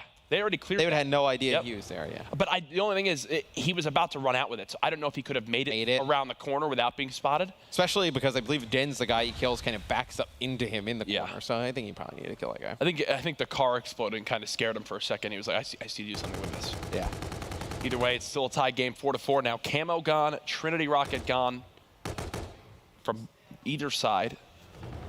Still though with bombardment. That's huge. And reactive armor. Fighter's just got to stay alive. He cannot be first blooded like we saw earlier on. Well, they've done a nice job getting the bomb out of his hands. Now he's set up in a good spot. Slack, though, coming down, and FIDA gets first blooded again. 2 of the easiest kills of Slack's life. Make it 3. Okay, Slack. He just, as soon as he knew where Dens was, he's like, I'm going to challenge this. Dude, if you're LG right now, you keep fighting. That's 2 of 3 rounds where he's had full streaks and reactive where he's been first blooded. That means needs to stay alive. Yeah. They played it perfectly. What LG did right there was they knew, or they expected FIDA to be holding that corner in bedroom. So they had one player slide up to the door and begin to just pre-fire while the other teammate slid underneath him, who was Slack, to get the first kill. What does FIDA do now with reactive armor and bombardment? I think you just stay alive and mark it. Yeah, this is exactly how you need to play this. Literally just be the last person who can be shot at on the map. Just wait until you can use bombardment. Okay. Slack just uses FTL. Yes, so this is a strategy that LG have employed before. They wind up popping the FTL jump as a means of closing the gap in towards bedroom, but Slack is so worried about a passive play towards this area of the map that he actually does nothing with it as of yet. Bombardment called in, will the bomb be planted? The bomb does get planted in time, and they'll all get out with their life. Yep, so great, you called in bombardment, it's gonna do nothing for your team. So now he's got to make a play with reactive, but he goes into bedroom. They have no idea Slack's in this corner, he's gonna drop. No, he saw him. Now he saw him. Did he? He did. Oh, barely gets the kill. Saints makes it a 2-on-2. Reactive armor for himself. Dens all alone. FTL jumps forward, 1 versus 1. Dens gets his health back and still win this gunfight. Classic cleans it up. LG win 2 straight rounds, 3 straight rounds, to now go up 2-0 in our best of 5. Great tough loss there. Oh, it was beautiful by Saints. That's a game-saving play there as FIDA comes out, pops his reactive, he comes out of the window, thinks he's gonna kill Saints. Saints pops reactive armor, he gets a 2-piece of his own. Classic hunts down Dens at the end. It's a good win there for LG, tough loss for MF. I'm wondering if Saints earned the reactive armor off that kill. It may have been. One shot, you know, FIDA's getting the call out. I think he still made the right play, right? Going for the FTL jump, challenging right away. But man, that reactive armor saves the day right there for LG as they'll take the search and destroy. They're now up 2-0 as we head into uplink. I mean, I think everyone expected this to end in a 3-0. You've got an angry LG coming into this match. You've got already fourth place Mindfreak. You've kind of got to reset. Either way, though, we still got one more map, at least in this best of 5. For now, we'll go to a quick break. And when we come back, the coverage of the CWL Stage 2 Red Group will continue here on MLG.TV.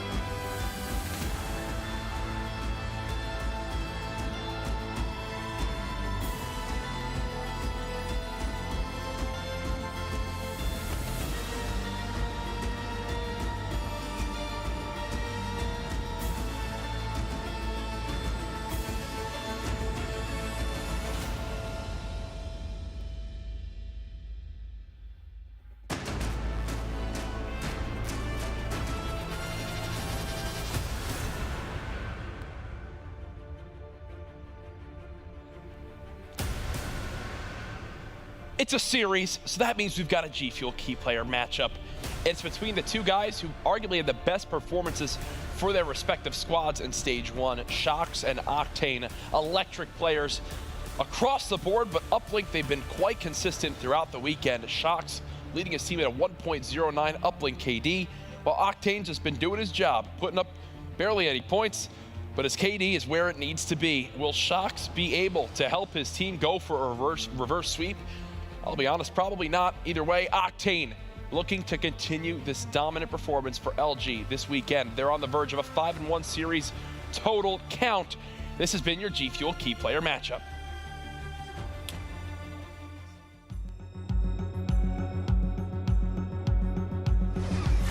Up until this point, I think the MVP and IW would have to be Octane. Probably between Formal and Octane. I would say Octane. Have to be Octane. I think he's really performed to the top level. I think he's consistently been good at 2 or 3 events in a row. And I think if he can keep it up, I'd definitely put him up there. It used to be Gunless, but obviously with Gunless sitting out the last event, you kind of just forgot about him almost. I think with him coming back to FaZe, I think he's going to give them a run for their money in terms of the MVP performance, but we'll have to wait and see. Probably has to go to 0. I mean, he's remained so consistent every single event. I think Splice have been top 4, top 2, first, so they've had a very consistent run, and 0 has been one of the main reasons.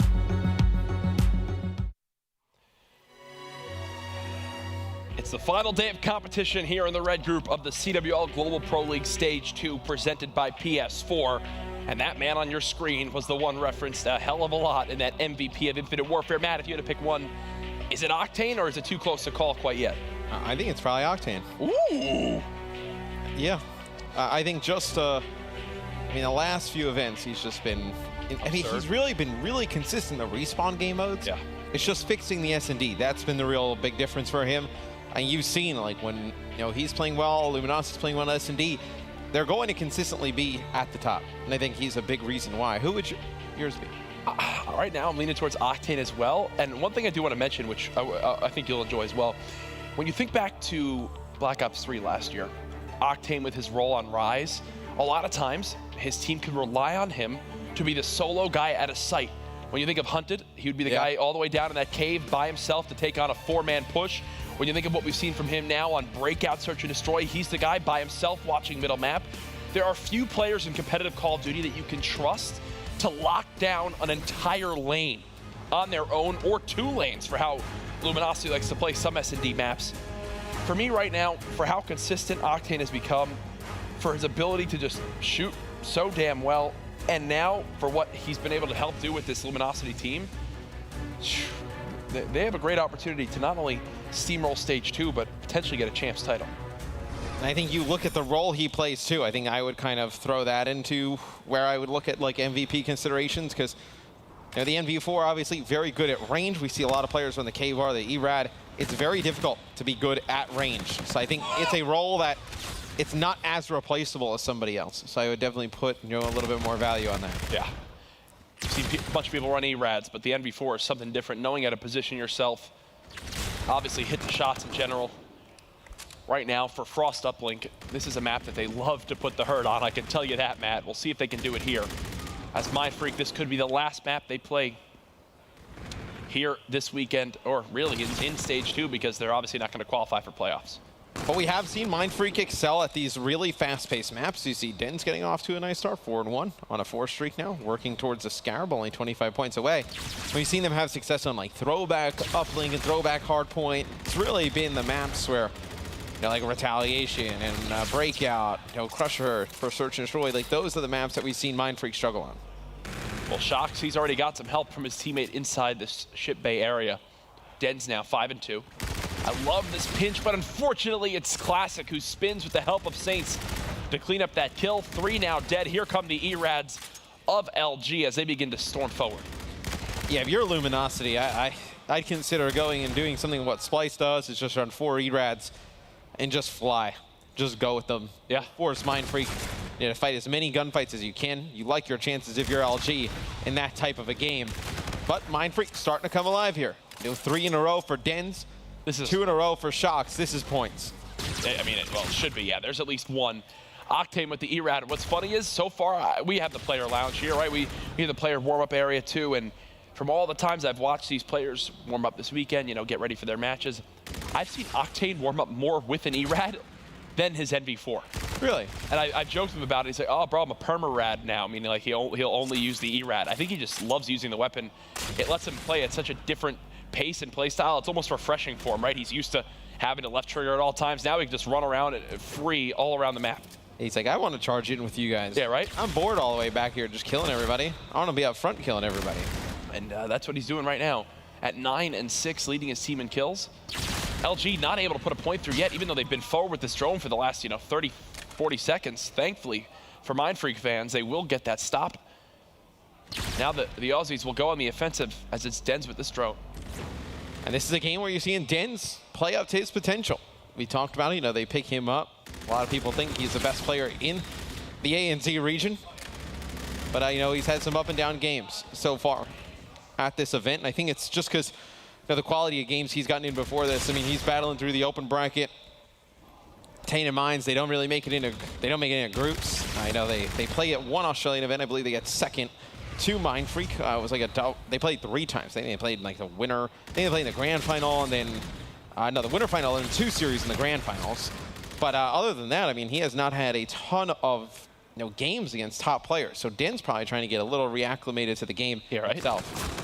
Which is absolutely nuts there. Whew, both players get themselves down to a sliver of health, but it's Octane with the help with the K-bar now, bringing out some of those ARs. Help them from range, and just like that, 4 dead, LG pushing forward. This is that second wave of kills we talk about now. Because it's Frost, you've got to drop that drone. If you want to sneak by with a 1, you can, but a lot of teams, they want the dunk. That botched 1-point play might wind up helping in the end, as this drone won't get reset and the armor saves the player to see another day. For a second there, it looked like they were attempting a pass maybe. Yeah. And I think that's kind of what happened, where they may have called out like, pass it, and Classic was already kind of shooting, and then shooting the drone, and then maybe tried to like relocate his aimer, and it threw off a shot. So maybe he already had the idea that he was going to throw it in, and instead just tried to manually throw it to the guy, and it just kind of went off. It definitely, I had that same feeling as well. Slacked with 2 with the help of Saints. Fighter should be cleaned up. There goes Mindfreak, 1-1 with 35 seconds left in the first half. Luminosity, what do they try to do now as we head towards not only halftime, but side 2 of this map where you expect them to begin to turn up? Again, this isn't the first time we've seen from Mindfreak where their slaying is even early in a game. Will LG, though, begin to kick it into gear as we move towards the second half of this one? Slacked on this 4th street. As he knows there's one more player on that bottom wall run, they pass the drone forward. And they know, Mindfreak, that the drone isn't on the wall run. Shocks falls off the map. It's Slack trying to run this one by some players in for 2. And Octane almost gets blessed there. He almost picks up both kills and has the drone throw at him. That would have been points. But we'll go into half number 2. The score all tied up at 1 apiece. That's the best thing you could ask for if you're Mindfreak. Going into side 2, giving yourself a chance in this game. We'll see it again at the end from Shocks. Some crispy shots onto Classic there. If you're Mindfreak, is it time to pick me up on their team, Matt? No. They're a ways away from that. Yeah, are you sure? Yep, pretty sure. I You don't need know. a visa as well. Be a very difficult process. I played one map of Pro Player 8s earlier this weekend. I was 18 and 29. Okay. With 1 minute and 1 second in the hard point. All right. My team lost by 90, and I never earned camo. Yeah, no. He definitely wouldn't make the cut. It's basically what Fight has done for most hard points for his team. That's definitely not true. Yeah, no. He's been significantly better than He actually has. I don't even know where I'm going with this. But now Classic with the drone. 10 and 14, doing what he does best. Helping his team win. Trying to find out if there's a clear lane here. It looks like he'll get the green light now as Octane and Slack have cleared out 2. 1 player inside AC now dead. This should be a dunk from Classic to put LG up by 2 points, their largest lead of the game. Just such a good play from Luminosity.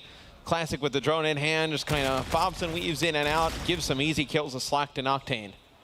And they're able to put that 2 points on the board. This is what I was talking about with Maeve. It's so difficult for Mindfreak when they find themselves down to like mount comebacks. Like they're pretty good playing from ahead, right? But when they find themselves down, you just don't know where that flurry of kills and where that aggression is coming from. Is Mindfreak a team that you think would improve greatly from a solid coach? Or is this just straight up gun skill? and just not having exactly that in their favor. I think it's just, it would have to be just a commitment to another type of play style. Okay. Like what they're doing just isn't working. And it seems like they just kind of keep doing the same thing over and over again. So it would, you would need to change out a lot, I think, you know, in just terms of style of play. Boom. Your contract's on the table. You're officially the coach of Mindfreak. What's the first thing you're doing? I mean, I just tell everybody just go faster. a lot of the times, I mean, we jump on with them and you just see like kind of pre-aim in corners and whatnot. Like, but this game is played so fast, and I feel like the movers, like the players actually, the players actively like on the move have the advantage in a lot of these fights. So when you're kind sliding and stuff like that, I mean, yeah. When you're not using the movement mechanics, you're at such a disadvantage as a one-point play goes in there for LG. That I'm not going to say it's the difference between a lot of these gunfights. We'll look at it right there. Classic just slides in. It will get that kill easy. Like, we don't usually see that from everybody on Mindfreak. You see it from some players, but it just needs to be faster. Faster and on the same page. Just more teamwork, just more comms. When you watch some of the best players, you'll notice that if they have even a thought that there could be a player around a corner, they're sliding that corner. Yeah. You know, they're not just challenging by sprinting. As another dunk goes in, now 7-1. They're sliding that corner, unless they have full peace of mind. Well, that's one of the things I think Gunless is great at. I mean, when you watch Gunless play, we'll see him next week with FaZe, and just pay attention to his gameplay. It's like always sliding. Like, I think I remember how good he was with the dash in AW. I would say Gunless is as good with the slide here in IW. Octane still just holding his base. 2 minutes left for the hopes of Mindfreak if they want to force a game 4. As Shox moves forward with this SMG. Erad in hand. That's one of those where you get 3 players in front of you, you really don't know who to shoot. Still super close to that active camo. The difference though in sides, I feel like LG just plays so much better from this area, and so much of it for me just comes down to the fact that they stop moving the drone towards Cliff. They bring it in towards ship and force the up close, fast-paced engagements. Yeah, I mean, they have the lead. There's nothing else they really need to do, right? It just seems like they're kind of just roaming around the mid-map playing for kills right now. You see Classic on a 4 streak, Octane on a 3 streak. Classic pops camo. Should be the one making the play here. It's going to get very close to running out, and he dives in. Tries to go with a melee as well, but puts 2 points on the board. 9-1 in favor of Luminosity. And you got to say, you know, when you asked me about like Coach of Mindfreak and whatnot, now, the one thing Excite did bring to this team, he was very fast, aggressive with the ERAD, and all the game modes just kept putting the pressure on, made it a little bit easier on the other guys. He was basically first at all times into the fray. Shox in the wall run will make it. Oh, they blocked him. They body blocked him. They stacked the portal. They are so good on the defense. If you didn't know, if you have a body on the defensive team in the portal as the offensive player with the drone tries to go for the dunk, it will not convert. It's basically like a form of goaltending. They wind up stopping the drone from scoring. Here comes the long throw from Octane. Intercepted either way, 20 seconds left. GG's. LG will end the red group at 5-1. And now, Matt, the match we're all waiting for up next, EG versus Fnatic, the fight for second place will get ready to be set up. It's going to be a fantastic match. EG versus Fnatic to figure out who moves on to the playoffs, earning second place here in week 1. But it's Luminosity taking this series against Mindfreak, securing that #1 spot here in week #1, the red group. Oh, yeah. And they shouldn't have lost to Fnatic earlier. I don't think they believe that. They messed up a little bit in that series. They threw away the S&D. They were not comfortable at all. It looked on Precinct Uplink when they dropped that map, going for some unorthodox routes through Cherry Blossom. Maybe they were trying things. I have no idea. But either way, LG end the weekend with a quick 3-0, back on track, as they most certainly look like the far best team in this group. And this is a team that's going to go home, and you know, I said maybe some teams they take a week off. I don't think this team will. This team just loves to grind. Like, they play so much that they are going to come into playoffs very prepared. They've got some time, though, until playoffs. Obviously, a ton of Call of Duty for them to watch alongside us. But for now, our analysts want to break down that quick 3-0 sweep. Thank you so much, fellas. All right, Mindfreak, they fall to the bottom of the group. It's official. It's locked in. Luminosity 5-1 as we expected. After their loss to Fnatic this morning, they rebound. Hot 3-0. Let's start with game #1 here, fellas. The hard point on Breakout. You look at the matchup, You have to think that LG has them outgunned. That's kind of how it played out, Joe. Oh, absolutely. Just going into this, we knew Breakout Hardpoint was going to be Luminosity just destroyed. I mean, even since Anaheim, this has been one of their best maps. I know they've like 250 to 80, like teams like Evil Geniuses. They're just so good on this map, and it's because Classic, he can run the NV4. Obviously, you have Octane do it, and then Slacked and Saints just put so much pressure on the map. As you can see, 127 and 26 at this point already. They're just so good at rotating to these hills, and they don't always have to rotate. Because of their gun skill, they can easily break hills. And again, just that slaying power is just too much for Mindfreak to handle. Classic was a monster to open things up. He goes on a 7 streak. At this point in the game, he's 17 and 8. The rest of his team starts heating up towards the end, but I never felt like anyone from Mindfreak was able to generate any momentum. Why do they have so much trouble when you match up against a team like Luminosity, team? It's just the well-roundedness overall. Every one of those players on LG, they seem to have like a similar KD when it comes to hardpoint. You can look at the KD there, though. Octane with a 2.33 over 2 minutes in the hill. Just unbelievable stuff overall. But the fact that they're able to stay together and basically always team shot, the amount of assists they get overall, team shooting with each other, it just makes the map so much easier to lock down overall. And then Classic, when he's been playing like this, he's probably the MVP for me throughout this. They got the #1 seed here. That guy's been unbelievable. Classic playing insane. Let's talk game number 2, though. Search and Destroy. It's on Retaliation. Mindfreak, they play tough Search once again. They didn't jump out to a hot 3-0 start like we've seen in the past, but they kind of stuck in this one toe-and-toe. You saw Octane, he was 4-1 on the other side. Fighter was the player to watch in the first half, Momo. Yeah, Fighter, for me, again, we talked about Classic having a very good weekend. Fighter has been Mindfreak's best player in my eyes. You know, we talk about Dens a lot. You know, Shock's had a great stage 1, but Fighter's been kind of dragging his team through, and he's been doing good stuff. And as you see here, Mindfreak 3-2 up. They're pushing teams on Search and Destroy, and I've said time and time again, the Australians pride themselves on their S&D and really believed in the past that teams have stolen their strats in a way. I'm not sure that's the case here. However, LG, they kind of close things out, and it's that kind of mentality again, LG. You never have that 1v1 with an LG player. They fly around together. They make the 4v4s just in their favor every single time. First Bloods, of course, been very important for these guys. Slacked here. That's ridiculous. Play. Yeah, that was kind of... I got this, guys. Don't worry. Well, let me just shoot across the map with this E-Rad and finish off the triple. Final round, you see it coming through. Mindfreak trying to fight it out, and at the end, you have Fighter. He drops 10 kills. On the other side, you had Saints dropping 10 kills, but just so much more support from the LG squad. Yeah, I just mean every time you watch just one of those clips, there's 3 or 4 Luminosity just together. They're always together. You saw Fnatic just sort of be able to break that strategy. You heard Parasite talk about it, the way they play S&D, sort of extend the rounds out. That's what you have to be able to do if you want to beat Luminosity. You have to get those first bloods, make that 4v3 in your favor, extend those rounds out. Mindfreak's just not able to do that. And then, of course, we had the uplink. At this point, Mindfreak knows they're done. You could see kind of the pain in their eyes on the stage. Everyone's just so frustrated. They've been over in America. They've been practicing in Atlanta. They're coming off a rough time in Anaheim, and they really wanted to make a statement this weekend.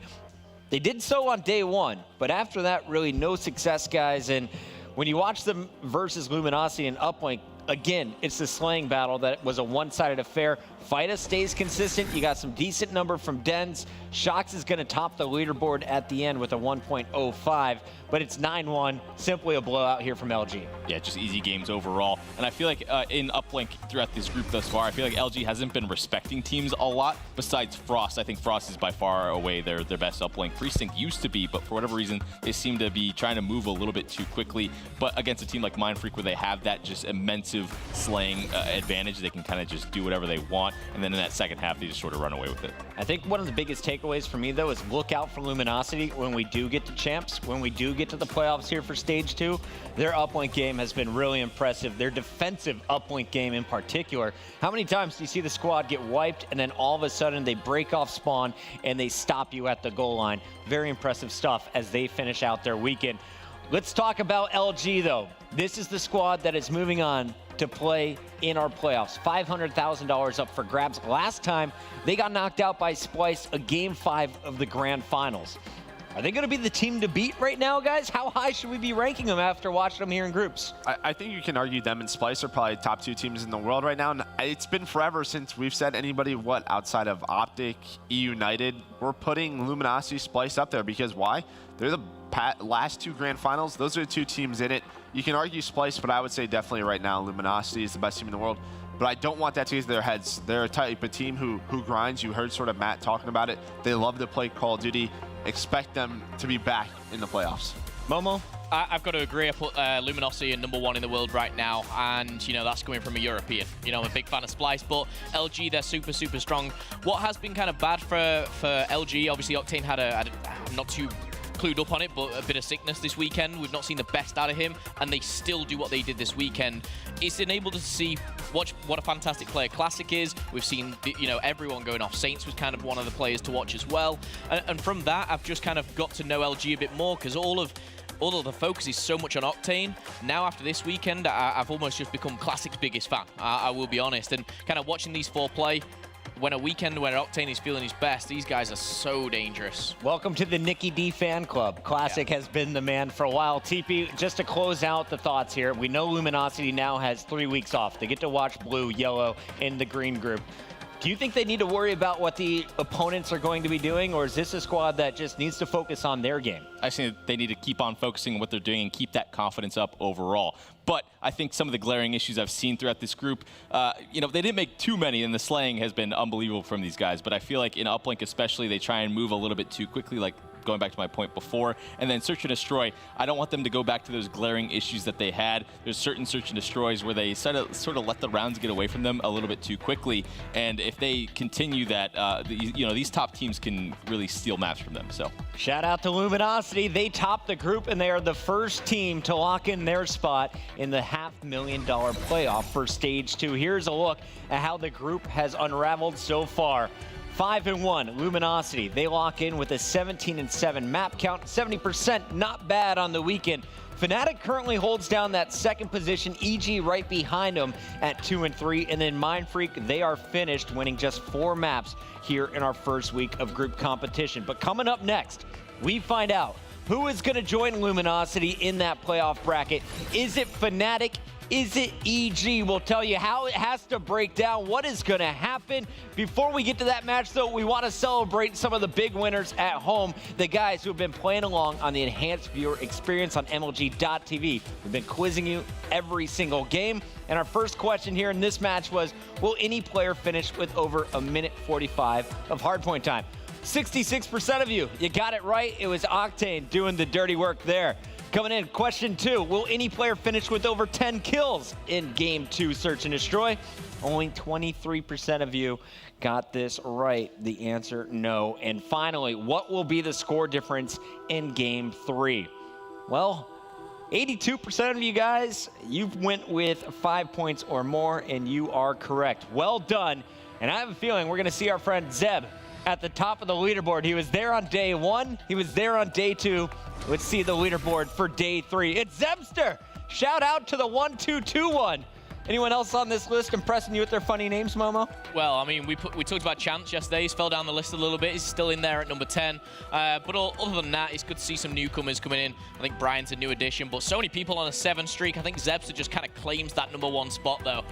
Welcome back. Mastermind. Welcome back to the top 10, Wolfie. Zebster 1221. He is the man to beat in the group stages here of the CWL Global Pro League. If you haven't found out about it yet, head over to mlg.tv/COD. Check out the enhanced viewing experience, up-to-date event statistics. You can watch all the featured players' POVs, and of course, play along with our score streaks. That's going to do it for our first 3 matches on the day. But the biggest one is still yet to come. We're going to find out who locks in that second spot in the playoffs. Is it going to be Fnatic coming over from the UK, or will it be the boys wearing blue on Evil Geniuses? Don't go anywhere. When we return, we got more of the Call of Duty World League.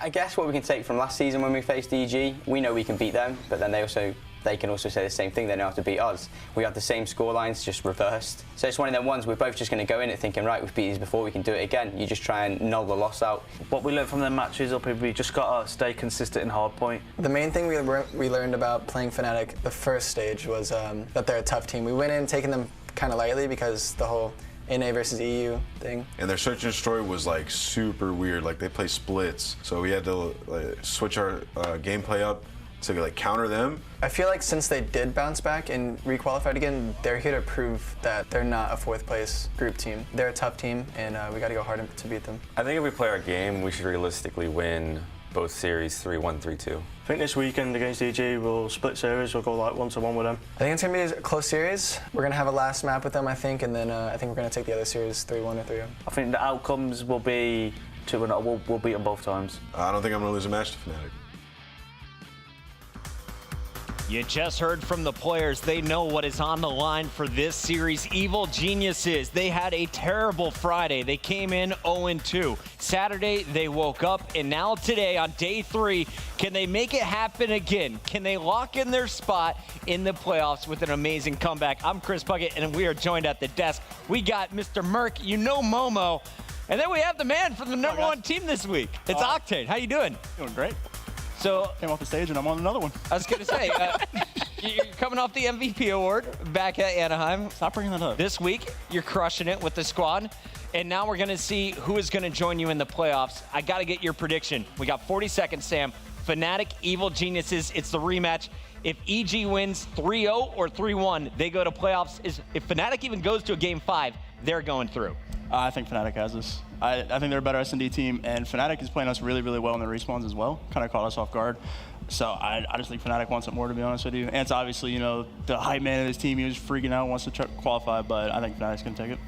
Joe, you agree with this? No, I'm going EG 3-0. Just because first match, bring out hardpoint. EG 3-0.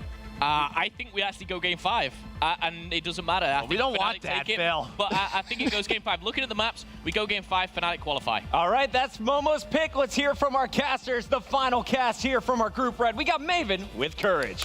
Thank you, gentlemen. Sam LaRue rocking it as always, joining them on the desk.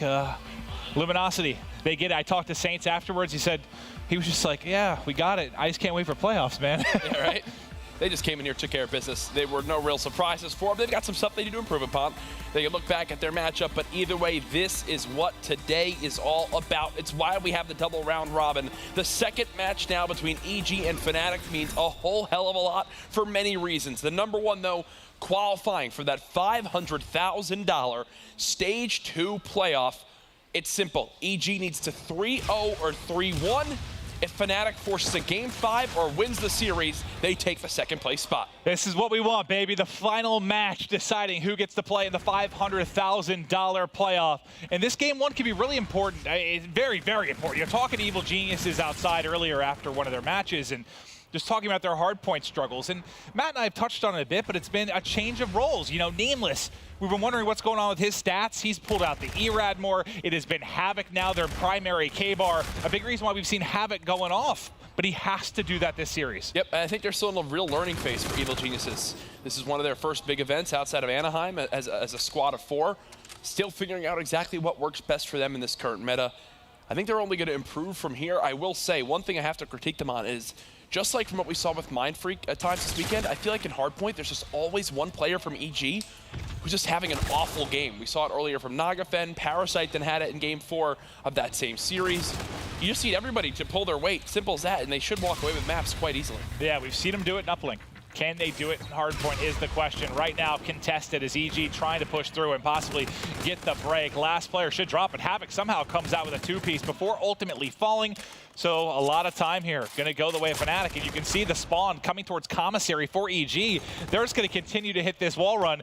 One of the hardest breaks in the game. Oh, 100%. You need to get someone on that low wall run, in my opinion, to be able to flank towards that outside. Parasite's not ready for it. There's actually a player jumping just above him. Thankfully, his teammates do help him out. It's a 2-2 trade so far. 1 versus 1 now for Havoc as he gets the 2-piece to clean it on out. EG will get the scrap time. But thankfully, look at the spawn Fnatic just got right outside medbay. They are literally spawned in the new hardpoint. This might work out nicely, though. You have Nogafin already on Snow Street. There's a bit of a split spawn. You have 2 players now on the right side of the map for EG, 2 on the left. The collapse, though, and timing needs to be perfect. Parasite has gotten an opening kill. You have a 4v3 right now. Nice little bait and switch goes there. Everything going the way of EG. 2-piece for Havoc, and the break is there. The big thing is that Parasite stays alive at that top Snow Street. He wins the first one-on-one gunfight. That then is the green light for everyone to push on through. Players are distracted. They have a perfect pinch on the final 3 players. And that is as clean a break as you can get on a hill like Grave. 4 streak right now for Havoc. 2 players pushing him. He was just 75 off picking up the Trinity rocket. But after a brilliant break from EG, it's forcing their way through Cave, and Fnatic get right on through. Scraps, who's been a monster so far in the respawns this weekend, continues now at 9-4.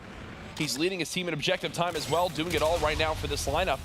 Again, Fnatic, not only are they getting the scrap time, Maven, but look at where they are on the map. They're set up for Commissary. It's EG again who are going to have to go for a miraculous break. I'll tell you what, man, just in general, let's talk a little bit about some of the cool storylines you have for this. You know, can EG do what they did in stage 1, right? Start slow on day 1, rebound, get into the top 2.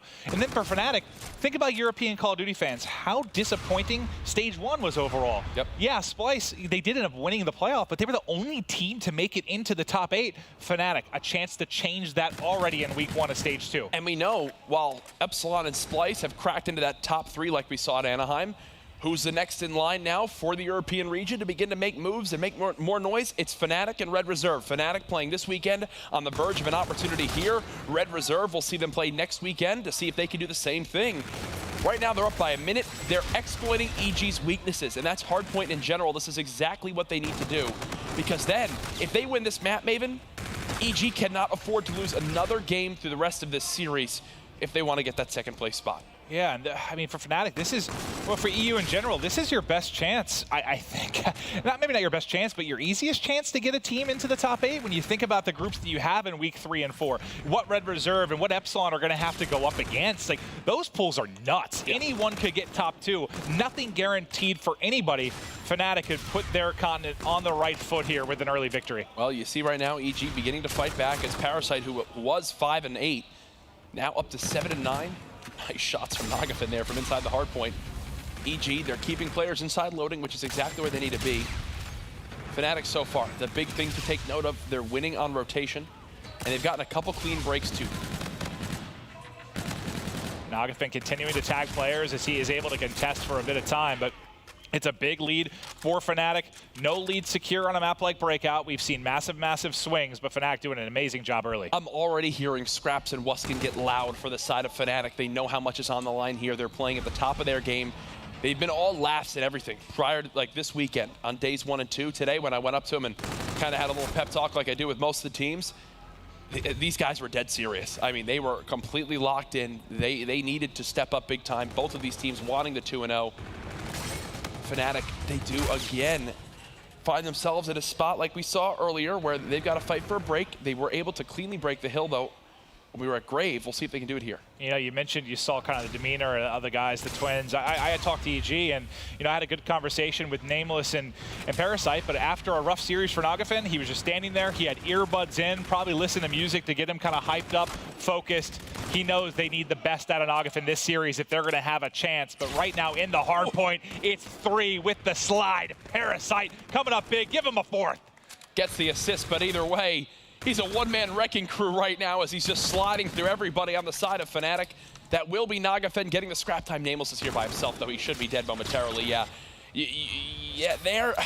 Do you even want to be pushed that far up? I think you want to be inside medbay more than anything, but Sunny B was already there. What's nice, you see the number 8 on the minimap, that's Scraps. And why Scraps is so crucial in this position, last time there's a bit of a split spawn, right? You get 2 members from EG that spawn out towards Commissary. They're able to pinch really effectively. This time they have that side of the map and those spawns controlled. You don't allow for that pinch attack from EG. Not only that, it lets the rest of his team all focus on this medical base side. They have 3 ARs watching over the help of Sunny B's sub. It's basically a foolproof setup as long as Scrap stays alive on the flank. 157 to 104. That lead back up to 1 minute as Fnatic still remain in control. Let's see if they can get these final 30 seconds. You've got another crack, maybe 2 at this if you're evil geniuses. Tommy, the hero of the Game 5 versus Luminosity, can't win the gunfight against Nagafin. The question is, can Scraps and crew back him up? Scraps still alive and fighting, but there you go. They burst through. EG is in. There's 10 seconds left. They've still got a hefty deficit to deal with, though. Being outslayed by about 8 kills right now is EG back in stage 1. Only one map in respawns where the team that was outslayed was able to win, and it was an uplink between, I believe, E6 and Optic Gaming. Yeah. That was like a 5-kill difference that E6 won. 0 hard points did the team that was being outslayed win. This is the Nagafin you need. 4 streak, 16 and 15. He's sitting 125 off the Trinity rocket and already getting very, very close to Camo. If he heats up, man, the momentum behind him and a player like Havoc could be absolutely huge. Camo's popped. They've been the duo that can really get work done so far this weekend, but he blows up as he hits the edge. Yeah, Camo immediately popped by Scraps. He goes flying in. That clears the lane now for the rest of his team to do just that, as Wuskin gets up and screams right there, now 19 and 13. Another break from Fnatic. This scrap time will put them over the 200-second mark, Maven. I mean, they've done a good job. They got an early lead, and they haven't let EG get like a really good hold, right? They split all the hard points, so that kind of 50 to 70-point advantage that they've enjoyed since really the opening 2 hard points. It's been a thing of beauty. Just don't let EG, connect together 2 real solid hard points. They've been doing a good job. Nagafin trying to stay alive. Not for long, though, as Sunny B with this sub, man. Every time I feel like we see him, he's at least getting a clutch kill on rotation. Yes, he's only 14 and 17, but everyone getting involved in the objective. He's about to click over that 1-minute mark. Everyone now on Fnatic over a minute in the hard point. Everyone focusing on winning this game. And think about how important this game 1 is. Again, we mentioned EG needs a 3-0. They need a 3-1. How much more does the pressure go up if you lose the first game? Yep. Oh, it makes it basically as EG have to be flawless throughout the rest of this. Tommy just trying to make sure their flank can't be exposed. He does just that. 221 to 140. This spells disaster all over it in game 1 for EG, especially with the spawn still for this bottom cell block hardpoint fully controlled by the side of Fnatic. You're going to get the final 10 points for EG, but you need a near immediate break, and that might come on the back of Nagafin. He's the POV. I think we're going to have to watch as we get to cell block, because with the lead this high, this Camo is going to be so crucial in breaking. Yep, you see the call. He is going to be the first one in. Oh, no! Oh.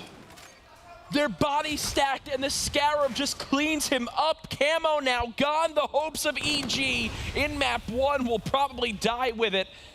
They have one last push. Maven, your head's in your hands, as it looks like it's going to end here. That's a great play from Fnatic, and an unfortunate one for EG. I mean, yeah, you had to get it done with the Camo. That's going to be game. Havoc, the next person up. Not enough time to get in. The hard point woes continue for EG, and Fnatic, the squad, hyped up after that game 1 victory. Wow, that right there tells me a lot about how the series will play on out. Here's your final 2-piece from Sunny B. I mentioned it was like the kills he was getting every time we saw them. They were just in the right spot. Yes, he died at times maybe when his team's trying to retake or something along those lines, but on rotation to win the trade right there in the hard point, gets the 2-piece, and now EG know that their backs are against the wall. But if there's any team that loves being back up against the wall with everything stacked up against them, it's this EG squad. Yeah, we've talked about it throughout the course of this weekend and throughout the course of the year. That's where they shine. It's like, they had that one gimme map. Now, would you be surprised if all of a sudden they just turn it on, fire it into a second gear? Oh, yeah. You see that EG team that makes all those top 8 runs. Why? Why does this all... Is EG the new TK with this? Remember with TK back a few years ago? They would always go to Game 5 round 11s and either win or lose or make it dramatic for their fan base.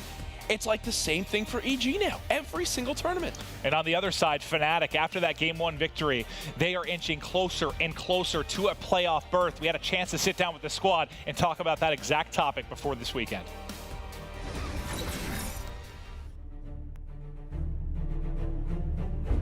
Going into stage 2, I think our team focus is obviously making playoffs. Season 1, we didn't make playoffs. We felt like we played well, like going into the Sunday of season 1. Everyone was 2 for 2, so anybody could have won, but unfortunately we got relegated. But yeah, going to this season, 100% is the goal is playoffs. Like if you're not in stage 2, and say if you're like these people who are LCQ this weekend, the practice they're getting compared to what we're getting, non-existent. Qualifying for stage 2 playoffs would mean a lot to us, because I feel like we got fairly unlucky in season 1 when everybody going into Sunday was 2 and 2. but we didn't tee up on the Sunday, so it's probably my best achievement this year, yeah. I believe if we're able to make playoffs this time round after going from relegation, it would show that our group was a lot harder than people actually expected it to be, and it was shown. And it would show that we are capable of making it, and we are better than most people think.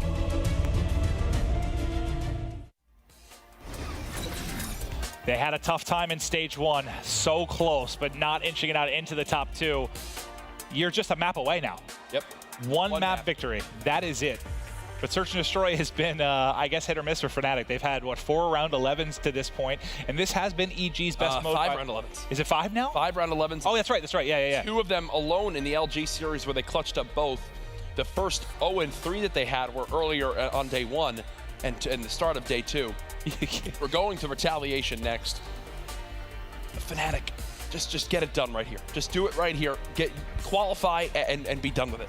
And this is a map, though, for EG. You know, I talked to the squad after the loss to Luminosity in that Game 5 Crusher yesterday, just talking about maps. And, you know, they beat them in a retail. They feel very good about their strategies there, how they like to play it. I feel pretty strong about them. I think they're going to take this game, too. I got a lot of faith in them. And then the uplink. That's for Fnatic and EG have both been. Didn't there one game? It was like an 8-7 came down the last second. I think you just flip a coin on uplink, honestly. I think that simple as that. It would be Frost, I believe, so I'm not sure how that would really affect where I go on that one, I think, but I don't know where to call this from here. Well, if it's Frost, it'll be interesting what EG does, because I know I was talking to Parasite, and he said the only problem with Colt right now is Havoc, he refuses to use the ERAD. So when they need to have a 3 ERAD meta in something like Frost, it's Parasite that ends up pulling it out. So it's just kind of weird. Like, you have Havoc running a K-bar, and players like Parasite and Nameless both with ERADs on a map like Frost. Who would have thought that, Dave? Exactly. It's a little bit odd, so you got to hope that's not going to be something that's going to hurt him. Well, I know the Europeans are staying up late with us here. What time is it over there? Midnight? Something like that. Something more, 1 a.m.? Either way, we appreciate you guys hanging out. I don't even know what time it is here, to be honest. It's 7. Okay. 7 p.m. Almost bedtime. Yeah. For you, yeah. We have an early flight tomorrow anyway, so it's true. We got to get ready for that one. Same with some of these players, though, as Fnatic are 1 map away from clinching a playoff berth here in Stage 2. Evil Geniuses now need to sweep 3 straight maps if they want to earn themselves a top 2 spot. I just love this for EU Call of Duty, man. It was heartbreaking through Stage 1, just devastating week in and week out as one team after another fell just a little bit short. Fnatic trying to do this. EG trying to battle back and show why they're considered one of the top teams in North America. From a 2v4 down to a 2v1 in just a second as EG body stacks players and scraps, cleans them both up. Nameless, they need you to be the clutch captain. He's been ERAD in the respawns. We know his comfort zones, K-Bar and B4, but doesn't spot him to his right on the bridge, and closing it out will be Fnatic in round 1. Think of this. Every round that's played in this S&D, they have in their mind, you know, a $500,000 playoff opportunity. Automatically, just from qualifying for the top 8, you get, I forget exactly what the number is, but it's like thousands per player just for qualifying. Even though they only finish 7th, 8th at the event, it's still a nice chunk of change for their bank account. It's huge, you know. If you're a professional player, you're living off what? Some players have streaming and YouTube revenue that come in, but primarily it's coming off prize pools and team salary. So these finishes, when the biggest events of the year, that's where you need to make your money, man. EG, they keep sending Nameless towards this outside bridge area.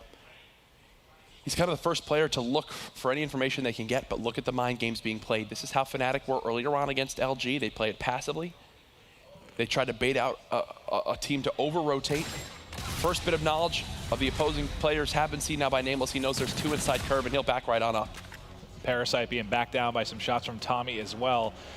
We'll keep an eye just on Scraps as well, just because he's 3-0 right now. A ways to go till he's building on streaks. Look at how frustrating this can be. Fnatic just keep staying active on the map and keep getting to sites before EG can go for a plant. Now a 3 versus 2. Parasite, though, holding this bike garage area, finds himself all alone. He's going to get shot in the back. Fnatic with another round win. They're shot calling right now to continue to rotate back and forth is what's won them this round. Well, think about it. I mean, the round's similar in the sense that it all happens at once, right? There's just crazy battle goes down. There's some trades. And it's EG once again stuck in a 1v2. Last time it was Nameless. Now it's Parasite trying to get it done. And props to Fnatic. They didn't allow any kind of crazy scenario where, when we've seen EG, how many times have they let up those 1v2s, given up round man advantages? Fnatic doing a good job closing out the rounds they should. I think the big thing that you can note right there is EG don't really have any way to see across, you know? There's no way to call like, okay, now they're rotating, don't go for the site. Fnatic just get right into those stairs for free, shoot Nagafen before he can expect it. How does that even happen? Tommy just got shot at by Parasite's teammate. He still cleans up the kill. Now he'll get a potential second as, oh no, Tommy just got turned on by Nagafen. We only saw the end of it. And this just became a round all of a sudden. Wow. It was once a 2v4. This would be a huge clutch. We just spoke about, well, I just spoke about the fact that Fnatic's done a good job of, oh God, in behind. Now it's a 2v1. What has happened here? Fnatic did a great job closing out rounds. Now doing the opposite in round 3. Scraps has already been tagged. You cannot throw rounds like this away if you're Fnatic. Both are down on the site. Both have NV4s. Yep. Diffused. Not gonna happen. Fnatic, that is a round you should win 10 out of 10 times. I feel like I jinxed them there. I just spoke about how they've been good at closing out when they're up guys. They close out 2v1s. They can't close out a 4v2. A part of that, I mean, you got to put some blame with Tommy. You know, if it's a gunfight that you're going to win, those are the ones that can turn those plays and tie to the other team. Yeah, I don't actually know how he lost that gunfight. We didn't get to watch. Maybe he was mid-reload. And could be, yeah. And Nagafen winds up spot. I don't know how it's possible, but he was in a corner with an ERAD, and Nagafen sprinted right past him. Nagafen things. I guess so. Ooh. Havoc things right there as he pre-fires Wuskin pushing towards top plat. That's what you need. Yep. Slow down the bleeding here, get a first blood. But Nameless caught in no man's land. No one there to trade it out. How does Parasite die as well? Why? They have the best cover in the world right there. Why are they both exposed? So this was a 4v3 for EG, now quickly shifted back into Fnatic's favor. Havoc and Nagafen have got to try and clutch. They just got clutched on. Is this where they can do it? Suddenly it's just Havoc. He has had some of the greatest 1v3 and 1v4s we've ever seen in Call of Duty. Is this time for another one? He does get some nice timing. Oh my God. I was about to say, bro. The car explodes, and all of a sudden he gets behind another one. Hell, if he actually would have shot, he was trying to get it right. I thought he got a nice time. If he actually shot that guy in the back there, then the team kill happened. Suddenly it's a 1v1. Yep. I know he can't count on that happening, obviously, but that could have gone very differently had he taken shots on the first player. Yeah, and I do want to say, I think Nagafen might have had a sniper that round. I saw him with a pistol drop from his body, so not exactly sure if that was a weapon he brought out to push towards top bridge. But man, I'm baffled at some of the plays I'm seeing here from EG. No idea why Nameless and Parasite are not behind cover at that lower street. Especially Parasite, who was still at the top side of this bridge. Yeah, you get the first pick, just play together then, right? Make sure you're at least able to trade out the kills if it comes down to that scenario. You can't go 2 for 0 in that particular scenario. Nagafen, there's somebody coming on the lower wall run. There's nobody here to help him with this. Nope, he'll be dead here momentarily. Wait, what is this play? Am I missing something? We might just be. Parasite's gonna have to fall back because of this. The site has been claimed by Fnatic. They'll be able to fall back to and defend this bomb. All signs pointing towards another round win for the boys from EU. Naga must just got a horrible timing seeing the cross there or something. Like, zero awareness that he was hitting the lower wall run. But now trying to claw back, Nameless, Parasite, and Havoc up against. Why are you jumping? Why on earth are you jumping? It turned into a 3v3. Havoc with a headshot through the car. Back and forth rounds. Another one for Havoc. Give the man 3. Why is Tommy jumping in the air? He's a bunny rabbit. Why are you flying through the air? Again, am I missing something? That was a weird round. Jesus, all right. So that will now be a round that you think Fnatic win again. Right now, Fnatic should honestly be up 5-0. They very well could be. And yeah, I swear, I don't know who could pull the statistic, but I've said it several times this weekend. It feels like there have been so many rounds where a man advantage has meant nothing. Yeah. It just seems like it this weekend. It's been unreal. So many thrown rounds. Unbelievable. I actually don't get it right there. Fnatic this time, they're just going to stick together. The one round where Nagafen would probably want to have a sniper. He's got a K-bar. And he's one shot, but he's gotten a lot of information for his team, and that'll make EG act immediately towards this lower street site. You saw Fnatic immediately hit a cross bridge. Question is, will EG be ready for this? They don't have anyone at bike. They're going to plant for the backside towards market and push on through. And this is worst case for Fnatic. Yep, look, they realize that if they start hitting that through, they might be able to kill the planter as he's running from the site. But instead, the bomb gets planted and they immediately hightail it back towards bridge. 3-2 now, the round count lead for Fnatic. They've just cleared out bikes, so they have to know it's they're going to know everybody's a market. Yep. Pushing up steps is going to border on impossible. Sunny B, not the gun of choice to lead out with, as two are set up just pre-aiming the back doorway. This is a can't-lose round for EG. If somehow they throw this away, all of a sudden one player, it's Wuskin. No time. No time to work with. Yeah, that's a round that, I mean, as soon as they got the bomb planted, you knew they had it won. Yep. And especially, the reason why that was so easy was because Fnatic, again, when we saw them flanking towards that EG spawn, they wound up deciding to go back towards the A site for a few seconds. That 3 or 4 second difference gave EG enough time to fall back into market and get perfectly set up. Look at that setup. They had 2 watching stairs, 1 watching top hotel. The other one was just laying down that we saw shoot Sunny B in the back. That's a perfect setup for EG. Doesn't get much easier than that. And they get lucky in the sense that Nagafin almost died in that first peek. Yep. That goes very differently if he falls, but able to get away with his life. Now, tied up 3-3 into round 7. I will say that's the first round that EG have won that I feel like they absolutely should have won, right? Yep. Certainly true. Havoc does get the first blood. Another round that EG will be in control of. Gonna have to reload. Does he get caught? Say, if he gets slid out on, but Parasite looking over with the NV4. Wuskin by himself last round. Here's another one for you, 1v4, but he's got to play this out. He's actually on a 3 streak right now. Very close to getting the Scarab, which could come into play. I don't know. I mean, do you jump off the map here? You have to try and make a play to get some streaks, right? Yeah, but I don't know if he will. He's already got his payload, so maybe he doesn't value the Scarab that much. I think he plays it out. I think you need to. He's just looking for anyone on a rotation, but I think EG know they have the bomb down, so why would they move? Yep, look. You see just those stationary silhouettes. Yeah, there's no reason for anybody to move right now. If this gets down to like 15 seconds, I think Wuskin just jumps. Yeah, he's probably going to have to. But he does have FTL to work with. Well, no reason to go off. Nobody moving at all. You can see it's just Nagafin really wrapping around the back, but with no bomb planted, no defuse available, he can just bide his time. See, look. What is the most anticlimactic? EG are expecting him. Look, that was my worry. They expect you to be there. If there's one, that's why because yes, you might think like, okay, Jack, he doesn't need to jump off, but he's standing in the area that's always checked at the end of a round because you expect the player to be ready to jump off from there. Oh, wow. Well, I mean, it's just not one of those scenarios, at least, where you're trying to get off before the bomb explodes or something, you know? But so like, getting caught there is for example, right, if I'm Wuskin, I can get a kill and then jump off the map before I'm traded, and now I have my Scarab. There, it's just annoying. Who ended up killing him? Was it Nameless? I'm not entirely sure. Just wondering if it was somebody close to payload. So it was Nameless. Okay, so he's 5 and 6 right now. It just works him a little bit closer to his payload. Okay, so EG with a 4-3 advantage. Havoc has been solid really all weekend. A couple off games, but overall he's been stellar. 7 and 5 right now. His K-bar has been really, really phenomenal. Can he keep it going here in game 2? He's going to have to right now. Is EG playing passively?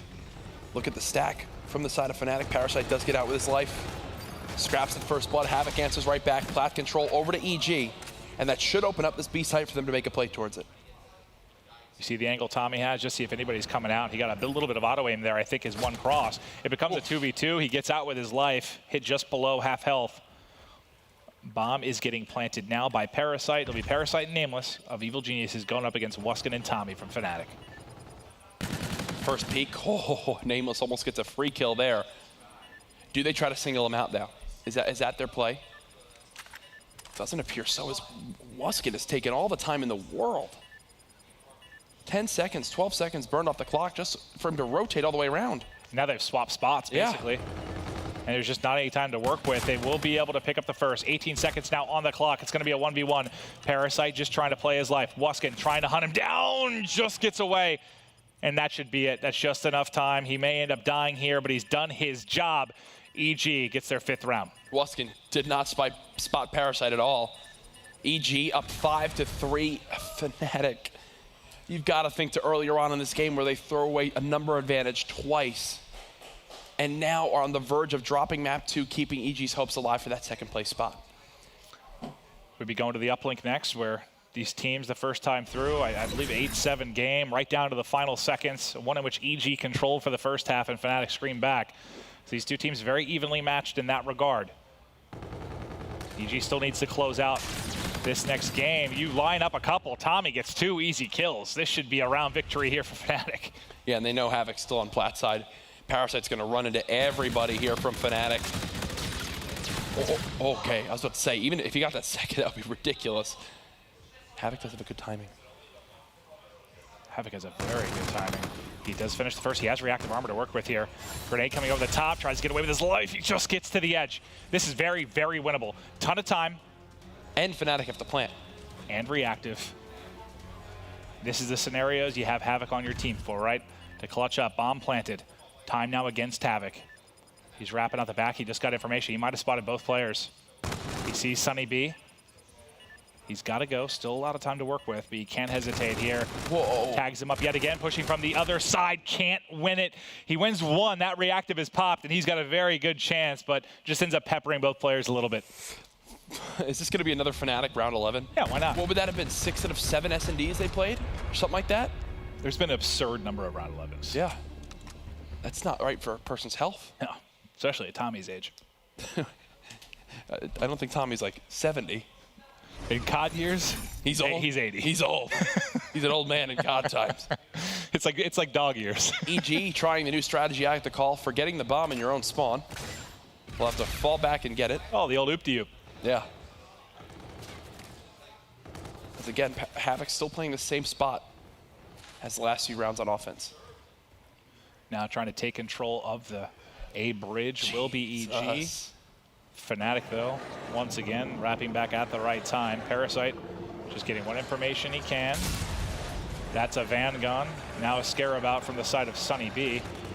Just patient attacks from both teams here, just feeling each other out. And he's just using this as a tool to get information. He'll know someone's inside bar. He knows there's one bridge. Still 40 seconds left for EG to make a move. They've made a move now to the other side of the map. Another Scarab. Taking over complete control here of Hotel. They're going to know there's nothing at A, so the bomb's going to get planted. It just got peaked, so they know what's up. But it's getting to the point here where you just need to get it down. Havoc, are they going to try and push him out here? I thought they were going to send 2 in to try and isolate him. I think it's camo time. Yes, go to Scraps. He just popped it. He's down on the site, but it goes away. But I think he's still got the bike, and they don't expect this. They don't expect this at all. There's one. Free kill next to him. Nearly gets it. Parasite all by himself, 1 versus 2. I mean, he can't plant the bomb. There's nothing he can do unless somehow in the final 3 seconds. Now look at, you see Tommy. Go over to Tommy. He's hanging out. He was just sitting in a corner inside a curb, I think. Round 11. Fnatic's 6th round 11. This is stupid. And think of this, man. Think of what this means. Fnatic win this round 11, they qualify for stage 2 playoffs. They lose this, EG stay alive. Fnatic on day 1 of the first match of day 2 went 0-3 in round 11s. This could be 3-0 since then. Here, Tommy, the hero of your last round 11, he's sitting at 11-6. What a performance. The game changer. God, so much pressure on EG right now. And Fnatic, even though you control the series and control your destiny, it's still terrifying with what's on the line. And look at how far spread both these teams are. Look at how passive they're playing. Neither wants to get the first blood or the first mistake. If there's one thing that I like for EG, it's that they have a Centurion down on A. So they at least know that if someone pushes towards that site, they'll get a little bit of information. Here comes the first pick. Havoc can't die before using reactive. There's the pop, gets the first kill, just away with his life. Wow. Beautiful stuff there. Can't get hunted down. Spectacular from your S&D star Havoc. But Tommy has brought it right back. He pops reactive and gets the kill. Wants to make a play with what's left. Charges on out. Finishes nameless as well. 125 off Trinity to work with. Tommy. How is he alive? 2 versus 2, and he guns Parasite. It's now just on Havoc. Havoc turns it into a 1v1. 20 seconds now on the clock. Sees him. You have to plant the bomb. Wuskin guns him. Wuskin! What? Havoc smoked like a Christmas ham. Put it in the oven and bake it. Fnatic's going to the stage 2 playoffs. Holy God, that kill. Fnatic has to plant the bomb. All the pressure's on them. Like, you think you're fine. You've got cover if you're Havoc. I don't even know if I blame him there. Like, he just got obliterated. I'm pretty sure Wuskin picked up an NV4 off that car. And then went. And then just hit every single shot. shock across the venue online right now. Tommy in round 11 does it again. The EU COD pros are going to start posting their pictures of that thing that says the game changer. You're going to have Brycey celebrating now. It's a proud moment for Europe. I'll tell you what, we have had some insanely wonderful and painful search and destroys this weekend. Yep. Another round 11, Fnatic lost 3. Now they've won 3 in a row. EG's dreams shattered. We'll be back after this quick break.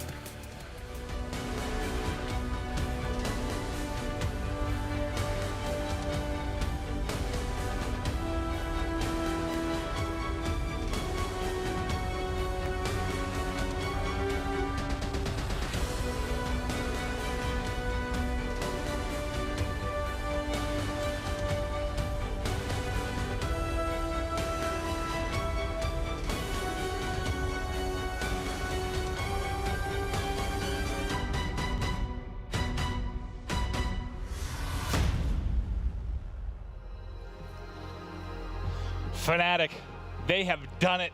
They are into the top 2 to compete at the Stage 2 playoffs for $500,000. You got to be happy for this bunch of guys, man. You most certainly do. They stick together, they fight through thick and thin, and now they have a chance to compete for $200,000 if they get first place. Obviously, the total prize pool is $500K. Fortunately for EG, just being in Stage 2 means they've qualified for the CWL Championships later this year.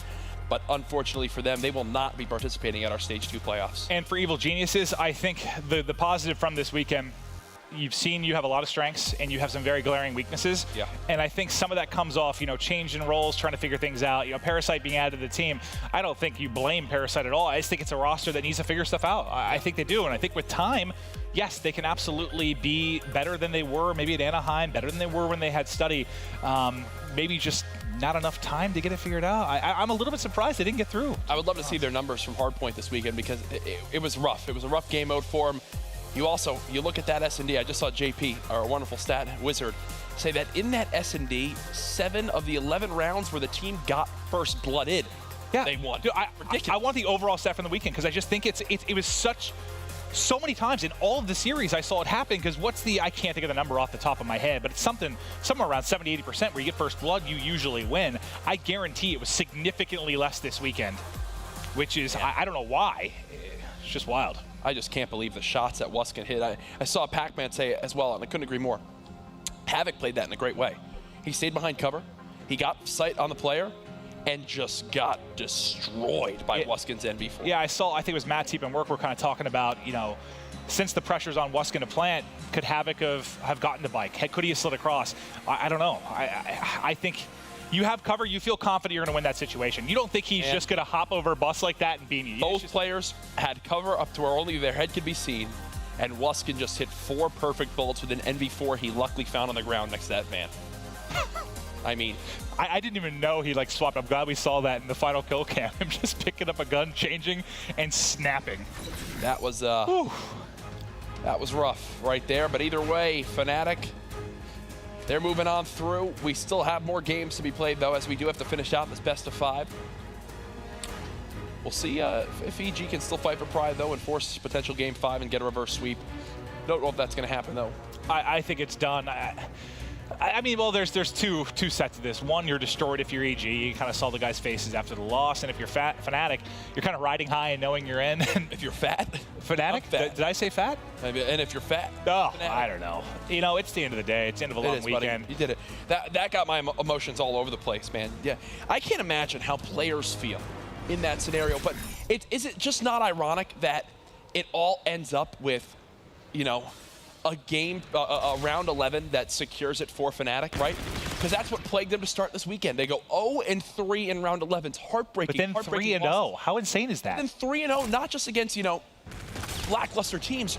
2 of those round 11s were against LG to win that best of 5. And then now the one to qualify versus EG. You look at that and you just think, man, what a story for Fnatic.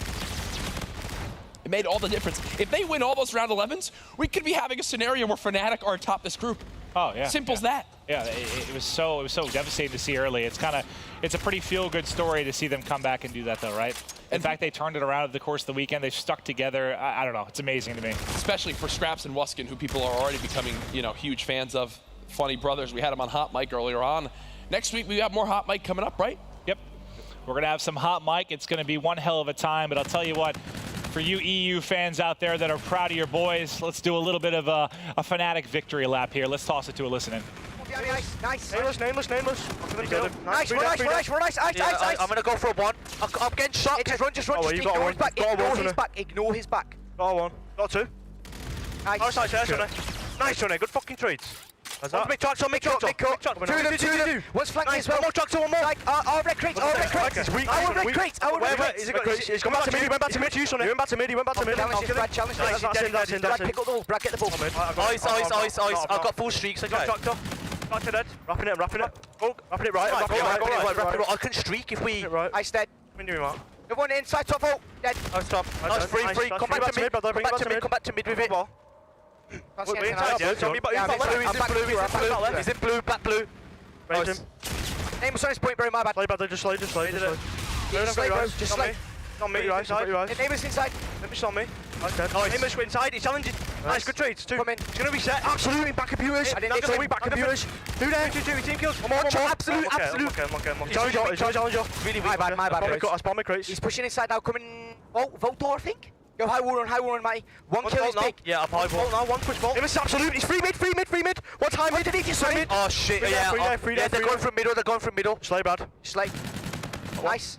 Mid-cut now, mid-cut now. Someone just one absolute, going back right, absolute. And mid-crate, back left. Mid-crate. One was mid-crate. One's mid-crate. There he is, mid-crate. It's weak. Aimless. Weak, so weak. Didn't aim. So weak. Top. So weak. Oh, so dead. Top dead. I'm going to mid. One more top. I think he might hit that. You might go volley. Take it right. Oh, unlucky. Nice, big kill. Come right if you want. One mid-cut. Playing his life. Kill him all. I'm dead. Dead. Turn on, one shot, get my flank. I'm looking up. Two High ball in top. One shot. Nice. One high wall and one digger. High wall and one digger. One dead. Two tractor. One's absolute. One's absolute. One's on ball. Is he wrapped it? I'm going all Yellow digger. Yellow digger. Havoc yellow digger. You've got streaks. You've got streaks. We need to use them. Side door. Side door. Yo. They might go back to mid. Yeah, they're going mid, helping mid. One stops up. Last two inside. One's close high. Dead. Nice. Yo, I'll catch him. Go together. He's back there, sub. Nameless, one shot, top. Yo, weak, Naga, weak. One more under their ball. He's coming here, Brad. He's coming in. Just hold it. Side door. Yeah, we'll corner, brother. One's pushed out, dead. Going back left for you. I'm absolute here. I've been nading him, double nading him. Nameless is a bullet. Three there. Three, one more. One shot, nice. Good trades. Get mid control. Don't sit down, fall down. Streak it if you want. No. Relax. Everyone mid go. Everyone fly mid. I'm coming behind you high. Through the ball right. Got one. One in blue, absolute. One flanks. Blue still. Oh, yeah, right. One's right. Right. Absolute right. Nice. Last one pushed up blue. Parasite. Well, not together. He's snaking right. Absolute on the right. Parasite's right. He's pushed out right. Yeah, okay. But he's even flanking or waiting. Behind me, back blue. Back defend, back blue. He's gone back to ball. He went back to ball. One could come your right. Two mid. They've gone inside. They've gone vault. Yeah, I'm inside. One more. Absolute. Top. I love it. You know, I feel like they're going as hard as they were from the get-go on day one. Yep. They've already secured their spot, but you can hear just the passion in the guys. Yeah, they know they want not only this 3-0, but to prove that if they, I still can't believe that if they won some of those S&Ds on day one at the start of day two, I absolutely think Fnatic could have topped this group. Yeah, it's certainly possible, and this is a Fnatic team. We'll have to see. So they get in. I know the groups are crazy, but I think it's safe to assume that Splice will be getting in as well. Epsilon's been so good. There's no guarantees, but we might go from having one team to, we could have up to 4, right? Between half of playoffs could be EG teams. Oops, EU teams. Because just thinking about it, yeah, taking shots at EG already. I didn't even mean to. Wow. They heard you. I don't think they did actually. But no, think about it. I mean, Red Reserve, how good they've been. Epsilon's been stellar. Splice, like, yeah, you could go from 1 out of 8 to 4 out of 8, and it's been, you know, kind of I don't want to say Cinderella story, but just the improvement from Splice winning, then to 2 out of the top 3, 3 out of the top 8 at Anaheim for AU. I love this start to stage 1, man, or stage 2. Wow, Nagafen might be able to sneak right through with a 1. Yeah, he does just that, brings it back to a 1-possession game.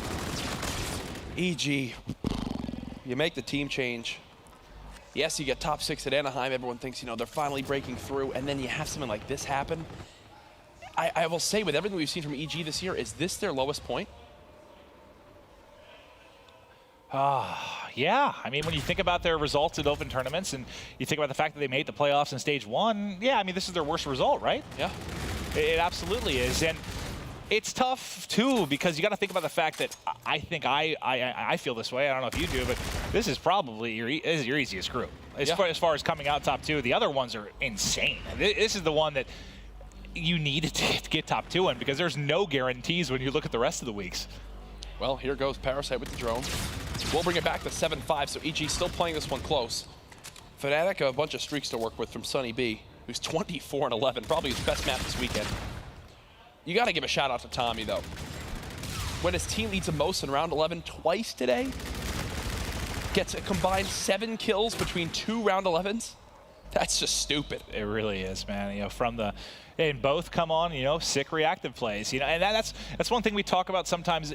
People will ask, why do you put those power play things when you talk about reactive armor or camo? Sometimes not with your flashiest players, not with your guys that are going out and dropping numbers. It's because of the decision making and using them at the right times. I think Tommy with reactive today is the exact example of that. Is he lighting up the kill feed? Basically never in respawns, but when it comes to search there, that's what you have him for. I mean, how many kills did he have at the end? 12, 13? There's 4 dead. Still full streaks from Sunny B. I think he just dropped the Centurion. I want to see that happen. Just put it right outside their closed door. They want to dunk off this. They want to dunk off this right now. Here they go. There'll be at least a 1. But man, Sunny B is frying. Oh, what do you think? I mean, the future. I don't think there'll be. I mean, there can't be any changes. But what do you think? What do you think EG needs to do? Just watch VOD, talk roles. I mean, they're in it for the long haul at this point, right? Yeah. They will be a team until the end of Infinite Warfare. So you've got to do everything you can to get better. You got to put behind you whatever differences you have as personalities. You got to get past that this event even happened, and you just need to refocus your game back towards the future because, again, they've qualified for $1.5 million COD Champs tournament. That is still half the prize money, just shy of half the prize money of the year in one event. Yeah, and I don't think there's one person to blame at all. I think every single player on EG had very good maps and very bad maps. Yeah. There is not a single player that I can look at on the list that was consistent this weekend. Not one. And it's just odd that that's the problem when, talking to Nameless on Hot Mic, and the #1 word he threw around for the pickup of Parasite was, the fact that he is consistent. I think Parasite was one of the better players on EG this weekend, but I don't think the word consistent can be used for anyone on their roster. Yep. If I'm being honest, I'd probably say Nagafen's the person that I look to that needs to improve most for this weekend. I think he had a rough couple series. Yes, he had some good maps here and there, but if I do have to think of a player that I think struggled most consistently, it would be him of this EG lineup. Yeah, certainly. I think you can make a case for anybody, but I definitely understand that side of it. The game's still close. Their first, I believe it was an 8-7 scoreline the first time these guys played Uplink. A mirror image of that. The tying toss may be away, but does not go through, so still going to be a lead with 60 seconds left. Centurion getting fried here by Nagafen. And it's just keep away right now for Fnatic. Just 45 seconds or so away, and the guys can celebrate. Tommy trying to just stay alive on this low wall run. He does. He does. I think he's going to hit the timing window where he can go for a dunk here and make this a 3-point game. No, only the 1. So 9-7, 30 seconds left. EG trying to force a game 4. Scarab now out. It's still possible for them to tie this game back up. You don't have any payloads, so I think that eliminates the possibility of it. Plus, you have 3 down. Grab it, and run your base. Got camo as well if you need to. They want more points, apparently. He wants to pop camo and put a literal dagger through the chest of Evil Geniuses. Here it comes, the dagger in. That is it. That is it for the Red Group.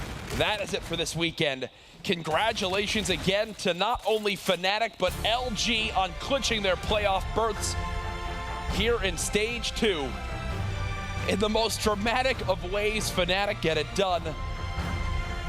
3 round 11 losses to start the weekend in S&D. 3 round 11 wins on Championship Sunday to secure their spot in Stage 2 playoffs. Much, much deserved. It is. And I think this is a team. You still have a lot of young, raw talent on it. I just feel like it's only going to get better. I really do. And I know they haven't been able to kind of bust through that Tier 2 tag they get in Europe, but I just feel like they're just going to keep improving, where I feel like Splice and Epsilon are sort of at their peaks right now. I don't think Fnatic has hit theirs. I really don't. I think a lot of it comes down to the individual plays we saw this weekend. They finally showed up when they needed to. Shout out again to Tommy. 2 S&D round 11 games they played today, the second half of them. 7 of 8 possible kills in round 11. Talk about going dad mode right there. They call him Terrific Tommy. No one does. And he's on the main stage with Matt.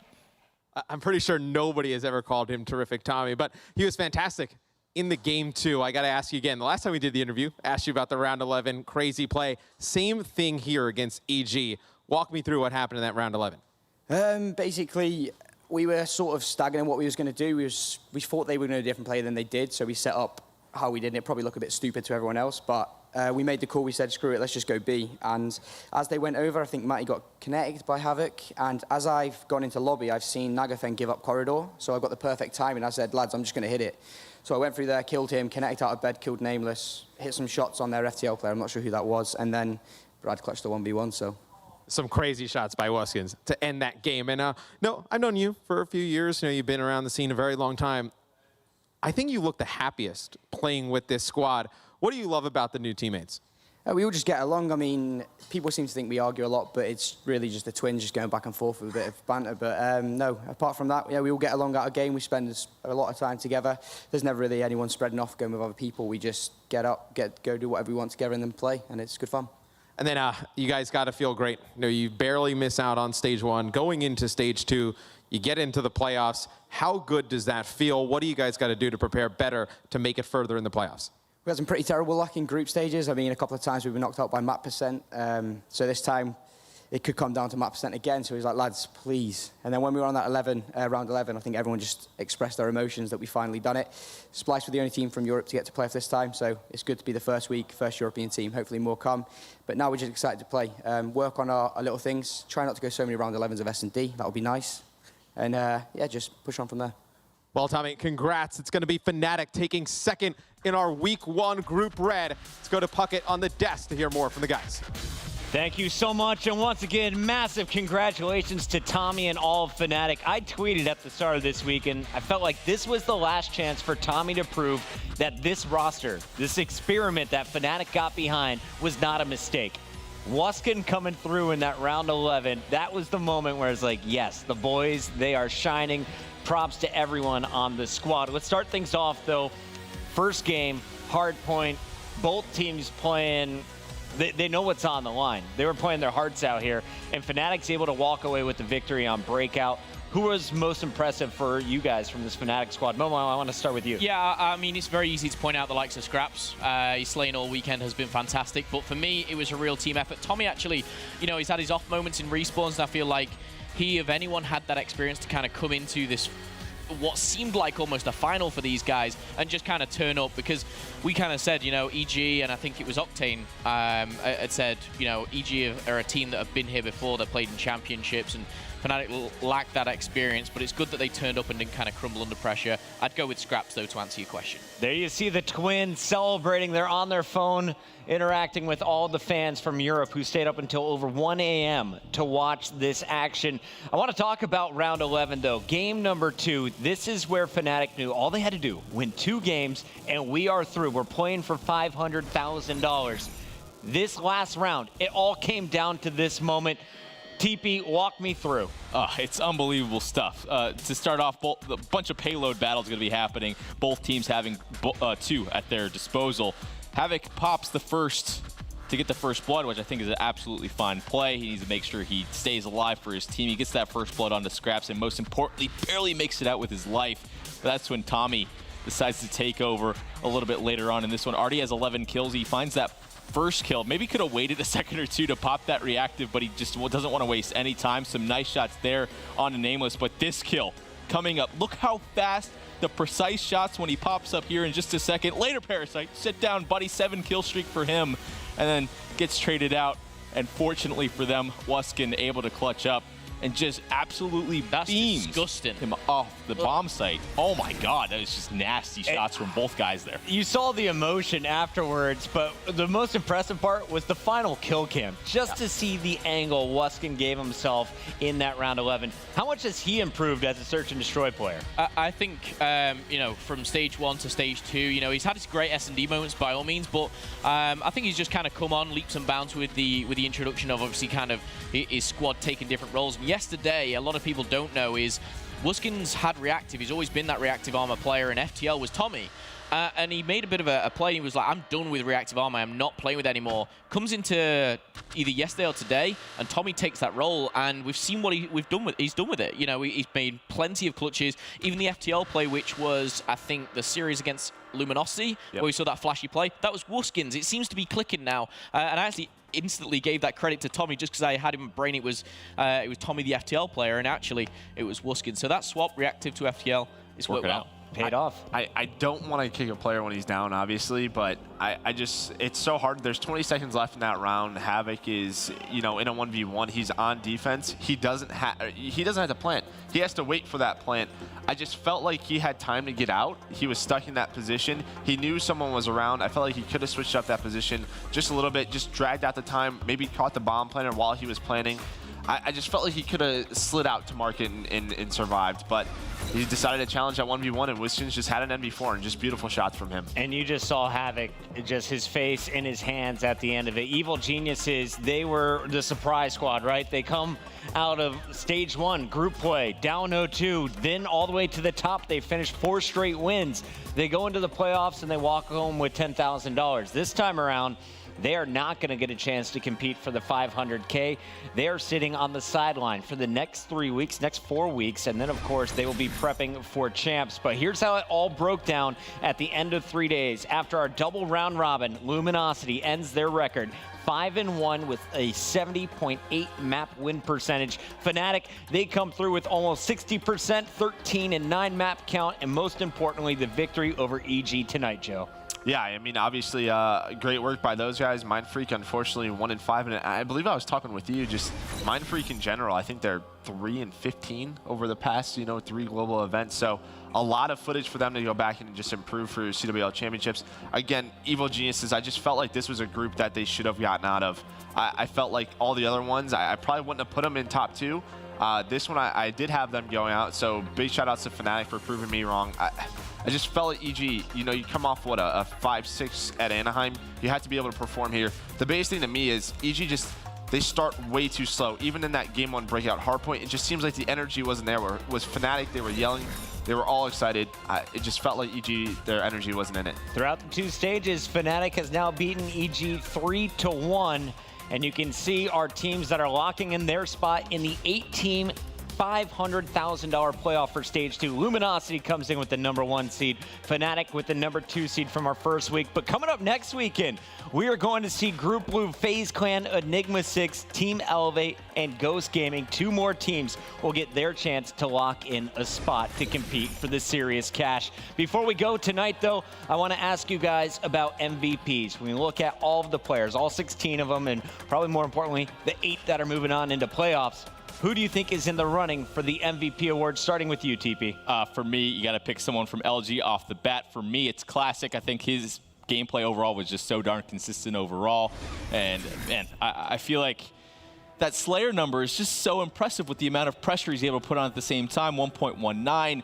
A very difficult role he has to play, and a lot of games in Search and Destroy as well where he's getting double digits. The guy's been unstoppable. Merc, you're also on this card. I guess you picked the same man. Why Classic for you? Just today, he was unbelievable. Not only just slaying, but especially in S&D. And again, this guy probably has the toughest role on the team. He is the entry man. He's the one planting bombs. He has the drone most of the time in his hands. He puts so much pressure on the map. And just the slaying numbers he was able to put up today, definitely my MVP over the weekend. Classic was a monster. All Anaheim, we were talking Octane, Saints, Classic. He's always been right there with them. This weekend, the other 2 let him shine. Momo, I want to hear your pick. I know you went with one of the boys from the UK.